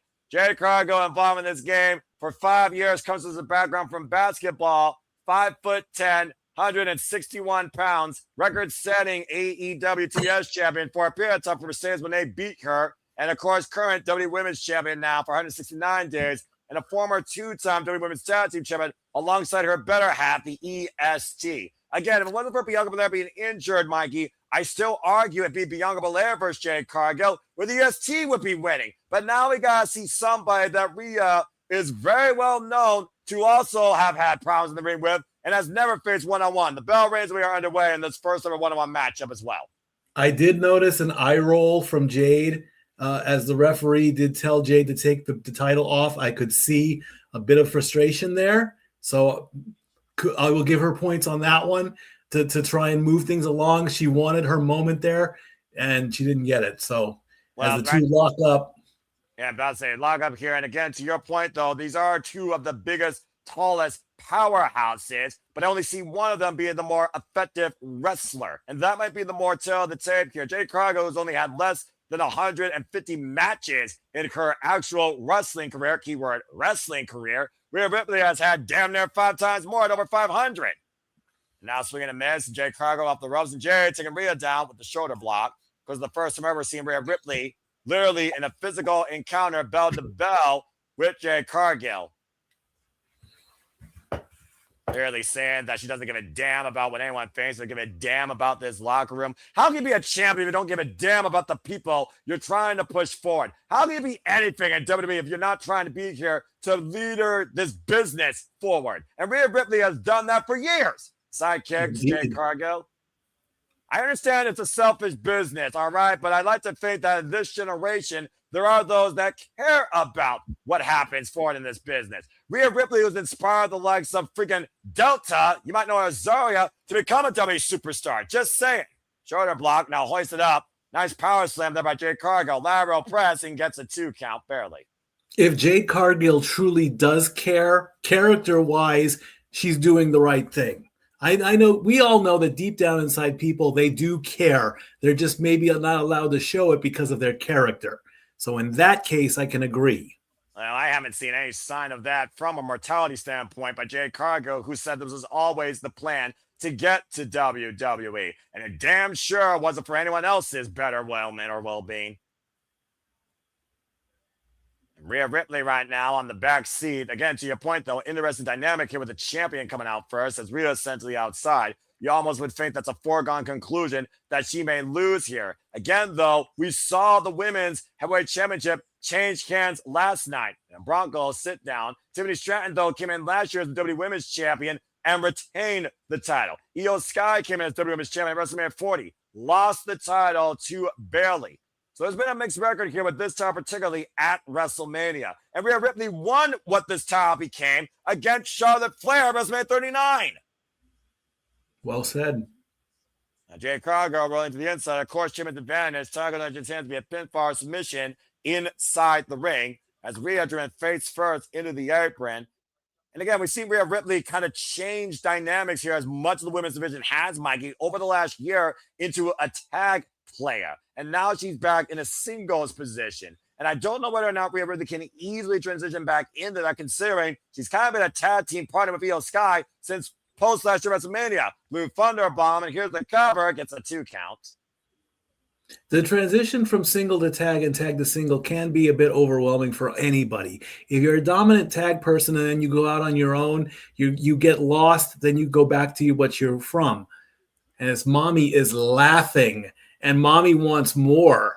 And Mommy likes being punished. Don't take that out of context, folks. And I think she's also mocking Jade Cargill because Jade's trying to prove she's something. And now catching Rhea Ripley in a submission hold, crossface applied, center of the ring right now, in a chin lock variation, clearly trying to wrench the back of Rhea Ripley. Of course, Rhea Ripley also came back at one point from a shoulder injury, lest we forget, on that very shoulder she has trapped in her legs. She is still laughing and smiling through this submission. That is impressive. At the end of the day, Rhea Ripley doesn't think Jade is shit. All Jade's been is literally a fake-ass bitch and a fake-ass champion, according to Rhea Ripley and a lot of the WWE Universe. As Rhea hoists up Jade, elbows low to the side of the head as Jade looking to fight out of this far away. Now look at oh man! Catches her from a kick from the basement. A capoeira kick for those that don't know. Rocking the temple of Jade Cargill. That's a great way to cause disorientation and a ringing effect. Rhea Ripley right now. I haven't seen Rhea Ripley use that in a long time, actually. Look at us fall through and literally the ground and pound right now. And to your point so far, the Temu batteries have not come to Jade Cargill's aid at ringside. Not there's some dark clouds that assist Jade now. Back and forth on their knees now, throwing punches back and forth. Yeah, I still think Rhea Ripley is going to win this freaking exchange here. I think she's definitely the stronger striker. Oh, absolutely. Paintbrushing Jade and another big right hand by Rhea. And Jade entering kind of both these women exchange in the middle of the ring. Big boot, though, pushes Rhea off. Kevin Izaguri, though, drops Jade to her knees. Does Rhea have enough left to follow through, though, and seize the championship? Now hoisting up Jade Cargill. Up on the shoulders. Oh, my God. Look at this. What you gonna do with her? And dropped her face first in the collar off the far leg. No champion there. Kick out, too. Got around her face. It almost looked like it was jaded. That was very close to being jaded at that point. Well, except she didn't hook the arms, but to your point, a hell of an avalanche face buster by Rhea Ripley from the chair position to Jade Cargill. Again, she's going to prove her worth. She's going to have to hang with the best here. And so far, she has not done that all on her own to a degree. And now Rhea Ripley looking for the brutality to the finish of this mockery. Look at the riptide. Jade, though, with the hip toss escape. Very impressive. Now go off the ropes and sidestep by Rhea. Jade lands on the apron, though. Catching Rhea with a forearm. Now Jade, slingshot over the top. Scouting Rhea. Rhea gets back elbow, though. Oh, and a super kick rocks Rhea. Now hoisting her up. Plants her with a spine buster. Pressing cover two and springs out two. Shouldn't have gone for the stack your up pin. Should have gone for the hook the leg pin, not the stack your up. It was more of a mounting pin. It wasn't even a matchbook cover. She literally just put all of her upper body weight down on the shoulders of Rhea Ripley. She could be going for Jaded right here. She's got her hooked. And we'll see if Rhea gets... Nope. Victory roll. Roll through Rhea Ripley. Hook up both legs. Jade able to escape at two. And right now, both of them look for the best shot. Pop up. Rhea up in a dangerous position, though, finding out of Jade's position. Take over Hurricane Rana. Great lucha skills here. Oh, man. Almost a shining wizard of sorts there by Rhea Ripley. Oh, yeah. That was a shining wizard. And shout out to the girl with the soundiest wizard, Nixon Newell. And there's the Temu Baddie Squad that I was discussing earlier. Meanwhile, Rhea Ripley has Jade Cargill up on the shoulders, razor edge, and B-Fab, who's cheaper than Saints Row, now coming in. Rhea wiping out B-Fab, though. This will be a mockery to the win. Well, then again, WWE is a mockery sometimes for wrestling. As Midget right now. Focus. Oh, no. Shoulder first into the ring post. Again, Jade doesn't give a damn if the WWE hates her as long as she owns it. And makes some of that cheap shot, put the side of the head against the ring post. And now hoisted up on Jade Cargill's shoulders. Electric chair position. Face to the clearance rack of the women's division. And takes her down. Center of the ring, 2 kick outs.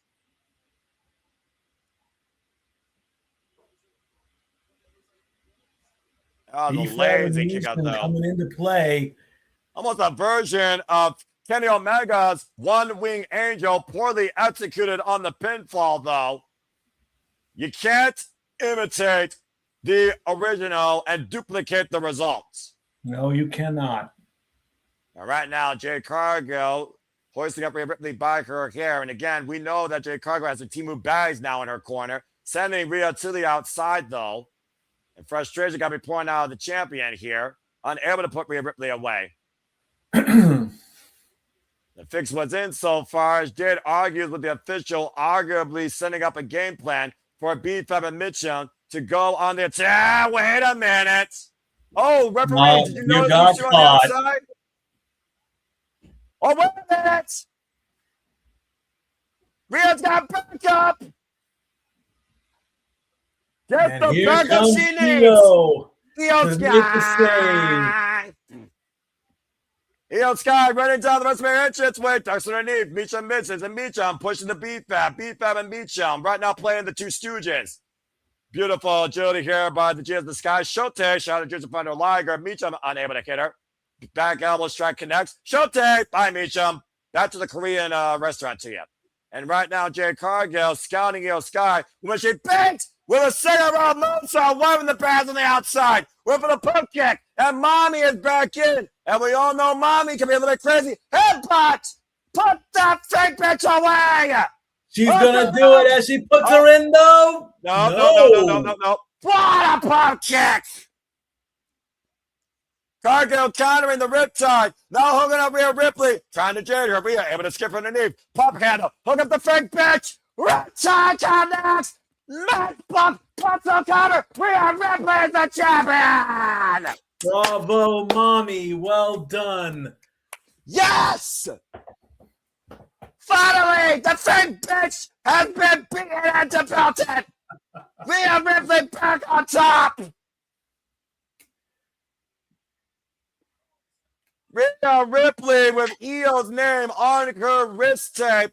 Riho reigns supreme at WrestleMania with Rhea Ripley winning back the SmackDown Women's Championship. Thank Christ. That could be the best result we can see here tonight, honestly. Congratulations to the bringer of brutality, Rhea Ripley, as bitch, you got beat. Let's take a look at the replay here, Mikey. That springboard moves up the second rope to strategy Jade Cargill looking for the pump kick. But much to Jade's credit, headbutt to the heart, and the pump handle by Rhea Ripley nearly got countered by Jade Cargill into the worst thing we could see. That pump hit, though, rearranging Rhea Ripley's face, though, probably. Damn. Looking up for Jade, and again, Rhea Ripley able to scout it, ducking from underneath. Pump handle still in play, and wipe out, ripside, pretzel, cover, and Mommy's back on top. I did see a bit of a hesitation there prior to the pump kick attempt. Almost, she didn't want to go for it. But like I said, once again, Rhea Ripley on top of the world. You think you're ready, but you're not. Mommy is back where she belongs. Thanks to her friend Io Sky, Rhea Ripley is back on top in the SmackDown division and the new WWE Women's Champion. What a wonderful little moment. Oh, look at that. Back on top, 129 days over. Done. Clear dates are again for the SmackDown Women's Division with Rhea Ripley at the helm. Oh, that was great. Again, like I said, to your point, Mikey, I think inexperience and the nerves got to Jade. She clearly was not ready for this moment. And I don't think she cared about it enough to be ready for it, honestly. I think she tried, but at the end of the day, you're matched up with Rhea Ripley at WrestleMania. You ain't winning. No, you're not. Indeed, you're not. I mean, even with her team body squash, you couldn't get it done. It wasn't a squash. It was a good match. I will semi-decent. Yeah, semi-decent. I will not totally hate on Jade Cargill. I will not do that. I mean, this is now her moment to revitalize, revamp, redo a lot of things, put pencil to paper and get it done. Absolutely. You know, I mean, I would have liked to find a third for team heel, for team face, if that was possible.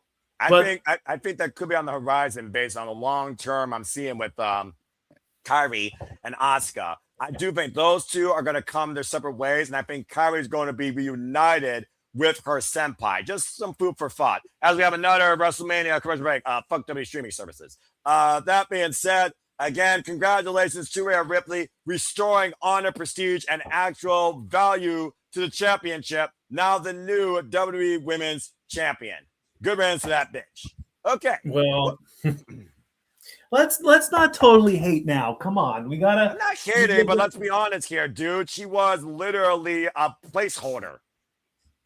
Okay, a placeholder for 4 months. Yes, absolutely. I'll give you that. But I mean, you know, what's going to happen if the day comes where you do meet her and she actually sees all this stuff? Oh, no one gives a damn who I am, and no one's ever going to meet me. I'm an introverted, simple man. It's as simple as that. You really think there's going to be a day I'm going to spend money to see a WWE superstar? Get the fuck out of here, dude. I can go see any wrestling show for cheaper and still have enough for a hot dog and a freaking popcorn, and you can go see Hot Dog and a Handshake here at the Wrestlemania Studios. What you're not going to see in the future, as we're looking at replay here, is probably brought Lesnar back in the squared circle as he left his boots and his gloves in the ring after Femi conquered him in less than 5 minutes, seemingly stating that Brock Lesnar is retiring. And the embrace by Paul Heyman tells a better story than I ever could, Mikey, as the best combat sports athlete in a WWE ring officially might have witnessed his end at the expense of Femi. As the WWE says, thank you, Brock. Indifferent or not, you can't argue what he did in that squared circle on this stage, especially. Whew. And much like Brock's doing there with the hoof and the thank you. A showcase of humility for the beast incarnate in defeat. Doing it the right way, too. Yeah, no kidding. But again, I did not expect him to leave his gloves and his boots. That took me out of it. And I'm sure we'll get more fallout from that later on tonight when we talk about, of course, on our shenanigans to follow during WrestleMania, of course. And I'm sure we'll learn more about that on the post show. The post show will involve Femi, Penta, Sami, the new United States champion, Trick Willie, and the new WWE Women's Champion, Rhea Ripley. So stay tuned for more on that. Of course, folks, stay tuned when we have our own shenanigans to follow following our WrestleMania coverage here after this show concludes this evening. Again, shenanigans, final thoughts of WrestleMania. We have to go to our host in the ring, John Cena, once again, prior for the attendance.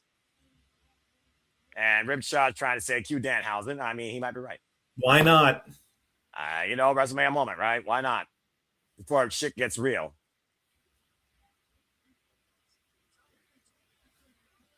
Let's start out tonight's attendance. Is it the same thing?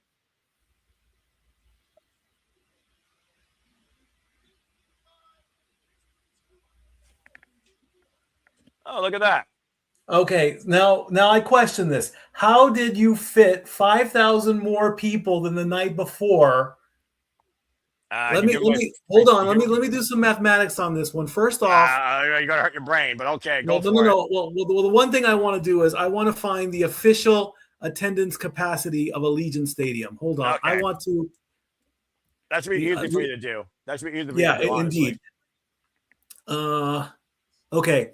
The official capacity for listed on Wikipedia, so you can take it as it is 65,000 people for football, and it can go up to at least 71,000. So that is not even close to capacity if they've only done 55,000.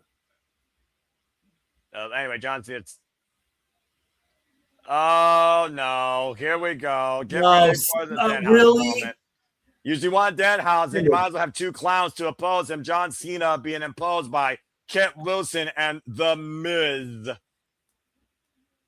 Okay, this is gonna be. Yeah, we're gonna get a. I'm hosting American Gladiators. I beat you at WrestleMania 27. People forget about that.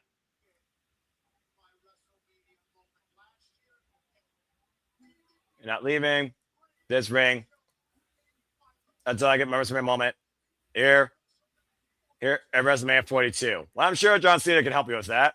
And he's going to. Good to see it. A hand out. And who is that guy?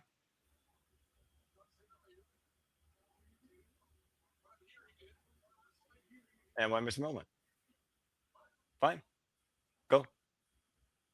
John Cena's going to get in the ring. There you go. He's going to leave. I mean,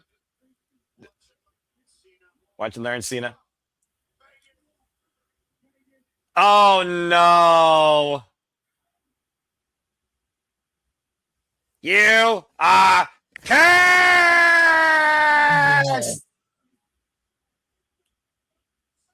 Oh, boy. Here we go. Danhausen. Well, he's wanted a WrestleMania. Many Danhausens. Okay, the this is midgets too much. on the stage. Midgethausens. Minihausens. Hashtag it. Oh my Yeah, gosh. Miz is pissed. And he's coming out in a cart? Well, I mean, that's one way to drive down the Las Vegas Strip. Probably the most normal thing in Las Vegas, honestly. The Danhausen mobile? Hashtag that. I don't know if that's the only Danhausen mobile, though. I'm just going to say that for the record. But we also know that Danhausen has cursed the Miz and Kit Wilson, including cursed the Miz, as recent wedding vow renewals for Maurice. When Maurice went face first to a cake. Oh my gosh. And this is how we kill 20 minutes, folks. Yep. Instead of giving you a competitive match, you get a Minihausen segment train led by Danhausen in the Hausenmobile. We're gonna get an impromptu match. Yeah, I mean, that's what we're gonna get. We're gonna get an impromptu match right here. John Cena gonna pull up the suit and be the special guest referee. Yeah. As the host of WrestleMania, he has the power to make a match. He's not wearing stripes. Doesn't matter. Doesn't matter. Okay. Well, I'm not going to say anything ill unless I get cursed. God forbid. Danhausen might actually find me on YouTube. But, hey, you know what? This is WrestleMania, right? The weirdos come out at night. And this is Las Vegas. Actually, that makes more sense for Las Vegas. It makes more sense, yeah. I wouldn't mind being cursed. What more have I done in my life? About to say, you really want to risk yourself being cursed by Danhausen? I don't think that's a wise idea. It'd be a shining moment in my shining moment. You got a weird aspect of what a moment is, Mikey. I'm just saying. Well, this is the thing. I wonder what Aaron Ripp and Caitlin Bella think of this. Greetings, humans! Bloody hell. Cena's laughing. I am Danhausen. Of course, John Cena. Very nice, very evil.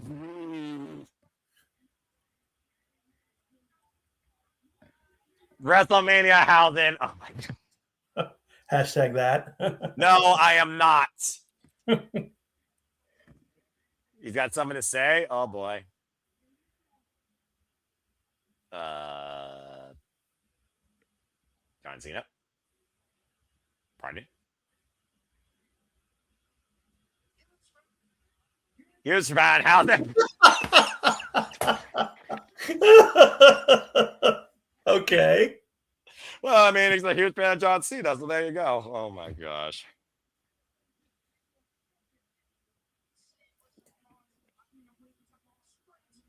I'm calling the Minihausens. We represent the Danhausen Guild, the Danhausen Guild. And Kit, you are toxic. Oh, and he pie faced one of the Minihausens. You just upset a whole group of people. Oh. Lance Davis, get him. Okay. Oh, the slot sparks! Oh! Right in the kit. And the Minihausens insulting Kit Wilson below the belt. I don't know if that's toxic or pure. Oh my gosh. Like Kit Wilson. Oh, the slot punch by Danhausen to Mrs. Tiny Balls. Oh, man. That's not nice, Hausen. Oh, my gosh.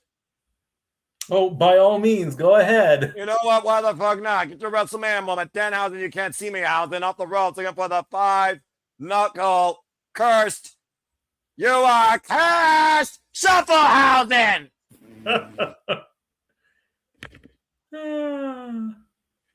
And the Minihausens are going to carry him away. You know what? Hey, you know what? It saves the Miz a trip to the hospital bed on his own 2 feet. Oh, my gosh. Yeah, Danhausen and Johnson. Whoa! What? Leave the house in. That was a botch. Yeah, that was a botch. Yeah. Well, now he's going to go see Hornswoggle, I guess.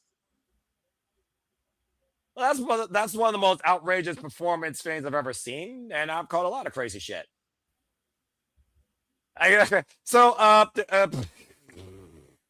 John, that was something. Period. Yeah, I guess that's very unexpected. Oh gosh, that was something. That was something. How then? Next up. All right, well, after that pure insanity, it is now finally time, folks, for the main event of WrestleMania, CM Punk versus Roman Reigns for the World Heavyweight Championship. Oh, my gosh, I don't know how I follow up for that crazy shit. That was crazy housing. Well, we can analyze that as quickly as possible. I mean, I think someone missed their cue to turn off. They messed their cue to turn off the lights. I mean, he was supposed to disappear and go under the ring, but the camera caught him. So, that is, of course, pulling back the curtain as far as you can go. As we got another freaking intermission here. Fuck W streaming services. Well, I'm on the VFR package right now. So. Oh, it is a VFR, so maybe it's not actually commercial. Maybe we'll actually be blessed to actually get right to the match. Since the entrance is going to be as long as I ordered a DoorDash. Continue before we talk about this, because we got a lot of shit to figure out with this match. Acknowledge the champion, acknowledge the Rumble. The winner of the Royal Rumble gets to choose, and he chose CM Punk. Well, that's it on paper. Acknowledge the decision. I've always hated you. Don't you ever want to really admit that to somebody, because you lay all your cards on the table. And there was one thing I don't know where I said this, but I really would have loved WWE to sponsor this. You're in Las Vegas, you take the top 6 superstars that were sitting at the poker table, and you legitimately have them play poker for charity. That would have worked perfectly as a lead up moment. See who has the best poker face. I mean, that's the way I would have done it. As this acknowledge based via video package highlighting Roman and Punk. Well, again, let's just go ahead and just talk about it here. You can say it since 2012. You can say it since 1997. You can say what you want about both these men's legacies, their dynasties, their journeys, their stories, their wrestling. Is it cinema? Is it wrestling? Is it personal? Is it professional? Is it just business, or is it a one-time purpose? CM Punk, Roman Reigns for the World Heavyweight Championship. A battle defined by hate and maybe even more than just that word. Envy, animosity, and maybe in the end, humility. But we've also seen the savagery when Roman Reigns assaulted CM Punk and still smiled and says, I'm not the one that need help. Got his receipt at Madison Square Garden and powerbombed the tribal chief through the table as they exchanged words and talked about the truth versus reality. You said it yourself.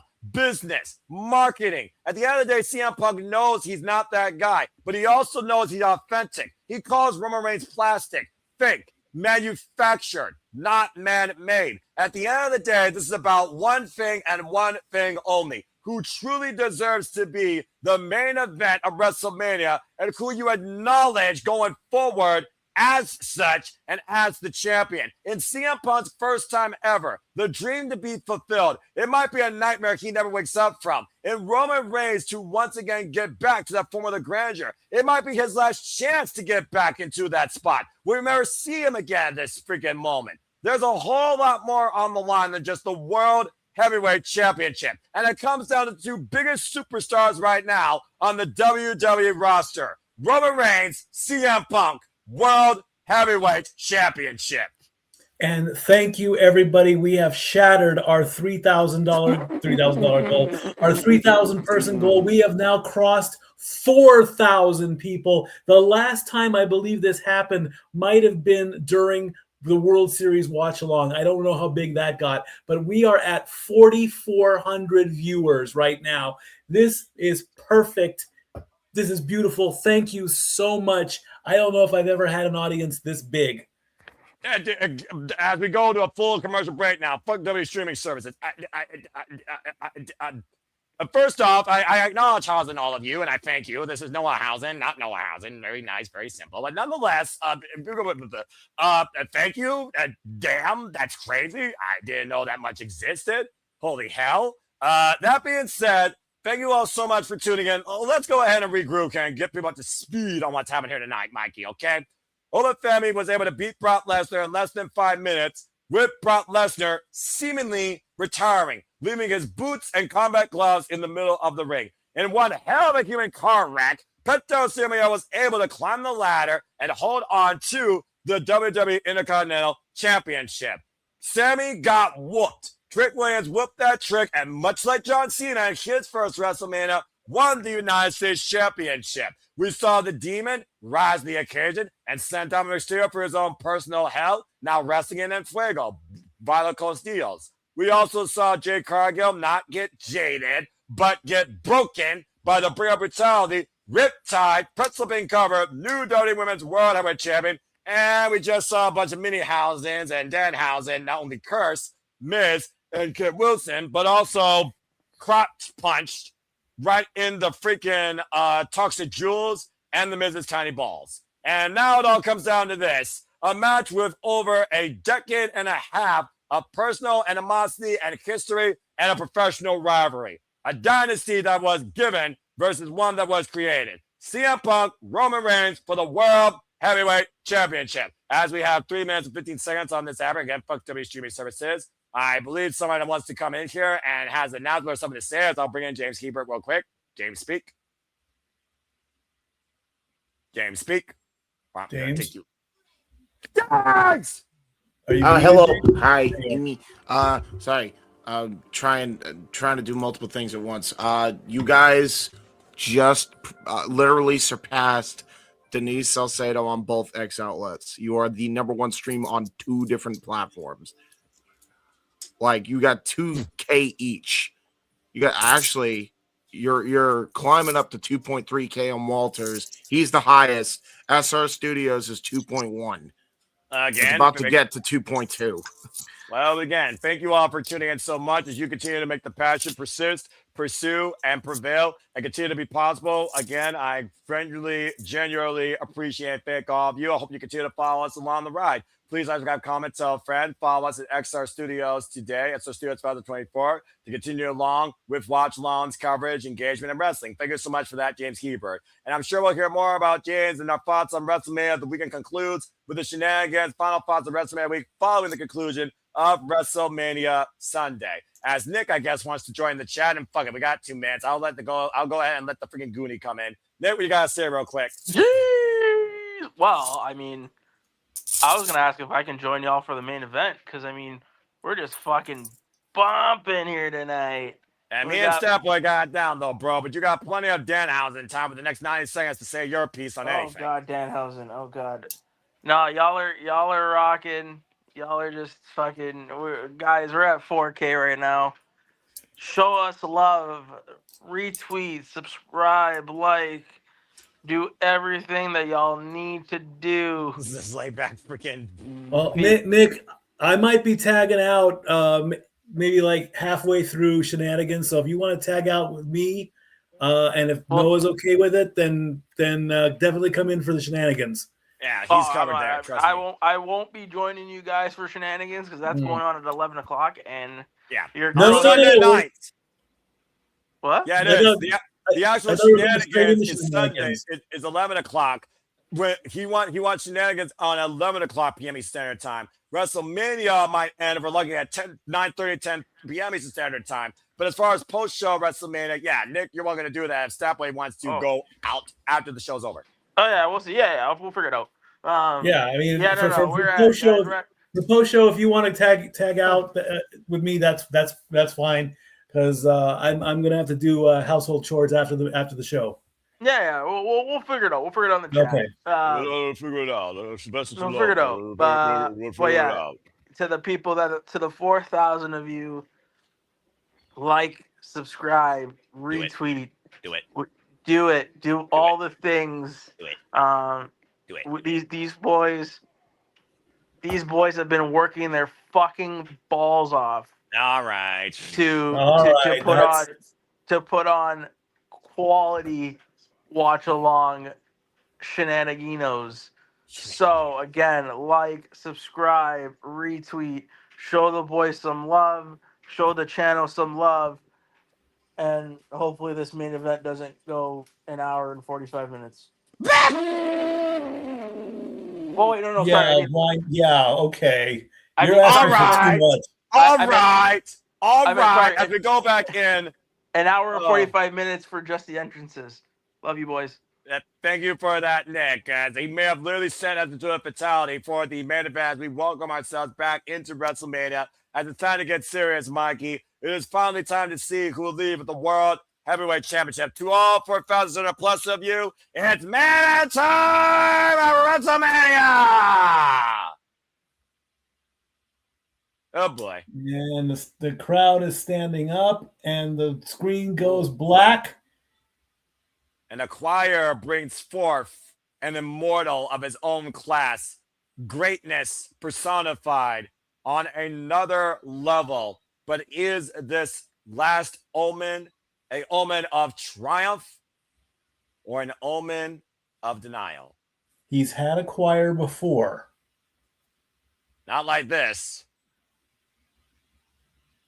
You want to talk about somebody that's been a foundation, that's been a pillar of this business, a dynasty literally created off his own family's legacy, unmatched by any WWE superstar in WWE history, the gold standard, the longest reigning WWE Undisputed Universal Champion of the modern era, following Alpha, Sika, Yokozuna, Rikishi, late great Maivia, Umaga, literally the head of the blood. I could go all night, all day long with what this means for Roman Reigns to prove, to achieve, to regain, and more importantly, Mikey, make forth sure his reality. Indeed, as we honor the past and look towards the future, as the tribal chief will soon be coming out to retake his spot, perhaps. Keyword perhaps, in what could be the last time, because Roman said, if I can't do it here, I don't belong here anymore. Will the one be the one again? Acknowledge him as he comes forth, your tribal chief and Royal Rumble winner, going into his 11th WrestleMania main event, Roman Reigns. I actually have it as 14. I don't know how you got 11, but okay. Oh, well, I know how. I counted the heist of the century twice. That's exactly. Why. Yeah. Exactly. Botch. No botch. Right. Difference of opinion. Difference of opinion. Match. It's opinion, but it's also asterisk. There's no asterisk, though, when it comes to not freaking denying what Roman Reigns has achieved. Even if he had to work harder, thanks to CM Punk wandering away. What he picked up, what he had to deal with, what he created is unmatched in the WWE's playbook. And look at the Allegiant Stadium in attendance. 50,000 plus, and probably multiple thousands here acknowledging him. And honestly, Mikey, this might be the longest walk yet for Roman Reigns down to the WrestleMania main event. I see where we differ, because the 31 with the heist of the century, and you're counting it as WrestleManias. I'm counting it as matches. WrestleMania is more important. Exactly. Well, difference of opinion. Mike, at the end of the day, we're both right. Budget aside, TKO, there is no grander stage that the tribal chief has owned than WrestleMania. And that he's looking to get back to where he believes he belongs. Yeah. I mean, I don't see another 1,000-day reign coming in, literally. I just see him getting his title back, step one. The The possibility Zebros. Come on. Do we have to have the Zebros? I mean, Really? again, still that Zebro shit. I mean, again, part of the legacy, an unfortunate black note in Roman Reigns' legacy, as he called CM Punk about that, saying CM Punk was on the verge of brainwashing him, brainwashing his cousins, and once again, Roman Reigns comes out completely alone. For 1,316 days, Roman Reigns has claimed this stage and is looking to reclaim former glory in what he believes should be WWE's forever reality. Points to the sky, gold-plated glove, and the fans acknowledge their OTC won. As Wade Barrett and Michael Cole do at ringside as well. And so do I. I do as well. I mean, right now, I'm a Roman guy. I don't want to see Punk leave in disgrace, or I would love to see him go as long as possible, but we'll see what happens as the pyro shoots off. Buckle up, folks. This is going to be a long one, and if Roman doesn't get his way, it might be his last one. Hasn't held the undisputed WWE Championship since April 7th, 2024, when Cody Rhodes finished his story. And let's just get one more plug in for Riyadh season. That's where WrestleMania is going to be next year. Yeah, well, the jury is out whether or not you have a tribal chief there next year. And with all the crisis going on in that country, there might be a crisis on our hand in WWE, whether or not at the forefront you have the tribal chief.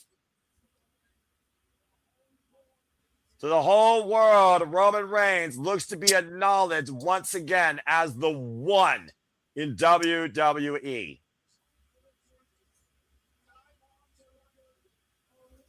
And again, we were talking about WrestleMania records. Think about those that had a ton of WrestleMania main events in the history of this stage, Mikey. Adam Copeland, Triple H, John Cena, Undertaker.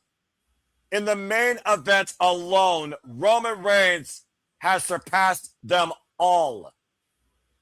Indeed, he has. He deserves it. There's a calm right now before the storm. That is CM Punk about to change the culture. How is he going to come out? How is he going to try and top the tribal chief? Well, last year we saw literally his testimony that his addiction is pro wrestling, and it was brought out live in living color with living color performing him to the ring. We're getting a cinematic entrance of something. We're getting the Vegas. What is this? Well, that's a Las Vegas skyline is what that is. Oh, yeah. I mean, this is where it's all happening. Okay, we're getting. Oh my gosh, is that his Ring of Honor fame? That is his Ring of Honor fame. No fucking way. As he sits on top of the stadium.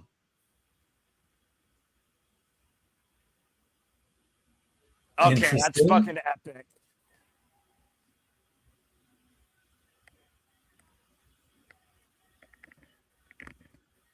Mysterio, Caldwell, CM Punk, Phil Brooks, Ring of Honor entrance theme, looking back at the history and legacy of the Second City Saints.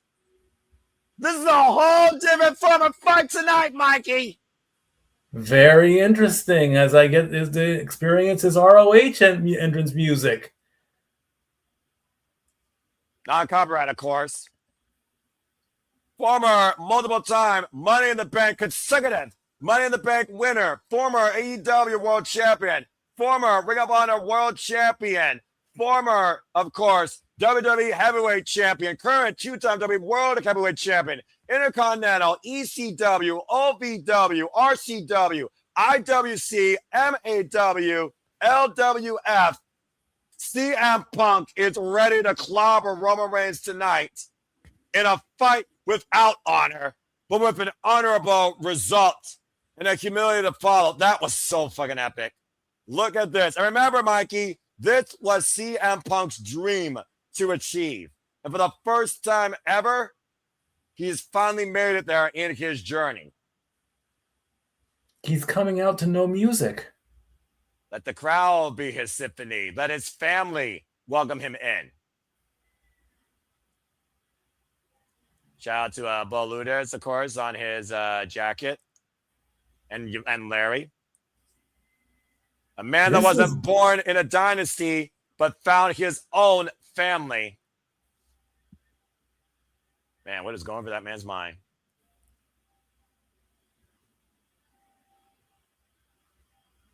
As he kneels down.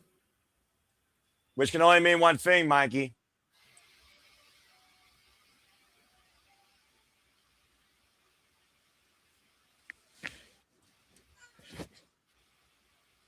It's clobbering time! Let's fucking go!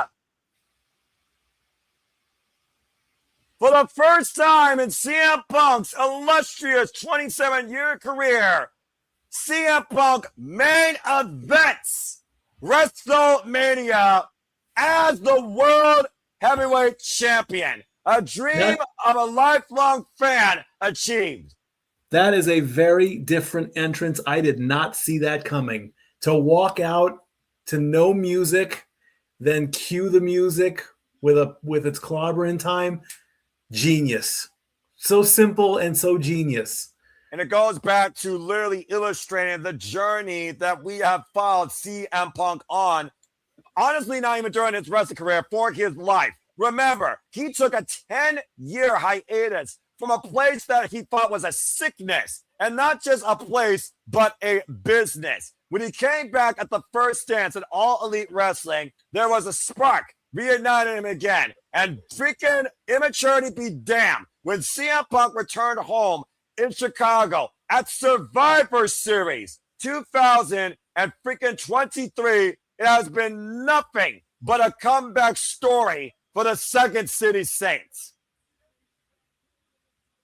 And of course, those names out to Jim Shea included, names that have passed away that have been influential in CM Punk's life, let alone his career in professional wrestling.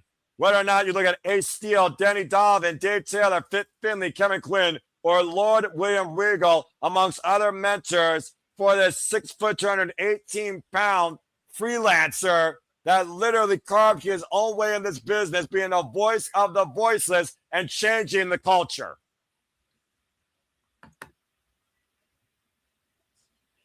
And a man, Mikey, that truly is self-known, but says he earned that moniker as the best in the world. Indeed, he did, and he proves it every night with his words, with his talent, with his wrestling ability, with his character, with his charisma. He puts it on the line and says what he means. And of course, every thought is stop him when he's telling lies. He will not stop because the truth is his biggest weapon. Not our truth, the truth. Well, that's definitely a solid truth. And once again, Mikey, it is the truth versus the reality. It is CM Punk versus Roman Reigns. It is the best in the world versus your tribal chief. Champion versus challenger. CM Punk versus Roman Reigns. Someone born in a dynasty versus someone who created a family. Someone who looked to achieve a dream, living it today, versus a man that has created this dream and lived it for over a decade. Alicia Taylor, take it away. This is our main event.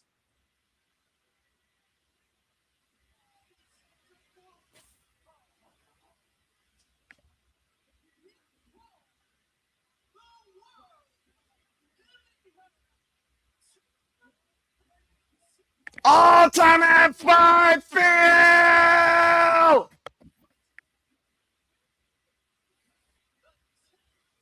Good boy. That looks almost like AI, like a video, like he's right out of a video game. Like, seriously, that camera's got to be 8K at this point, but nonetheless, 8K, 4K, 2K, no K. You acknowledge and know him and see him clear as day. 40 years of age, 15 years involved in the game. Pensacola, Florida, 6'3", 264 pounds. Your tribal chief, Roman Reigns, longest reigning WWE Undisputed Universal Champion in the modern era of WWE history. And this year's Royal Rumble winner. He's going to reveal something. I don't know what, but he's waiting to take off his jacket. We'll find out here in a moment. Champion, the people's voice, the people's choice, the voice of the voiceless, 6 foot, 218 pounds, 47 years of age, 27 years involved in the game, current WWE World Heavyweight Champion for 170 days, the Second City Saints, CM Punk. We're in the fight cup of the world, Mikey, with the ultimate fight in WWE history with two journeymen, one that defied himself, born in this, the other one created himself wanting this. If you haven't placed a bet, now you're not going to place a bet at all. You've had your chances. The money is on the table. The question is, who's going to collect? For the World Heavyweight Championship that CM Punk won against Jey Uso in defense accepted against Braun Breaker, Finn Balor, AJ Styles, and Finn Balor on 2 occasions. It all comes down to this. Reality versus truth. WrestleMania 42 main event. The 9th World Heavyweight Champion. Here we fucking go! The bottom line here, we are looking for statement. We are looking for embarrassment. We are looking for a definitive decision. And we will get one. The best in the world versus your OTC. CM Punk is going into his 1,840th plus match here tonight at WrestleMania 42. Roman Reigns is going into his 29th encounter with CM Punk alone under some comparison. The first time these two men met was a 2-on-3 handicap match. CM Punk and Daniel Bryan versus The Shield. When The Shield was brought in by CM Punk as security, of course, during that year, it went to a no contest. And the first time that Roman Reigns and CM Punk met was 2014 in a singles match. Roman Reigns won that night. After CM Punk left the WWE in 2015 and left the business for well over a decade. Here we go. We're locked up and going. I'm about to say, for two men that are old and who maybe might call it slow, Mikey, I don't think we're going to be going slow all night here, especially with the urgency of the situation and the importance right now that hangs in the balance, not just for these two men, but for WWE as we know it. Punk already laughing at Roman, saying that lockup was so sloppy and now I've got oil all over me, like you slipped right through. I mean, to be fair, Roman finally smiles after that. You got him to break a little bit. Now they're going to feel each other out. Well, again, Mikey, to your point, though, does Roman Reigns underestimate CM Punk? Roman Reigns knows what it means to be on this stage. CM Punk has never been to this point. He gave Punk 2 months and said he did nothing with this reality. And right now, Roman Reigns literally eye to eye with CM Punk. We got a shoving contest in play here. And I knew it was going to get downright dirty and nasty, considering this is a fight on hate and maybe someone finding humility. Now he's got him in a headlock. I'm about to say a stiff headlock. And remember what CM Punk says. This is pro wrestling, not cinema. He argues that Roman Reigns was nothing more but a reality player, a movie star. He portrayed the main player, an actor, for a decade. While CM Punk has always just been a wrestler. Big shoulder there as Roman Reigns takes CM Punk down. Now we're getting right back in each other's face and another shoving match. Shoving contest. Again, Mike, oh boy. And again, CM Punk, he doesn't give a damn, like you said. He's an instigator. He's at the center of controversy. That's always been the MO of his wrestling career. And right now, driving down Roman Reigns and CM Punk going off the ropes, and Roman, great agility there. Of course, Roman Reigns, hoist up, about big Samoa drop. First big move. And again, Punk is, I don't know why Punk isn't taking this seriously. He's been laughing and smiling for at least the first 3 minutes of this match. Well, at the end of the day, again, what did CM Punk say Roman Reigns needs? You're the one that needs help. I don't. Does Roman Reigns still need help? And does CM Punk still believe that? And you know how much CM Punk loves this. He literally said last year, my addiction is pro wrestling. And he's living his dream. Of course he's going to smile in the moment. There's a time to be funny and a time to be serious. And right now, Roman is playing the serious card as he throws Punk into the corner. Face first right now, to your point, as Roman Reigns is taking control here, as the crowd is literally choiring Roman Reigns, as Roman Reigns says, the one thing that I do every you, big close over the top to the floor, is the connection you have with our fan base, unmatched, unlike anyone else, including me. I hope one day when I leave, they chant my name for 10 years. I hope I'm not forgotten. I hope I'm always acknowledged. Remember, when Roman Reigns was on top, who were they chanting for? CM Punk. Very true indeed. Biggs in the corner. And right now, Roman Reigns having his way with CM Punk on the outside, bringing him back inside the ring. CM Punk, of course, who had his very first match professionally tracked in his wrestling career all the way back in 2010 at Roman Reigns having his last personal match tried in his career in FCW in 2010. You might remember that being the bygone name of what became NXT. My NXT, also known as Florida Championship Wrestling, of course, came in as Roman Liake before adopting the name Roman Reigns. Irish Whip and a CM Punk sent side first into the barricade. Gonna break the count. You're saying. Yeah, I was saying he's going to break the count to keep him out on the outside. Well, I mean, at the end of the day, strategy is going to come into play here. Roman Reigns is going to take his time. Let's just be honest here. Roman Reigns' style is slow. It's methodical. It's impactful. It's not cruiserweight speed lifting. It's not New Japan strong style. It is literally manipulative, and it is also dissective as he sends CM Punk into the WWE Universe. And right now, Roman Reigns, once again, going back inside to break the count. And the referee, I think that's Eddie Rango, is going to have a hell of a time here right now controlling this. Standing on the years announced him. I'm not sure why he did that. He's going to jump. Again. What do you think he's going to do? Well, I think right now he just wants to be acknowledged. He wants to be on top of the world, above everybody here. As Punk right now just taking a seat. Shot the midsection there, and CM Punk trying to fight back here as we are amongst the WWE Universe. And CM Punk might take the fight to his family. It means Roman Reigns back inside the ring area.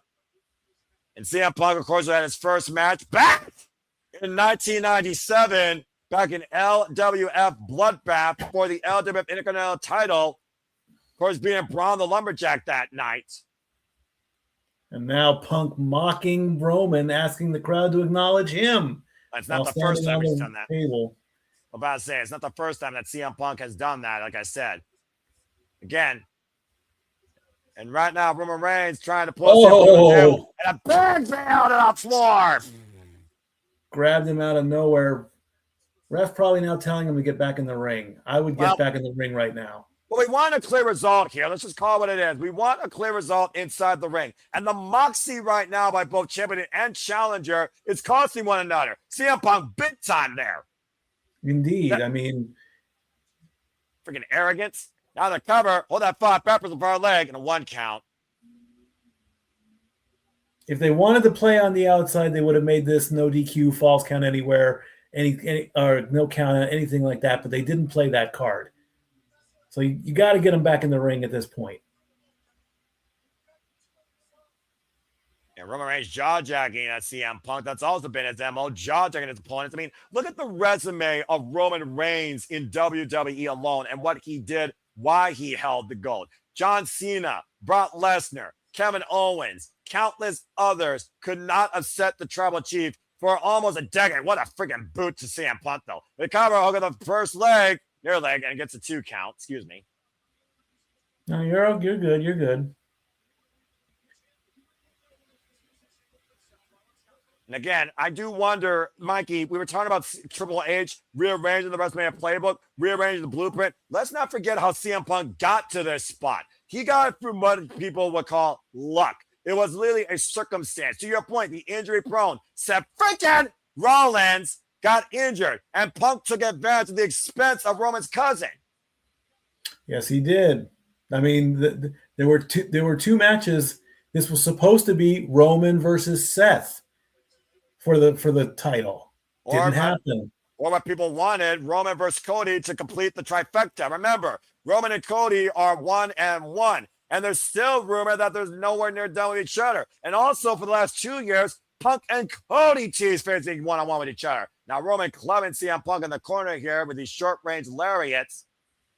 Just teeing off against the World Heavyweight Champion. And might I add, when Roman Reigns was champion, he held that title for 32 successful defenses. Lunging with the clothesline. Cover, near leg, hook that kick out of 2. That was a borderline Superman punch. That was very close. And to your point, lunging forward. And that was the forearm, my friend, underneath the jawline. Far leg hook side press for a 2 count, but he is wearing down CM Punk. And the thing that really instigated this was Roman Reigns calling Punk old. Have you looked at yourself in the mirror despite the fact you're chiseled? Uh-oh. He's got it locked and one in the chamber ready to fire. They're locked and loaded. The 3-point stance looking for the suit. CM Punk giving a side step, fixing the turnbuckle. Now Punk wiping Roman Reigns out with the clothesline. And CM Punk might be looking to challenge the all-time greats. A true student of the game, looking to pay homage to maybe the Monolith crossbody. And now teeing off against Roman Reigns here. And Roman's covering up. And again, CM Punk, the guy that nobody thought you would see at the top. He's proven his entire career, I could be better than the best of them. That's why I am the best in the world. Indeed. Irish whip, Roman Reigns center of the ropes, dropped down by CM Punk. Now Roman up the ropes, catching him with the side kick. And now he's got him locked on something. Doesn't know what it's going to be yet. It's amazing how much. It's amazing how much familiarity these two men have, and yet they still sometimes cannot. Oh, out wrestle each other. Yep, that running knee, vintage Punk in the corner, right underneath the Tribal Chief's jawline. And again, with the side headlock, running Bulldog connects center of the ring, and CM Punk is in his element. And he is calling to put Roman to bed with a GTS. Looking for the go to sleep to put literally Roman Reigns' career to bed.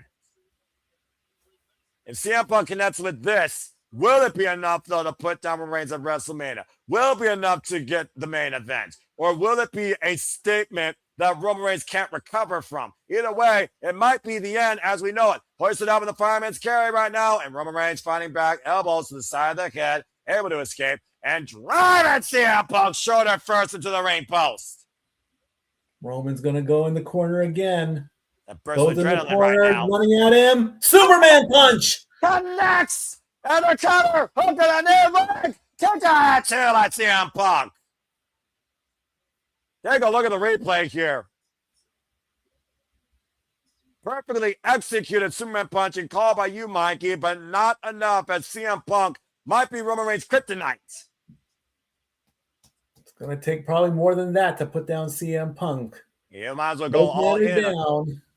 Yeah, you might as well go all in on this match where the World Heavyweight Championship hangs in the balance. Family versus legacy. Reality versus truth. OTC versus the BITW. And Roman Reigns once again getting the masses to acknowledge him. And right now, Roman Reigns, might be looking for that 3-point stance. Ooh! Or CM Punk runs in with the rising knee strike. And he's laughing at it again. He is laughing at it again. He should not be laughing. He should be attacking. Well, the bottom line, CM Punk, though, has Roman Reigns' number for the time being. Now looking to follow in again with another running knee strike. Now bringing Roman towards center, short-range clothesline. And Punk is in control. It's almost like Punk literally scouted Roman Reigns' MO, Roman Reigns' literal workbook.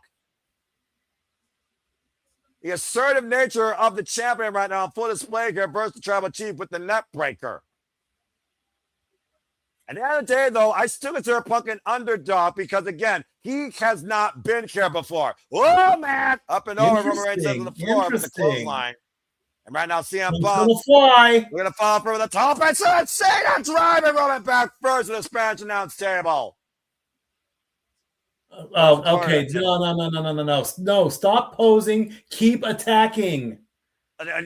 Mikey, with all due respect, This is psychological warfare. Again, another page out of Roman Reigns' playbook. How many times has Roman Reigns preyed upon his opponent?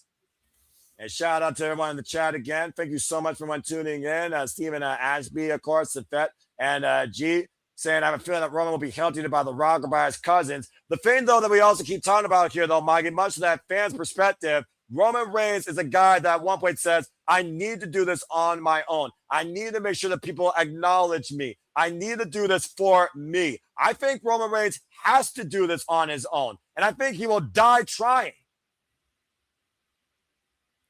Right now, CM Punk giving Punk a talk saying, I wanted to finish the count. I don't think Punk wants the count to finish, in my opinion, Mikey. He's got that look in his eyes. Yep, Punk's got that look. I've seen that look. Bad. I've seen that look before. I sense disaster. Punk going up to the top rope. Roman moves. Oh, wait a minute. Roman, though, and you saw the urgency in CM Punk's has Roman up on the apron, meeting CM Punk, and CM Punk re-landing as both men on the edge of the apron now. Roman Reigns there with the elbow strike, and both Punk and Roman teeing off here. Elbow right now to the point of the head of the World Heavyweight Champion, and CM Punk right now shoving away the challenger. Big boot to the Tribal Chief. I mean, at this point, though, it's literally a freaking sense of urgency. Now hoisting up Punk on the top turnbuckle, clubbing shot to the back of CM Punk. And now Roman hanging Punk in the tree of woe. That's a good way to hyperextend your hamstring or literally twist your ankle. And look at the left ankle of CM Punk, Mike. It's underneath the top rope. That's not good. And now Roman's laughing. Oh boy. Yeah, because Roman Reigns literally has free range. Smile on his face. Yeah, Roman Reigns literally has free range to assault CM Punk in this position. Now teeing up against the World Heavyweight Champion. And how long has Roman been waiting to do this? And master plan without a wise man. No wise man. No bloodline. No cousins. Uh-oh. And Roman with a Superman punch to a helpless CM Punk.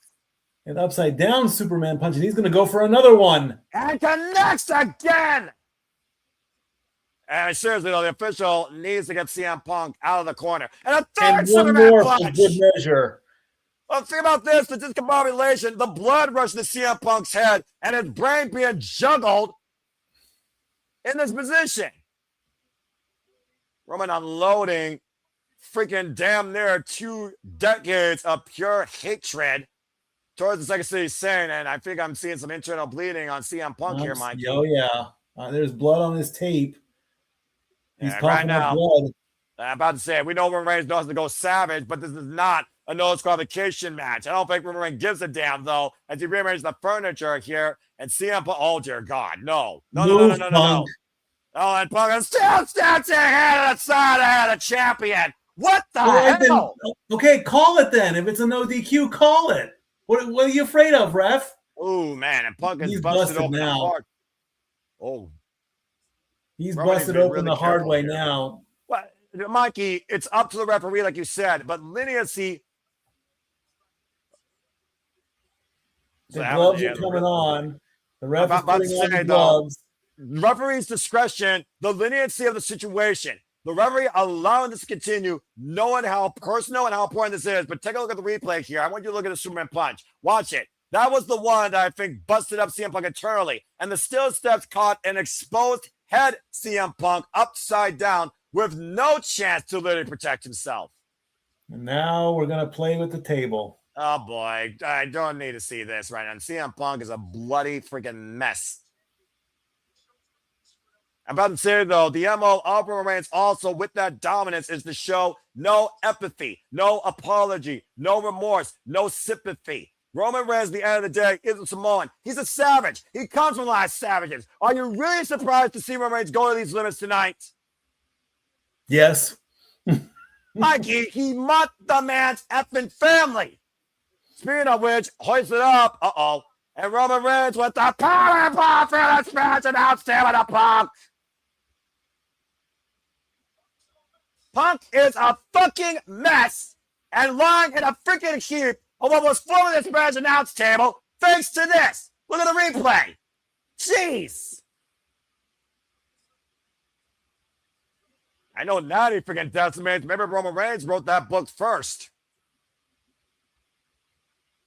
Freaking deity that's unmatched on this stage. Roman Reigns looks like right now.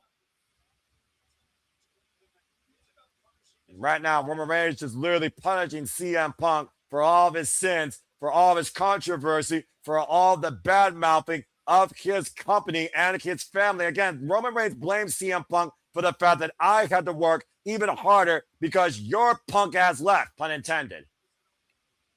Well said, yeah. And Punk sent into the ring, and Roman Reigns right now with the war cry again. And Mikey, you were trying to call for it earlier as Punk slowly staggers to his feet. And Punk gets Roman Reigns! GTS! And Punk out of nowhere pulls the counter to attack, kick out to it by Roman. GTS out of nowhere, out of desperation. Holy hell. The tribal chief down for 2. Take a look at the replay here, Mikey. I thought for sure you were about to call, but you were trying to call it the spear. And out of nowhere, CM Punk caught Roman Reigns, hit him with the GTS, fell body first into the cover with the arm draped over, and Roman's got the right shoulder up at 2.5. 55,000, allegedly, people inside Allegiant Stadium watching on WrestleMania Sunday tonight for the World Heavyweight Championship. And so much more than that, hanging in the balance for both these men to prove something tonight, emphatically. And once again right now, somehow CM Punk has regained control of this match physically and mentally. Of course, CM Reigns again, up on the shoulders, and Roman able to escape, pushes Punk off the ropes, and Roman, spear! That could be it. Side press, hit the front leg, kick out 2.5 by Punk. Now what the hell we do? Now what the hell we do, Mikey?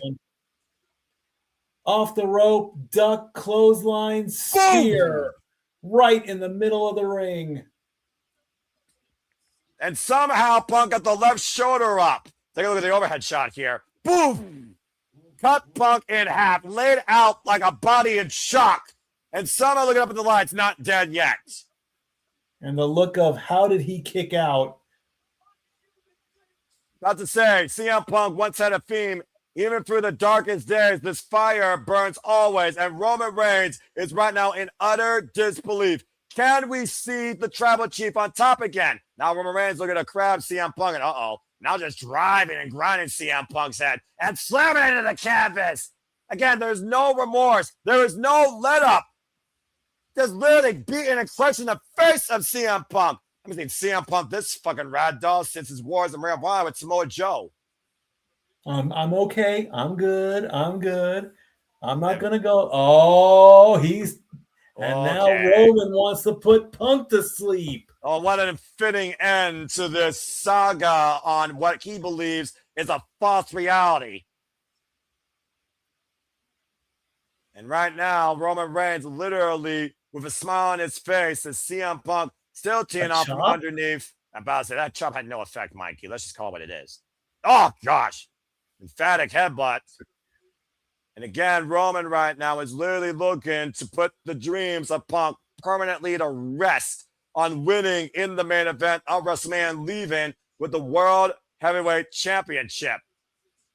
He's now got it up Punk on the shoulders, in position. Punk looks like a literal dead man, ragdolled, as he points up to the skies. Acknowledge him one more time.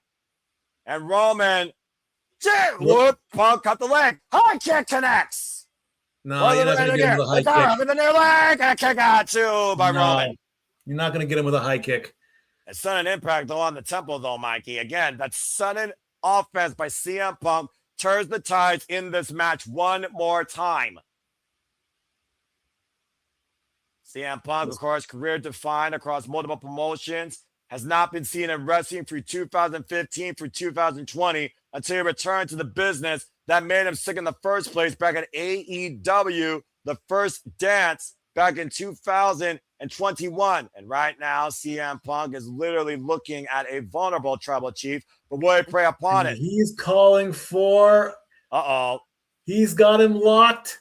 I'm about to say there's a kryptonite. There's a kryptonite, Mikey. I'm about to say there's a kryptonite. Is he Lex Luthor? He hit him with a Superman punch. Fire leg to a tag. Kick out 2.5 by Roman. Can you imagine the Unbelievable that he hit it. Yeah, about to say, he emphatically hit it. And now the ground and pound of CM Punk is just emptying every reserve he has and what Roman Reigns used. Can you imagine the statement if CM Punk beats Roman Reigns with his own damn move? And we're gonna go out and get some toy. Oh, what is he stole the necklace. That's a WWE fans with a follow. And now this is really going to change here. The Ulafala, of course, the tribal right given to the head of the table, literally by the Wild Samoans, Alpha and Sika, to Roman Reigns. Now CM Punk bearing the family symbol and scouting Roman Reigns here. War cry. Reigns is not going to like this. Look at my smash! Got a guillotine! Got a guillotine! Guillotine reversal. Spear attempt into a guillotine. And CM Punk in a world of trouble as Roman Reigns is literally right on his back. CM Punk escapes. Schoolboy roll out 2. Kick out 2.5. Into the Anaconda Vice. Got the Anaconda Vice dropped in. With Roman Reigns tap. And Roman's got a long way for the ropes. Is Reigns going to tap? Is Reigns going to capitulate? Is Reigns going to submit? Is the truth in right now? Oh, man, and punching CM Punk, trying to break the grip. Mousday pointing the nose, pointing the forehead, trying to liberate Reigns, CM Punk's neck, and somehow forces away for the break and turns it back into the guillotine.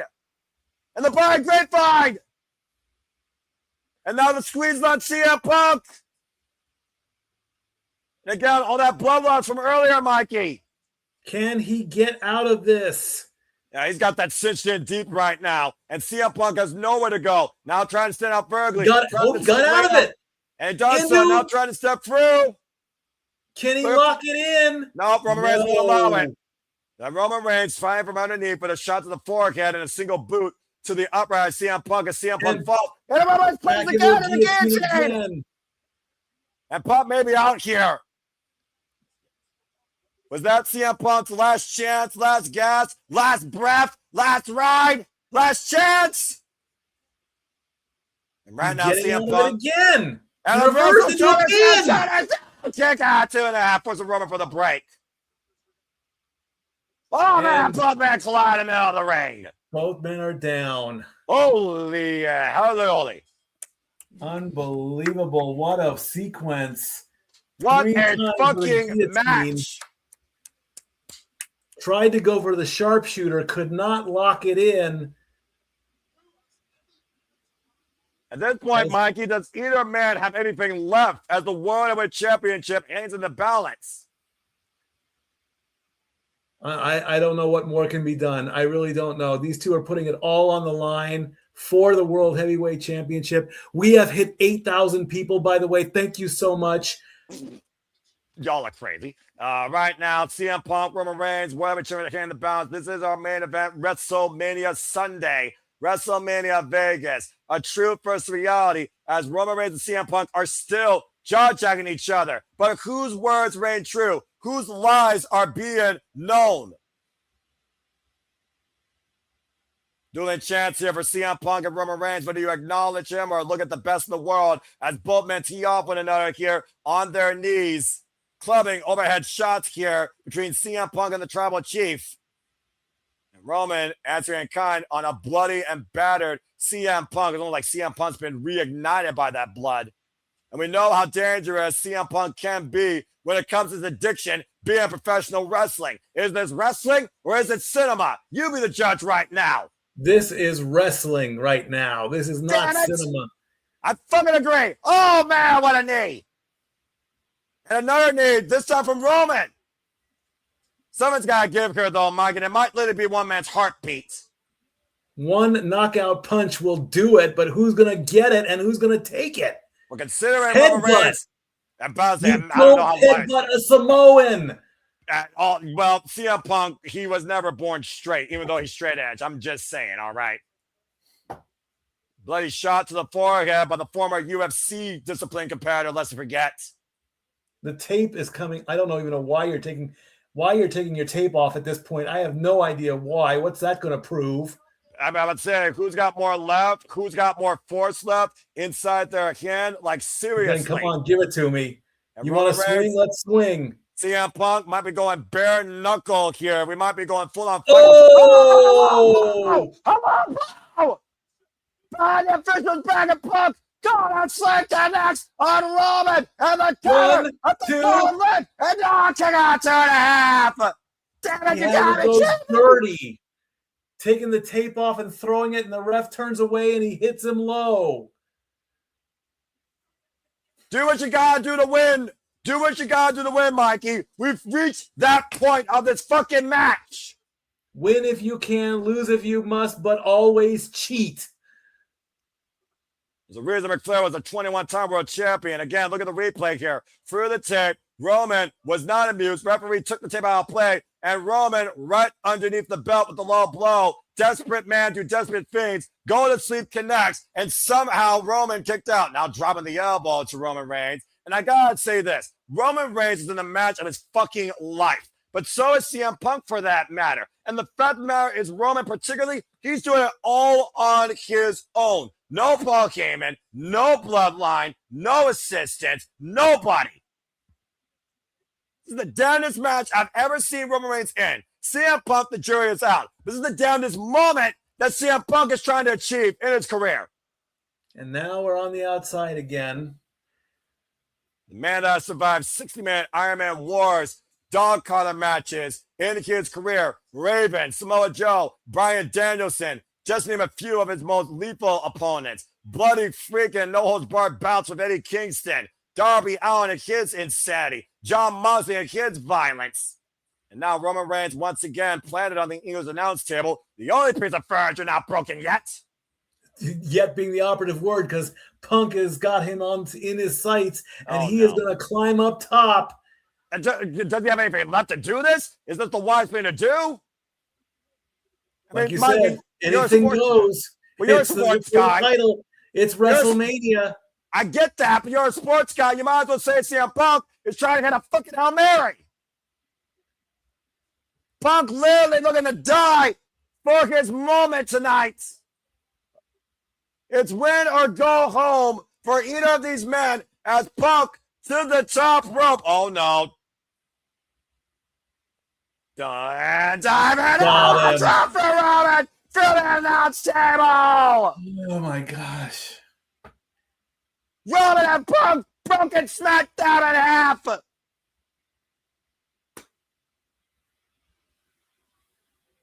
What more can happen? What more can a human being fucking take? Holy shit! Look at this! Tables broken, blood, low blows. I'm about to say, who's more dead at this point, Mikey? Who literally is put to rest at this point? It's even at this point. Punk is on his feet. He pointed to somebody. Somebody just got a viral moment on their cell phone. That's going to go viral. I think everyone's got a viral moment tonight from this main event alone that literally makes up for Saturday night in its entirety. Warriors literally of the game, CM Punk and Roman Reigns. One you may call an entertainer, the other you may call a professional wrestler. Both, regardless tonight, you call fucking WrestleMania main eventers. Only one, though, will be called the winner. And right now, CM Punk crawling towards a literal broken, battered, bruised, fallen, vulnerable Roman Reigns, trying to hoist him up to his feet. Obviously looking to put the tribal chief to sleep. Does he have the strength left to execute on this stream up on the fireman's carry? And Punk in center with Roman Reigns in position. Again, is he taking too long, though? Good DTS connects. Rebound off the ropes, though. Roman was able to rebound off the second rope and falls in CM Punk's shoulders again. Go with what you know. Do it again. The same way he beat Seth freaking Rollins on Monday Night Raw, a man that was always in his shadow. And Roman Reigns might be cast as well as Punk gives out. And Roman Punk has collapsed. Roman is down. Mikey, what we're looking at here is the literal limitation of a human being's well-being. CM Punk and Roman Reigns have gone beyond exhaustion at this point. And the tail of the tape shows right now here at WrestleMania 42. Punk is the first to his feet. Roman getting up, and Yeah, he hits a spear. But Roman can't cover. And Punk took it, and he's not out. Yeah, look at Punk on his knees. Oh, he tried. Swinging for the fences and enough of an air. Punk, I think your truth is about to hit reality, and I think Punk is feeling it. And Punk and Roman both back up to the feet as Roman picks up speed from 0 to 1,000 to the opposite side. That's got to be it. That's it. And the cover by Roman Reigns, and Roman is once again the World Heavyweight Champion.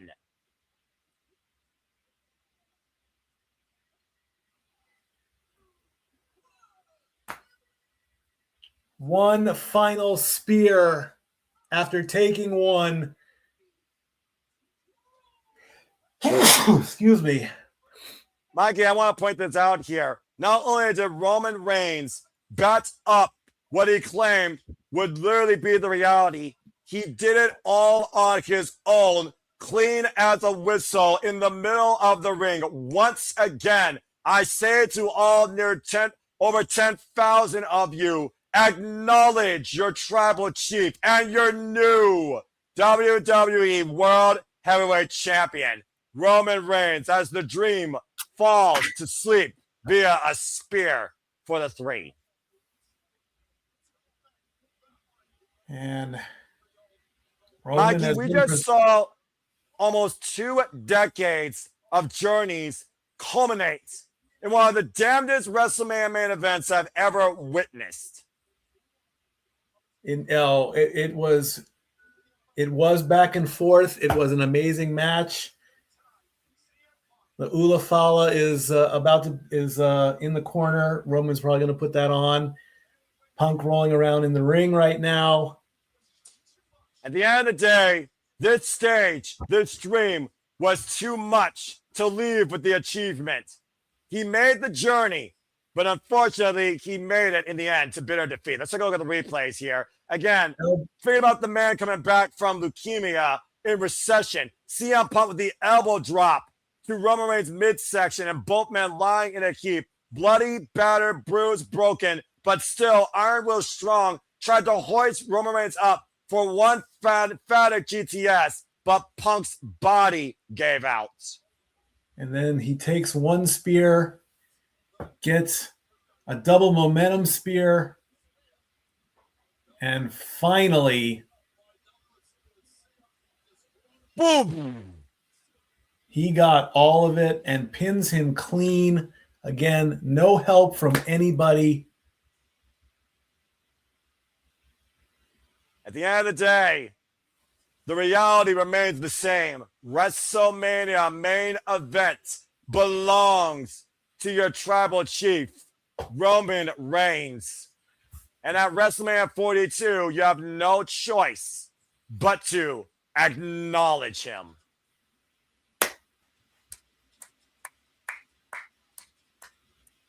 Whew. What a WrestleMania. At the end of the day, for Roman Reigns, things are back to the way they were, to the best the business had to offer for every top dollar. The reality restored. For CM Punk, the dream is still to be ignored. What does this mean for W going forward? What does this mean for Monday Night Raw? And how does the bloodline carry on even stronger than before with Roman Reigns back on top in the WWE? There is no telling what this means now for anyone that wants to confront our tribal chief. Absolutely, as Roman is soaking it in, holding up the title. 2 years later, Mikey, 2 years later, Roman Reigns has found his place back where he belongs as the one. As the one. Unfucking believable. And also, again, thank you again to our viewers as we've hit, wow, what a height. We broke 10,000 viewers. And I want That to is thank. amazing. That's As beyond fucking insane. Roman is going over to his boys, his children. That's his children. That's his wife. Remember, at the end of the day, Roman Reigns, he left to do part-time to be something more important than this, being a father to his family. The bloodline, once again, holds the line down for anyone that wants to take the WrestleMania main event. Roman Reigns wins. And with that being said, we will first resume our post-show here shortly with some short-term discussion, and then we will see you all later on for shenanigans, so please stay tuned with us. Also stay tuned for Aaron Rip at No DQ and Aaron Rip's recap of WrestleMania Sunday and what the future may hold for anyone that wants to take Roman Reigns and his gold. You can try and take a position, but there's only one top sports entertainer in this business. All right. Be right back, and we'll start our post-show shenanigans in just a quick bit. Well, it's not shenanigans, but it is a post-show discussion as now we change gears. And again, let me just go ahead and say this real quick. Thank you so damn much. God bless all of you as we have hit a record-setting number of 10,000 plus viewers here at the Simply Reliable Studios and also on Walter's X. You all make this possible. The passion continue to pursue, persist, and again, I acknowledge all of you for you all make it extremely possible. Thank you for those kind words, by the way, Stephen Ashby. I hope that, again, I just bring professional wrestling interaction to the forefront, to others' delight. You're very kind. Again, all of you all are very kind. So that being said, I don't know if anyone necessarily in some of those studios hears my words, and I say their names, want to join in the festivities. We're supposed to have shenanigans, but Mikey, it's you and I. We just witnessed history on multiple fronts. I mean, where do we begin as we welcome you all into our post-show discussion for WrestleMania 42? Before we begin to discuss the conclusion of WrestleMania Sunday, I'm going to go ahead and bring – I hear – Oh, wow. What the hell is about to happen here? Let's go ahead. We got people coming in. Well, let's go ahead and bring in some people for some colorful closing analysis before we continue things. James and JJ, welcome into the Survival Studios once again. Welcome to the conclusion. WrestleMania is officially over. James, you popped in first. I will let you speak first. What's on your mind? I think we probably both popped in for the fucking same reason. Yeah, you guys destroyed the thing tonight. Like the record that we set last night got killed. You guys are at 10,000 fucking viewers on X. 10K. That is amazing. I'm speechless. I don't think I've ever gotten these numbers this big. I got nothing to say. I'm just a guy that does the freaking commentary. I got nothing to say. Yeah. At one point, even outperforming the fucking NBA. By the way, I shit you not. Like, look at that. Look at that shit. Oh my god. That's 4.9. You guys are at 5 and 5.2K. Oh wow. Unbelievable. That's ridiculous. And again, thank you to all of you that made it possible. Okay, I guess it's a party tonight. Here comes Walter Cruz. Oh, that's an echo. Sorry, Walter. You need to get with Jay. Okay, there we go. Echo. All right. One person mute and then one person go in. They gotta be together, all right? They'll figure it out. They'll private chat. James, continue speaking before we go into our post-show discussion, all right? Yeah, that's all. That's all I had. Like that's all I wanted to say. Are we doing it on the same stream or what? No, I mean, I'm doing what I did last night because I think we owe that to the audience that has engaged with us on this journey through WrestleMania Sunday. Again, if you all want to be part of shenanigans, that'll be at 11 p.m. Standard Time. This is simply put a WrestleMania Sunday post-show discussion. We witnessed history, we witnessed the return of reality, and we witnessed possibly the Beast Incarnate retiring. Now, JJ is unmuted, so I'm going to finally let him speak to see if he wants to share anything, because I don't know if he watched the show or if he just wants to plug and promote. Oh, no. Me and Walter sat here and we watched the entire WrestleMania from the Airbnb. Oh, good deal. So, wow. We didn't get to see much of yesterday because of the other shenanigans, pun intended, that we got into. But I thought it was a really good show. From everything I heard, night 2 definitely far superior to night 1. Accurate. But there was nothing on this show that disappointed, aside from what I know Noah will point out, which is the obvious, and that's the overabundance of advertisements. Accurate. But when it came to the in-ring show presentation, I can't think of any blemishes, any bad marks. Accurate.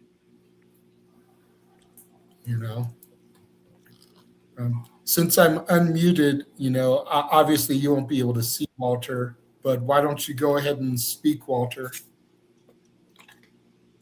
About WrestleMania, you said it all. Just the commercials can be probably the only negative thing you could say, but top to bottom, they did it correct. But the most shocking thing is those numbers that we see for us. Like, the networking is working, so the was fact, awesome. The fact that we individually had more than double Denise Salcedo's numbers. God bless Denise Salcedo. And she's a giant in the space. Like, I don't want to take anything away from her. Go far and subscribe, folks. Like, hands down, the hardest working woman not signed by a major company in the professional wrestling space. Accurate.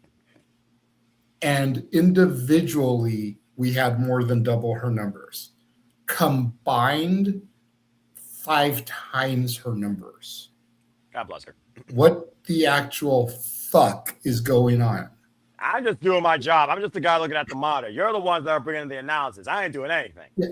And it's because James and I were basically doing the same thing the whole show. Like, every moment, every match change, every whatever, we're tweeting, we're hashtagging, we're tagging the performers that are coming out in the ring. Like, that's how we get noticed, because then those fans that are searching will see the posts. And they'll come to our streams. As long as they encourage Like, my eyes are blurry. James, you can probably confirm, but does that say 10,835 people right now watching us? That is correct. Across I'm looking all at that. platforms. Oh, bloody hell. Y'all are nuts. Okay. That's fucking crazy, Noah. Who would have thought when we did our first WrestleMania 38, that in 4 years, 5 years, we'd be at these kind of numbers? Fair enough. I mean, again, like I said, it's a humbling moment. Like, I know you don't pay attention to that shit. No. But deep down, you got to sit there, pause, reflect. There are over 10,000 people watching you call professional wrestling. Think about that for a second, Noah.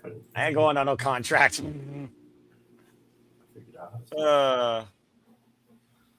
That's a fair. I'm going to pull myself out. That way Walter can pop in and there's no echo noise shit. But okay. And I saw Nick came in too. But we will be here for shenanigans. Little over an hour and 20 minutes from now. All right, fair enough. Thank you for that. I'll go ahead and bring in the Walter, and then that way he can come in. I don't see him. I see Nick. Nick, go ahead and speak what might be on your mind. 10,800 people across 2 platforms is watching the simple man Noah fucking Foster and Stat Boy fucking Mike. Bloody hell. Take that shit in. Just sit there and think that we've got 10,000 people, which to every person that is watching, thank you for coming to our stream and watching the boys. I say it every fucking week, and I'm gonna swear because I don't give a shit. I say it every fucking week. If you are not on the fucking train, it's leaving the station. 2026 is our year. Strap yourselves in because this is only the beginning. Fair enough. And now we can talk about WrestleMania. Okay, so now that we've acknowledged the 10,800 plus, let's go ahead and bring people into our post-show discussion again. To every single one that tune into us continually, over the first time ever, we are the Simple Apple Studios, hoping to be your reliable conduit towards the conversation, the introduction, the reaction, the commentary coverage towards all things professional wrestling, damn it. So thank you all for tuning in to Sapboy Mike and me. Again, I am just a simple man, lifelong fan of professional wrestling, damn it. But let's go ahead and break down what we saw tonight, because it was clear as night and day what we saw between yesterday and today from the wrestling almost across the board. So let's just go ahead and get right into it. I think first and foremost, it's only appropriate that we literally break into the idea that we may no longer have to say Brock Lesnar versus blank in a sense anymore. Ola Femi not only conquered him, he ruled over him, and it took less than 5 minutes. I don't think necessarily we're shocked by the result because we're all calling it, but I don't think nobody expected the aftermath to come from it. With a future uncertain, but we all know the tradition of a wrestler, when you usually put down the boots, let alone his combat gloves, that's a very fond, humble way to bid everyone farewell, thank you, and say I do. And with Paul Heyman, who stood as an Oscar, in my opinion, with the way that he has catered to the W Universe when it comes to Brock Lesnar's personification of badassery and legitimacy in the squared circle, what is everyone's thoughts thinking that Brock Lesnar literally might have just retired and Ola Femi might, quote unquote, be the next big thing? Mike, you're on the call with me. I'll start with you. It was very surprising. It was, we thought that this was going to continue in until SummerSlam, his hometown, but nothing has been said, nothing has been spoken, but the moment is there, the actions took place. So, it's more than likely it's over and done with, and he can move on to other things. Right now on ESPN, the graphic is reading future uncertain. I will say I'll say this about Brock. I did not like him in the UFC. I did not like his attitude in the UFC. When he did win the UFC title, they literally fed him Randy Couture, who was on his way out. It was like the sacrificial lamb to the lions. And, he was more arrogant and cocky in the fighting world than in the wrestling world.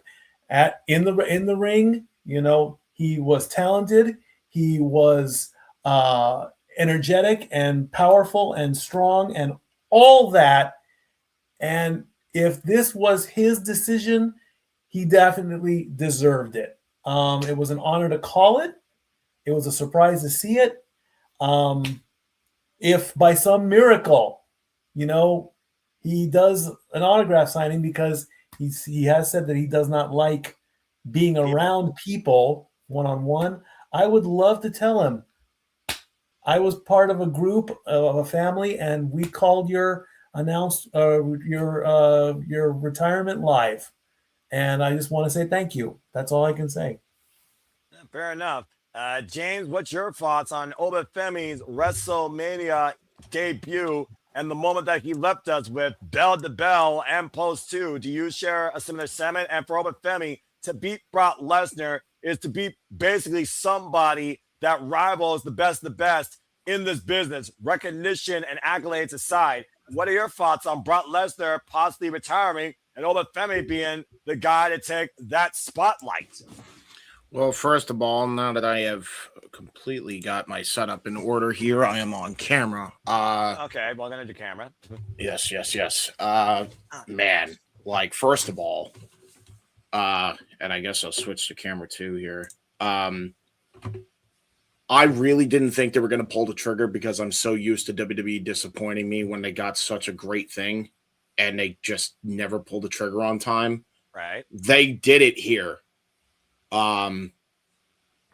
Brock, it's no secret how I fucking feel about him, because if you've read the suit, you know why. Of course. But you have to give him credit for bumping his ass off for this guy and making him look like $1 million. And he did so in very quick time. Phenomenal. And I mean phenomenal put over job there by Lesnar. I mean, it is big boy shit, to Walter's point. Fantastic show. Like, a fantastic, like, idea there. It was the right winner. They didn't, like, bore you with a long match, although I'm sure people would have wished that they could have had it, but I'm not sure if Brock could even do it anymore if he wanted to. Exactly. So this was the right outcome. You know, have a short match, Goldberg style, and put over the guy that you beat in that short match. You know, good shit. Like, Oba Femi looked awesome. Brock Lesnar retiring. Yeah, I'm not a fan. I'll say this much. I understand why they did it. I wish they gave Oba Femi a little bit longer to soak in the adulation before they had Brock steal the moment with the retirement. That's my only complaint. Otherwise, I think they did a bang-up job with it. Yeah, and again, it's interesting the approach to this, how he said, I am the one. Brock Lesnar was the one in 21-1. He brought it to fruition, much to the shock of WWE Universe back at WrestleMania 30, breaking the Undertaker's undefeated streak, and of course collapsing and then going to the hospital. That's a whole different conversation. Nick, I don't know if you watched WrestleMania, because I know what your feeling was after last night, but again, for most of this, it was day and night. What are your thoughts, though, on the outlook of Oba Femi's future now with this incredible win? How does it continue to follow through with that momentum? How does WWE continue to carry that momentum with the ruler? Well, I mean, I will say, because I knew that we were going to have a big turnout tonight, I did watch the show. So, I mean, there's that. Yeah, man, respect to you. Okay, so it was a good match. I mean, it was, first of all, if this is Brock's last, if this is his last match, good on him for putting over Oba. I mean, that's huge, right? We're in the business to make new stars, and they did that tonight. Of course. For me, and this is just the way I perceive it. It was a standard Brock match. Like, it was just a standard. There wasn't anything overly complicated. There wasn't anything overly special. It was a paint by numbers Brock match. You had your German suplexes, you had your F5s, but I mean, at the end of the day, that's all you needed.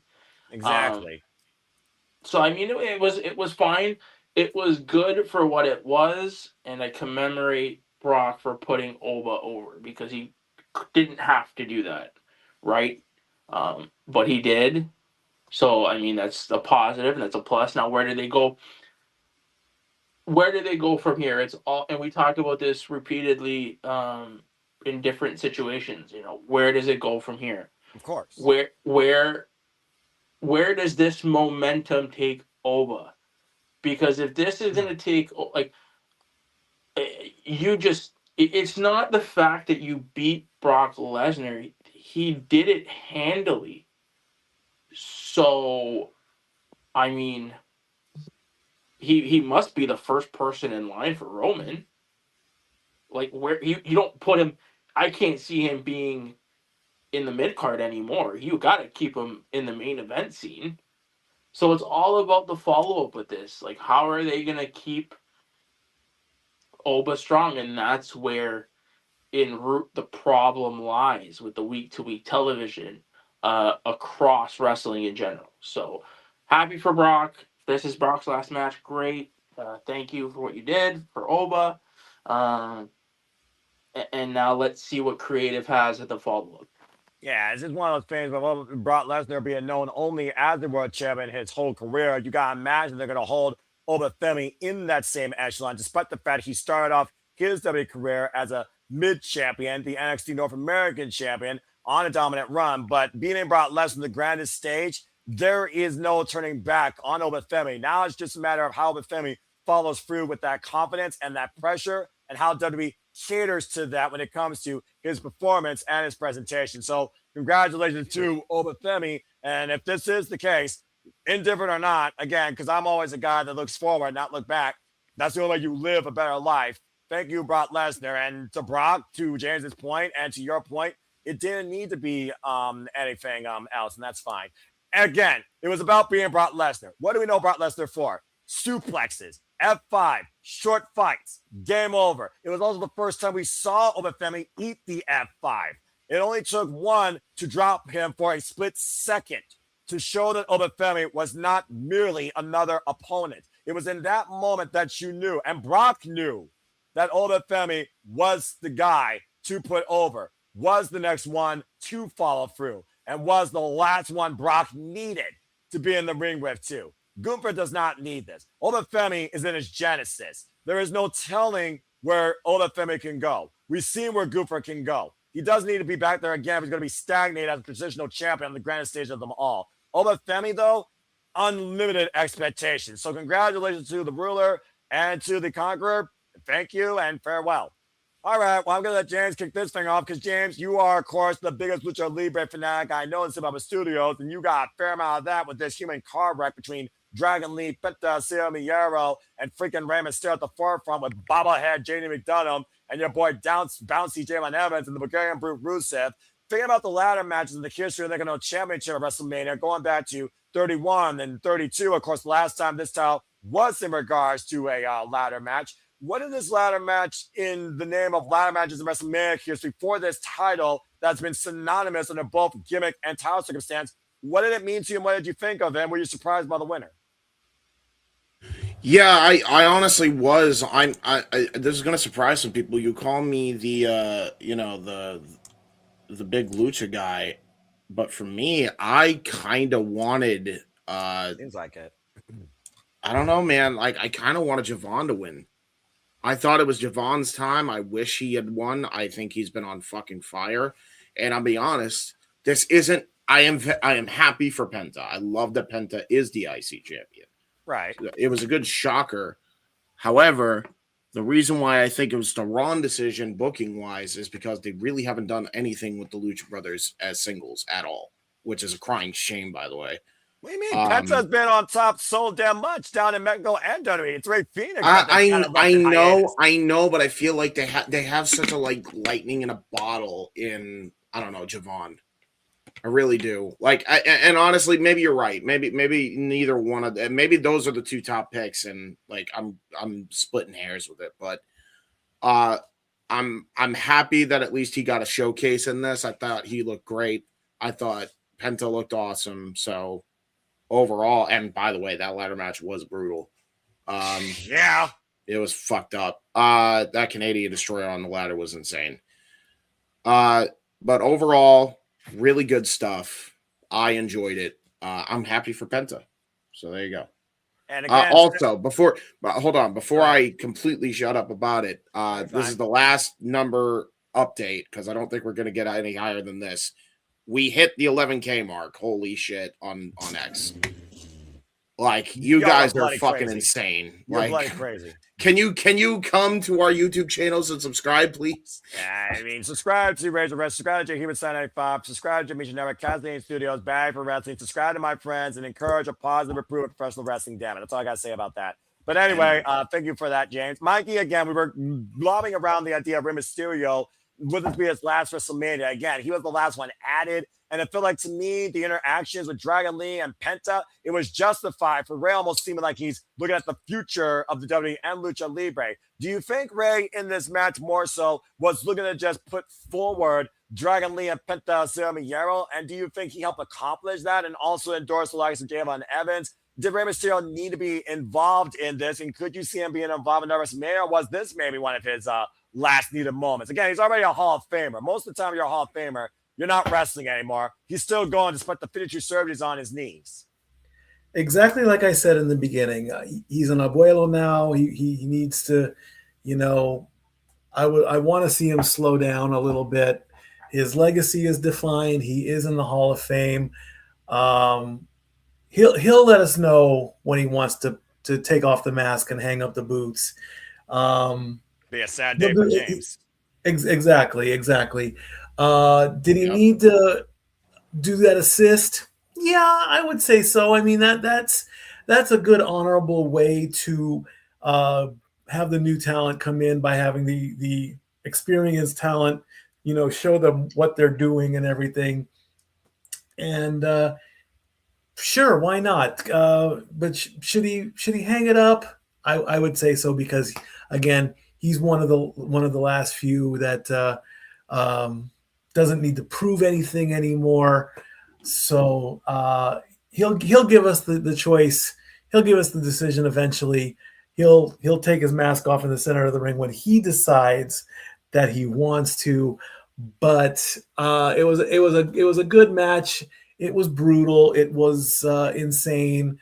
No fear. We called it how we saw it. And, again, the tradition of the Intercontinental Championship being defended, not necessarily won, but being defended, being retained, continues 40 years after the first time it did happen. It just evolved into a 6-man ladder match, which is also becoming traditions. So traditions start and traditions end and traditions evolve. Ain't that the freaking truth?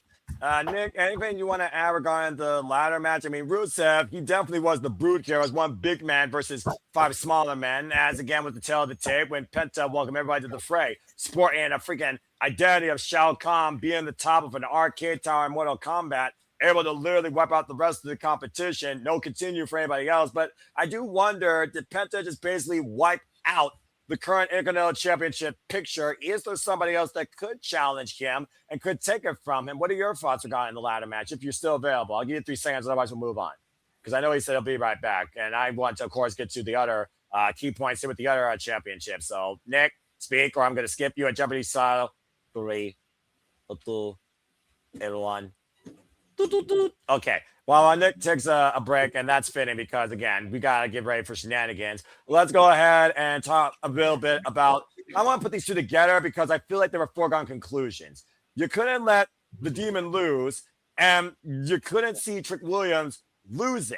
I think those were the two easiest matches to call, considering Dominik Mysterio and how much he insulted Finn Balor and how much Finn Balor needed the win. Now he's on his own. No more Judgment Day. Judgment Day of Dominik Mysterio continues. For Trick Williams, Sami Zayn was a desperate soul looking for a moment. He found his way on the card, but much like Big Show at WrestleMania 20, he was nothing more but an expense towards somebody getting the moment that was deserved because the crowd supports him. The noise is there. Pomp and circumstance aside, Trick Williams was the rightful guy to win the United States Championship. When he asked John Cena, when did you know it was your time? We never got the answer. The proverbial saying, my time is now. I think Trick Williams demonstrated tonight that his time was now. So in quick, simple fashion, putting the two matches together, do either of you have anything to add regarding the United States Championship or Dominik Mysterio versus Finn Balor? James, I'll start with you.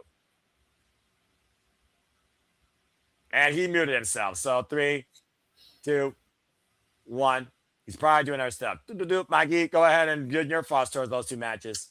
The U.S. title, I mean, the darkness has been embraced. Dom is going to do Dom things. If he is going to, do the complaining, whining part where he won't be able to talk tomorrow night on Monday Night Raw, if they show up, then there you go with that. Oh my goodness, excuse me. As far as the Sunday night. Continue. Yeah, it is a Sunday night, yes. As far as the U.S. title, again, congratulations to Trick Williams getting the U.S. title there. Sami is now probably going to go into his deep depression phase again. I hope that's not the case because he is very entertaining and everybody put on a great show today. I mean, from one end to another. But again, it is very, very up in the air as to where everything is going to go.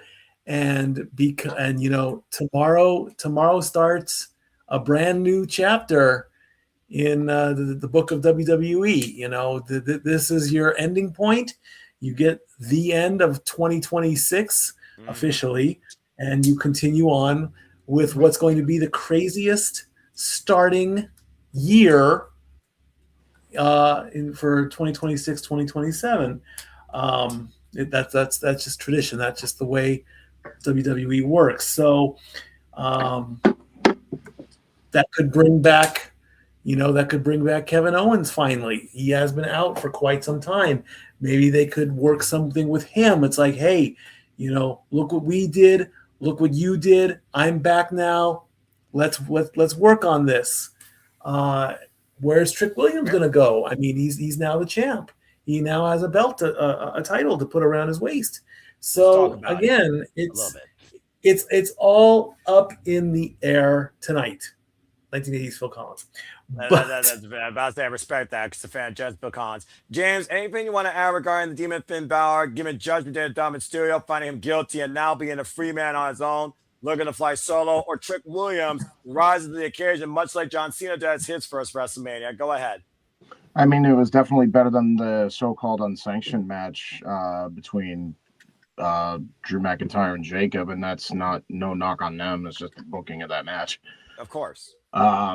I enjoyed this. I'm glad Finn got the win. Glad we got babyface Finn again. Hopefully, we get, now that he kind of, got rid of the nonsense that was Dominik Mysterio. Maybe he gets a shot at the world title because, I ain't even gonna lie. Finn versus Roman.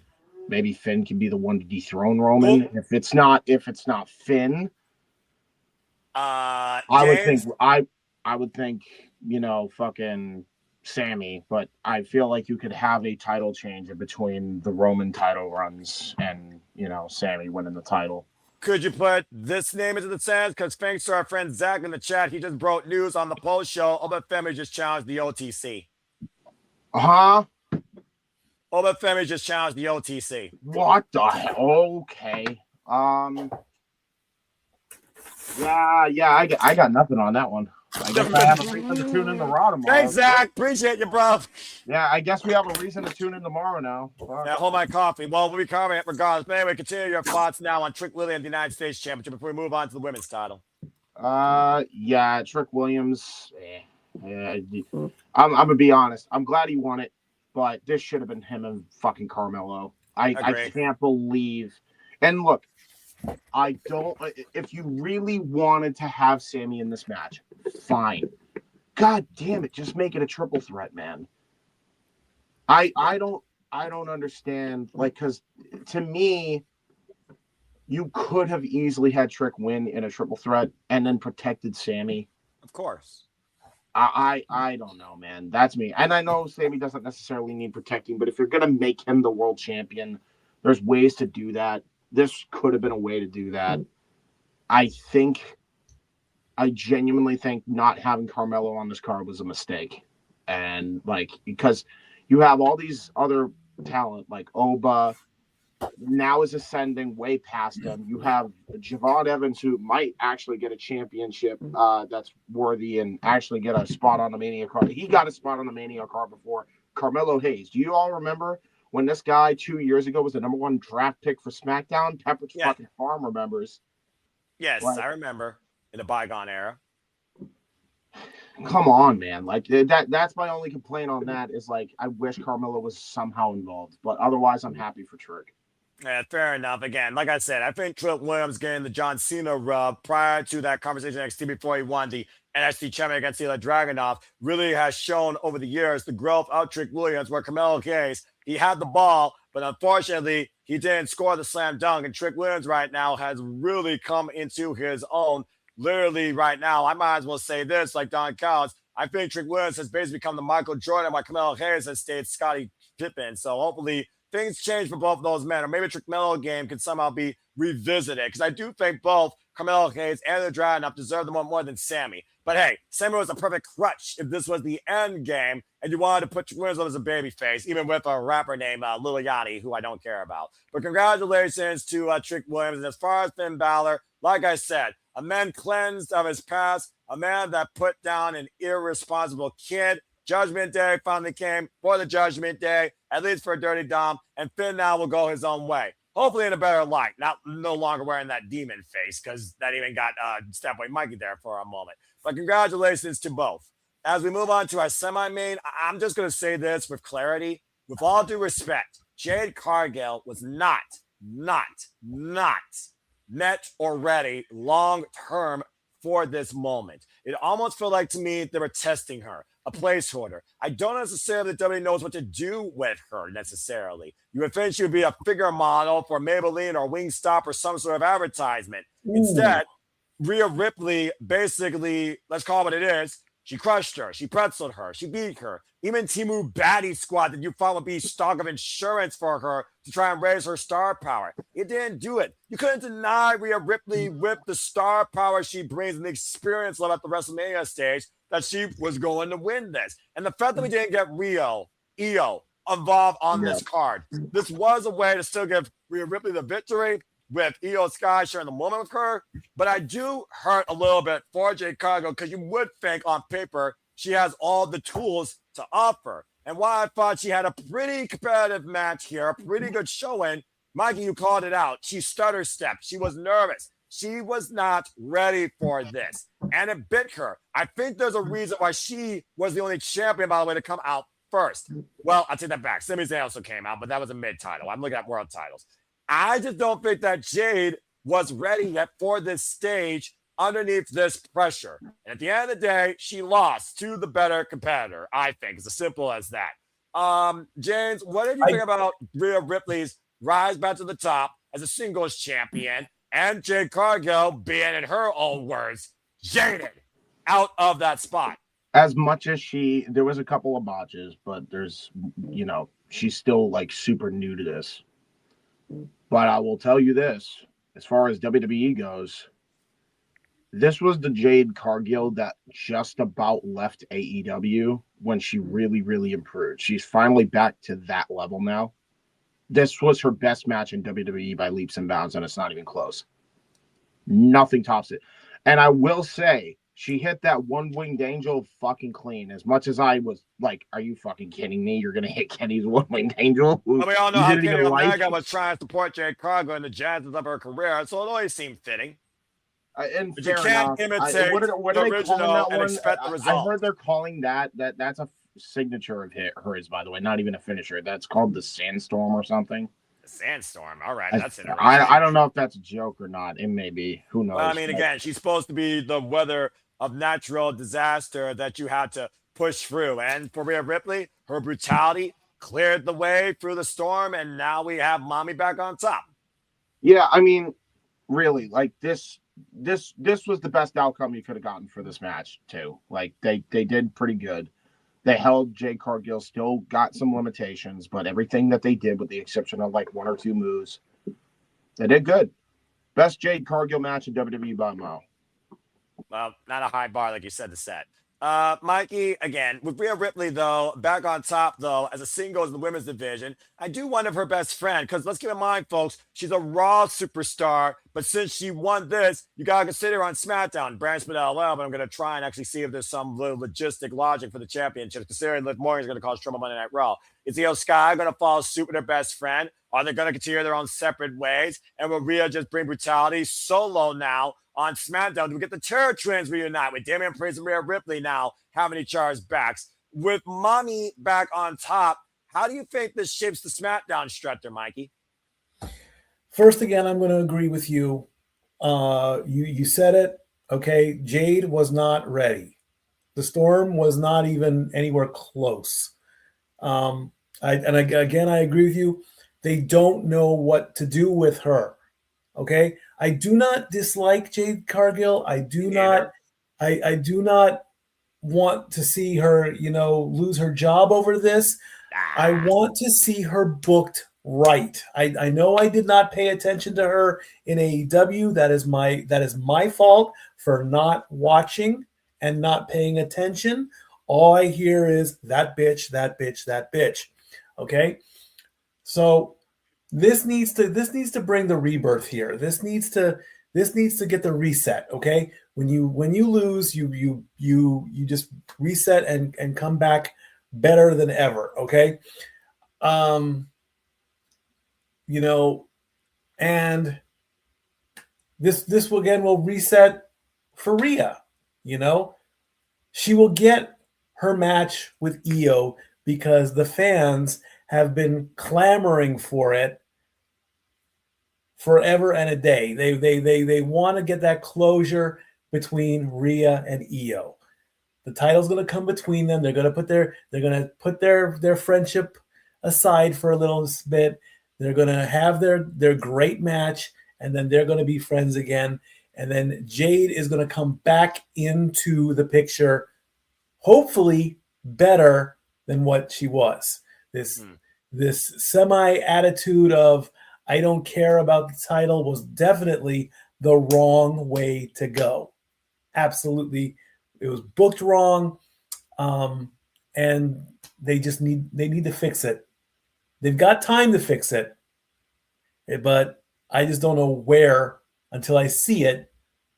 Where's it going to go? For now, you know, I will give Jade her flowers.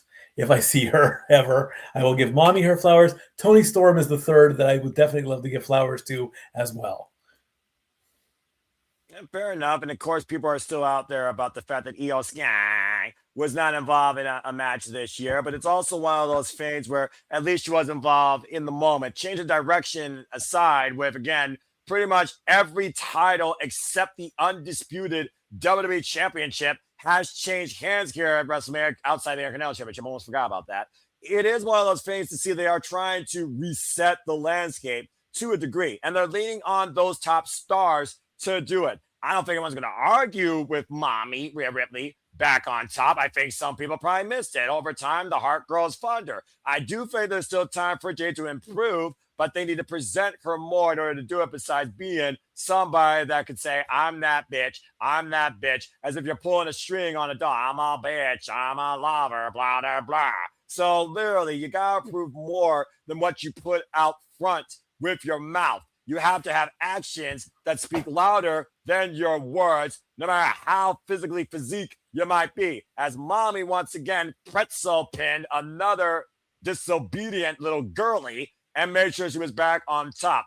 In my opinion, though, this is where Rhea is at her best. This is where she belongs. She caters to this pressure. She's a locker room leader, and she wants to see the women's division thrive. She wants to see it evolve. She wants to see it grow. She wants to be confronted. And the jury is out whether or not the EST of WWE can beat Mama as well. That's another match we have yet to see go one-on-one. And to somebody in the chat, shout out again to G. Thank you so much. It's one of those things that I don't know necessarily about the Brock thing. But again, boots and little combat gloves is a strong indicator. And as far as Zach's spot goes, with Bianca announcing she's getting a baby, it very well could be one of those things where, again, was Tiffany supposed to be in this spot who wasn't even involved in WrestleMania? Was Bianca supposed to be in this spot and beat Jade? If Naomi wasn't a mother, would have been Jade, Bianca, and freaking Naomi in a trinity of a triple threat for, let's call it what it is, power, insert the name here.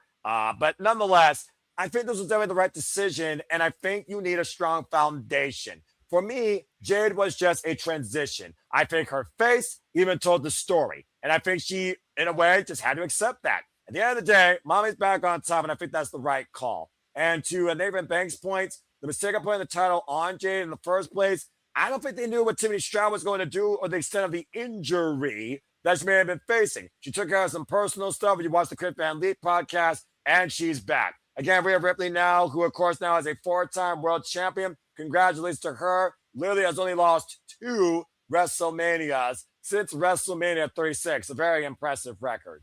That being said, James, go ahead and be funny. What did you think of the mini Housins and the John Cena, Kit Wilson, and the Miz moment with the crop punches? I'm about to say, That would be one thing I figured Jay would be all over. And Nick's back. Hi, Nick. What's going on, man? You just wanted to come back in here as we get ready to talk about the main event? Because, Mikey, do you have really anything to say regarding Danhausen? Or should we just get right into the thick of really what changed the WWE landscape?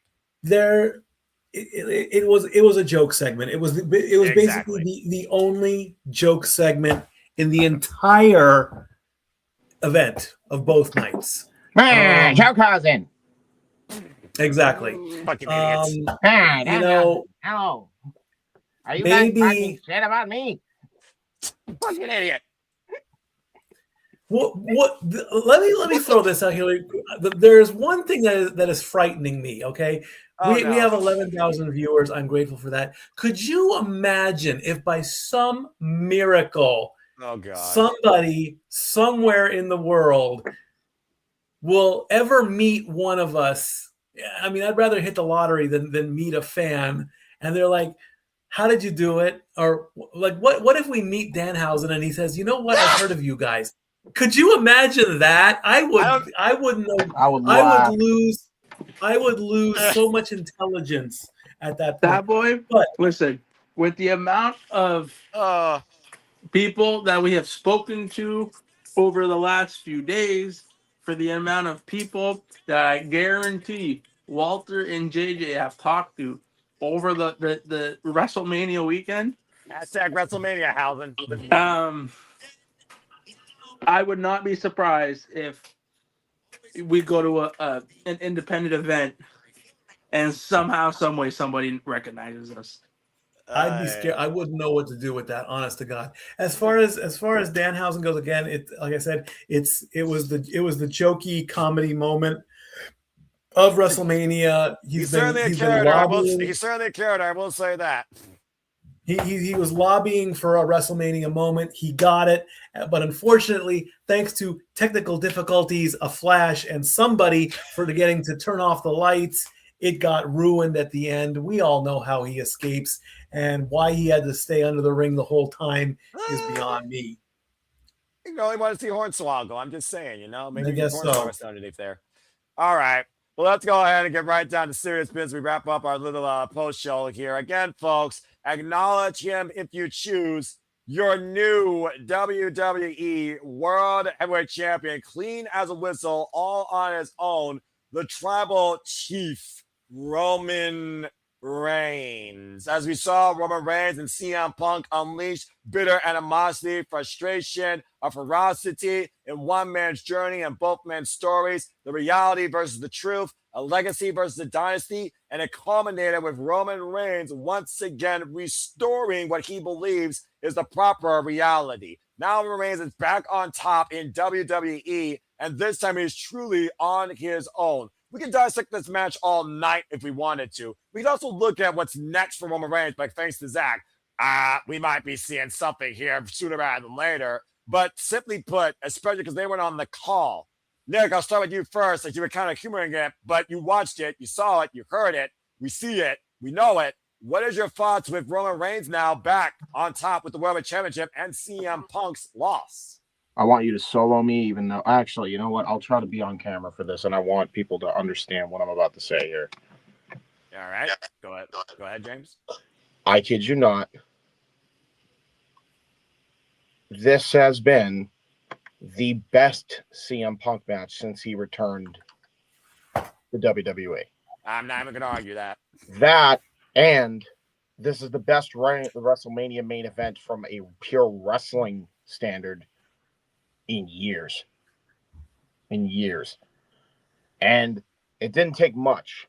Like, I guess it's different feel, right? Because for me, it's like, this was the modern day equivalent of a Hogan, and this is the closest you're going to get to Hogan and Rock you're ever going to get. It's really as close as you're ever going to get to that feeling. And we could take me off solo now. But legitimately, like, that actually was cinema. That was wrestling.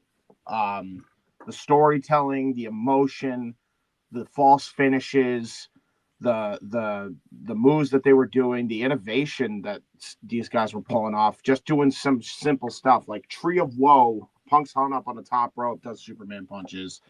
The elbow drop a la WrestleMania 29. The last Mania he did before he quit against The Undertaker, he pulled that bad boy back out through the table.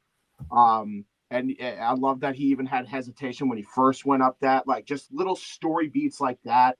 If you're a Punk fan, if you're a Roman fan, or even if you were a Roman hater, if you knew the little details that were there, I mean, they told a fucking great story. But they also had some really good wrestling. Sometimes less is more. Sometimes you need a little bit more of the wrestling. Sometimes you need a little bit more of the story. In this case, I think the story was more per se than the wrestling, but not by much. They killed it tonight. Anybody that's gonna, say that CM Punk didn't kill it in the main event tonight, you still haven't forgiven him for what happened in AEW. And trust me, if anybody understands that, it's me. They all were jackasses, but dude, you cannot deny what he fucking did tonight. That was fucking phenomenal, and Roman deserves credit too. Congratulations to him. And yeah, that was a truly worthy WrestleMania main event. That was a true Super Bowl type main event to have. They killed it. Absolutely killed it. I'll put it to you this way, James, and you can literally timestamp this if you want, because I don't know when the last time I did this in WWE. For those that don't know, I am not Dave Meltzer. I don't go this versus that. I don't rank. I don't rate. But there's a certain level of passion that comes out of me when a match delivers above and beyond expectations of what I look for in professional wrestling, the last professional wrestling fan. So without further ado, if those that know me want to type it in the chat, if those are on screen, know what I'm about to say it along with me once I start. For Roman Reigns and CM Punk for WrestleMania 42 Sunday, WrestleMania freaking 42 main event, WrestleMania Vegas main event for CM Punk and Roman Reigns for the World Heavyweight Championship. Simply put, that's professional wrestling! Damn it! Thank you for that outlook, James. Nick, with that being said, though, CM Punk, it was the one thing he had left. It was the dream that he wanted to achieve. He came out for Pete freaking sake, literally to Misraya Cantare, the beginning. Think about the beginning of CM Punk, the man that literally found his own family in this business, not born in a dynasty, not created by a legacy of someone else's name, not literally part to be the guy for anyone in a company. But Paul Heyman saw the potential. Ring of Honor saw what he brought to wrestling. AEW saw what he could bring back to professional wrestling. And then WWE brought him back here to literally see what he could do forward for his journey. He got his dream, but is his dream a nightmare? Considering it was his first. Again, Roman Reigns was no stranger to this stage. 11 main events at WrestleMania, and arguably his most important one than ever. And Roman Reigns prevailed. In a story, again, of truth versus reality, the reality is both men may hate each other, but I can't imagine neither man denying respect for one another. Nick, is there anything you want to say right now? No, it was, listen, this match, well, I mean, again, it's not gonna get me to watch on Monday. It definitely was the highlight of the weekend. It was a great match. Punk and Reigns came out, killed it. Only like they know how, right? They came out and left it on the line. I think my one really big critique was the ending of the match fell a little flat. I don't know why. I don't know. It felt flat. Like I thought there was going to be more to it. But at the end of the day, no, they hey man, they came out, they showed out, and they definitely. I wouldn't say they saved the weekend, because I don't think anything saved the weekend.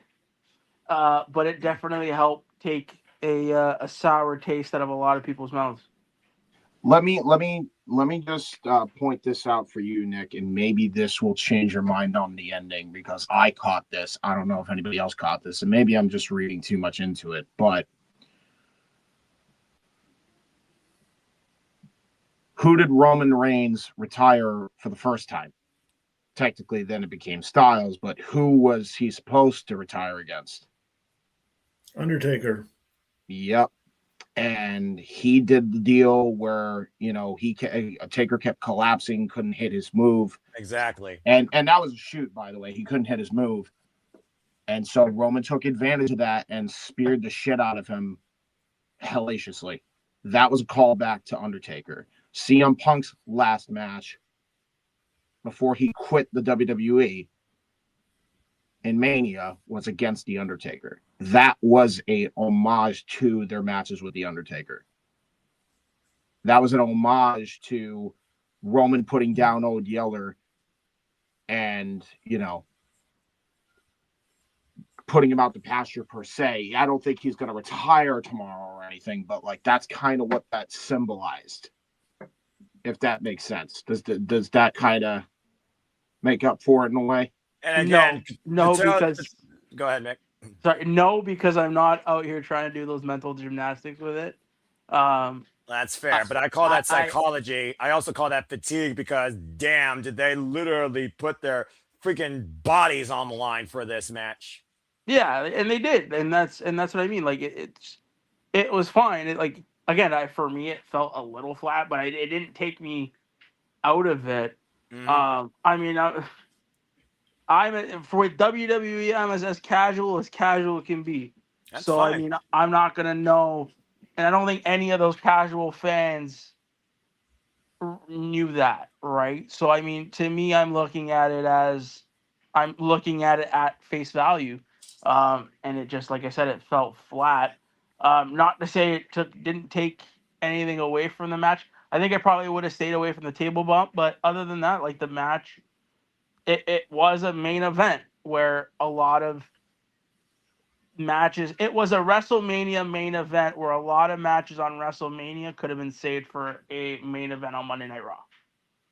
Okay, I think that's fair. Mikey, as we're about to wrap up things here, closing remarks with CM Punk losing the World Heavyweight Championship. Again, did the dream die? Can the dream still come back to life? He got his main event, but can he win it next time? Is there a next time? And with Roman Reigns back on top and faces Zack, the ruler, now eyeing the tribal chief. What's your final outlook on this match? Well, Roman Reigns has just announced that he is not going to be a part-timer. He's going to be ready and he's going to go for the summertime. The only thing that, with the news earlier today, with Cody being injured, Roman might have to step up and fill in some time until we can figure out what's happening with Cody and his belt. Is the dream over? The dream is finished.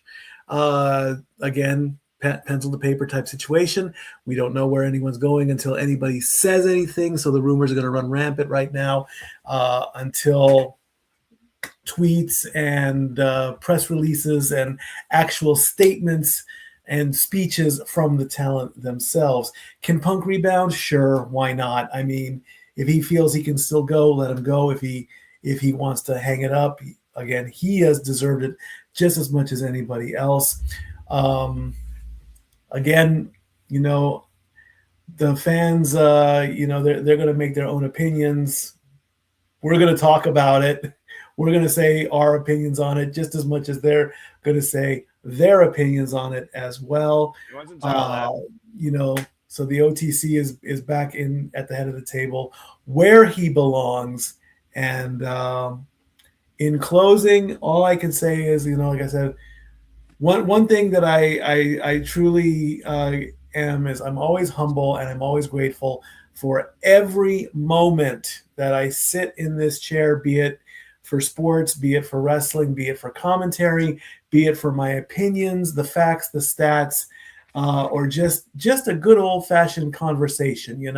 If there is a day where, we just want to get on a video chat and hit the go live button and just talk, we're going to do it.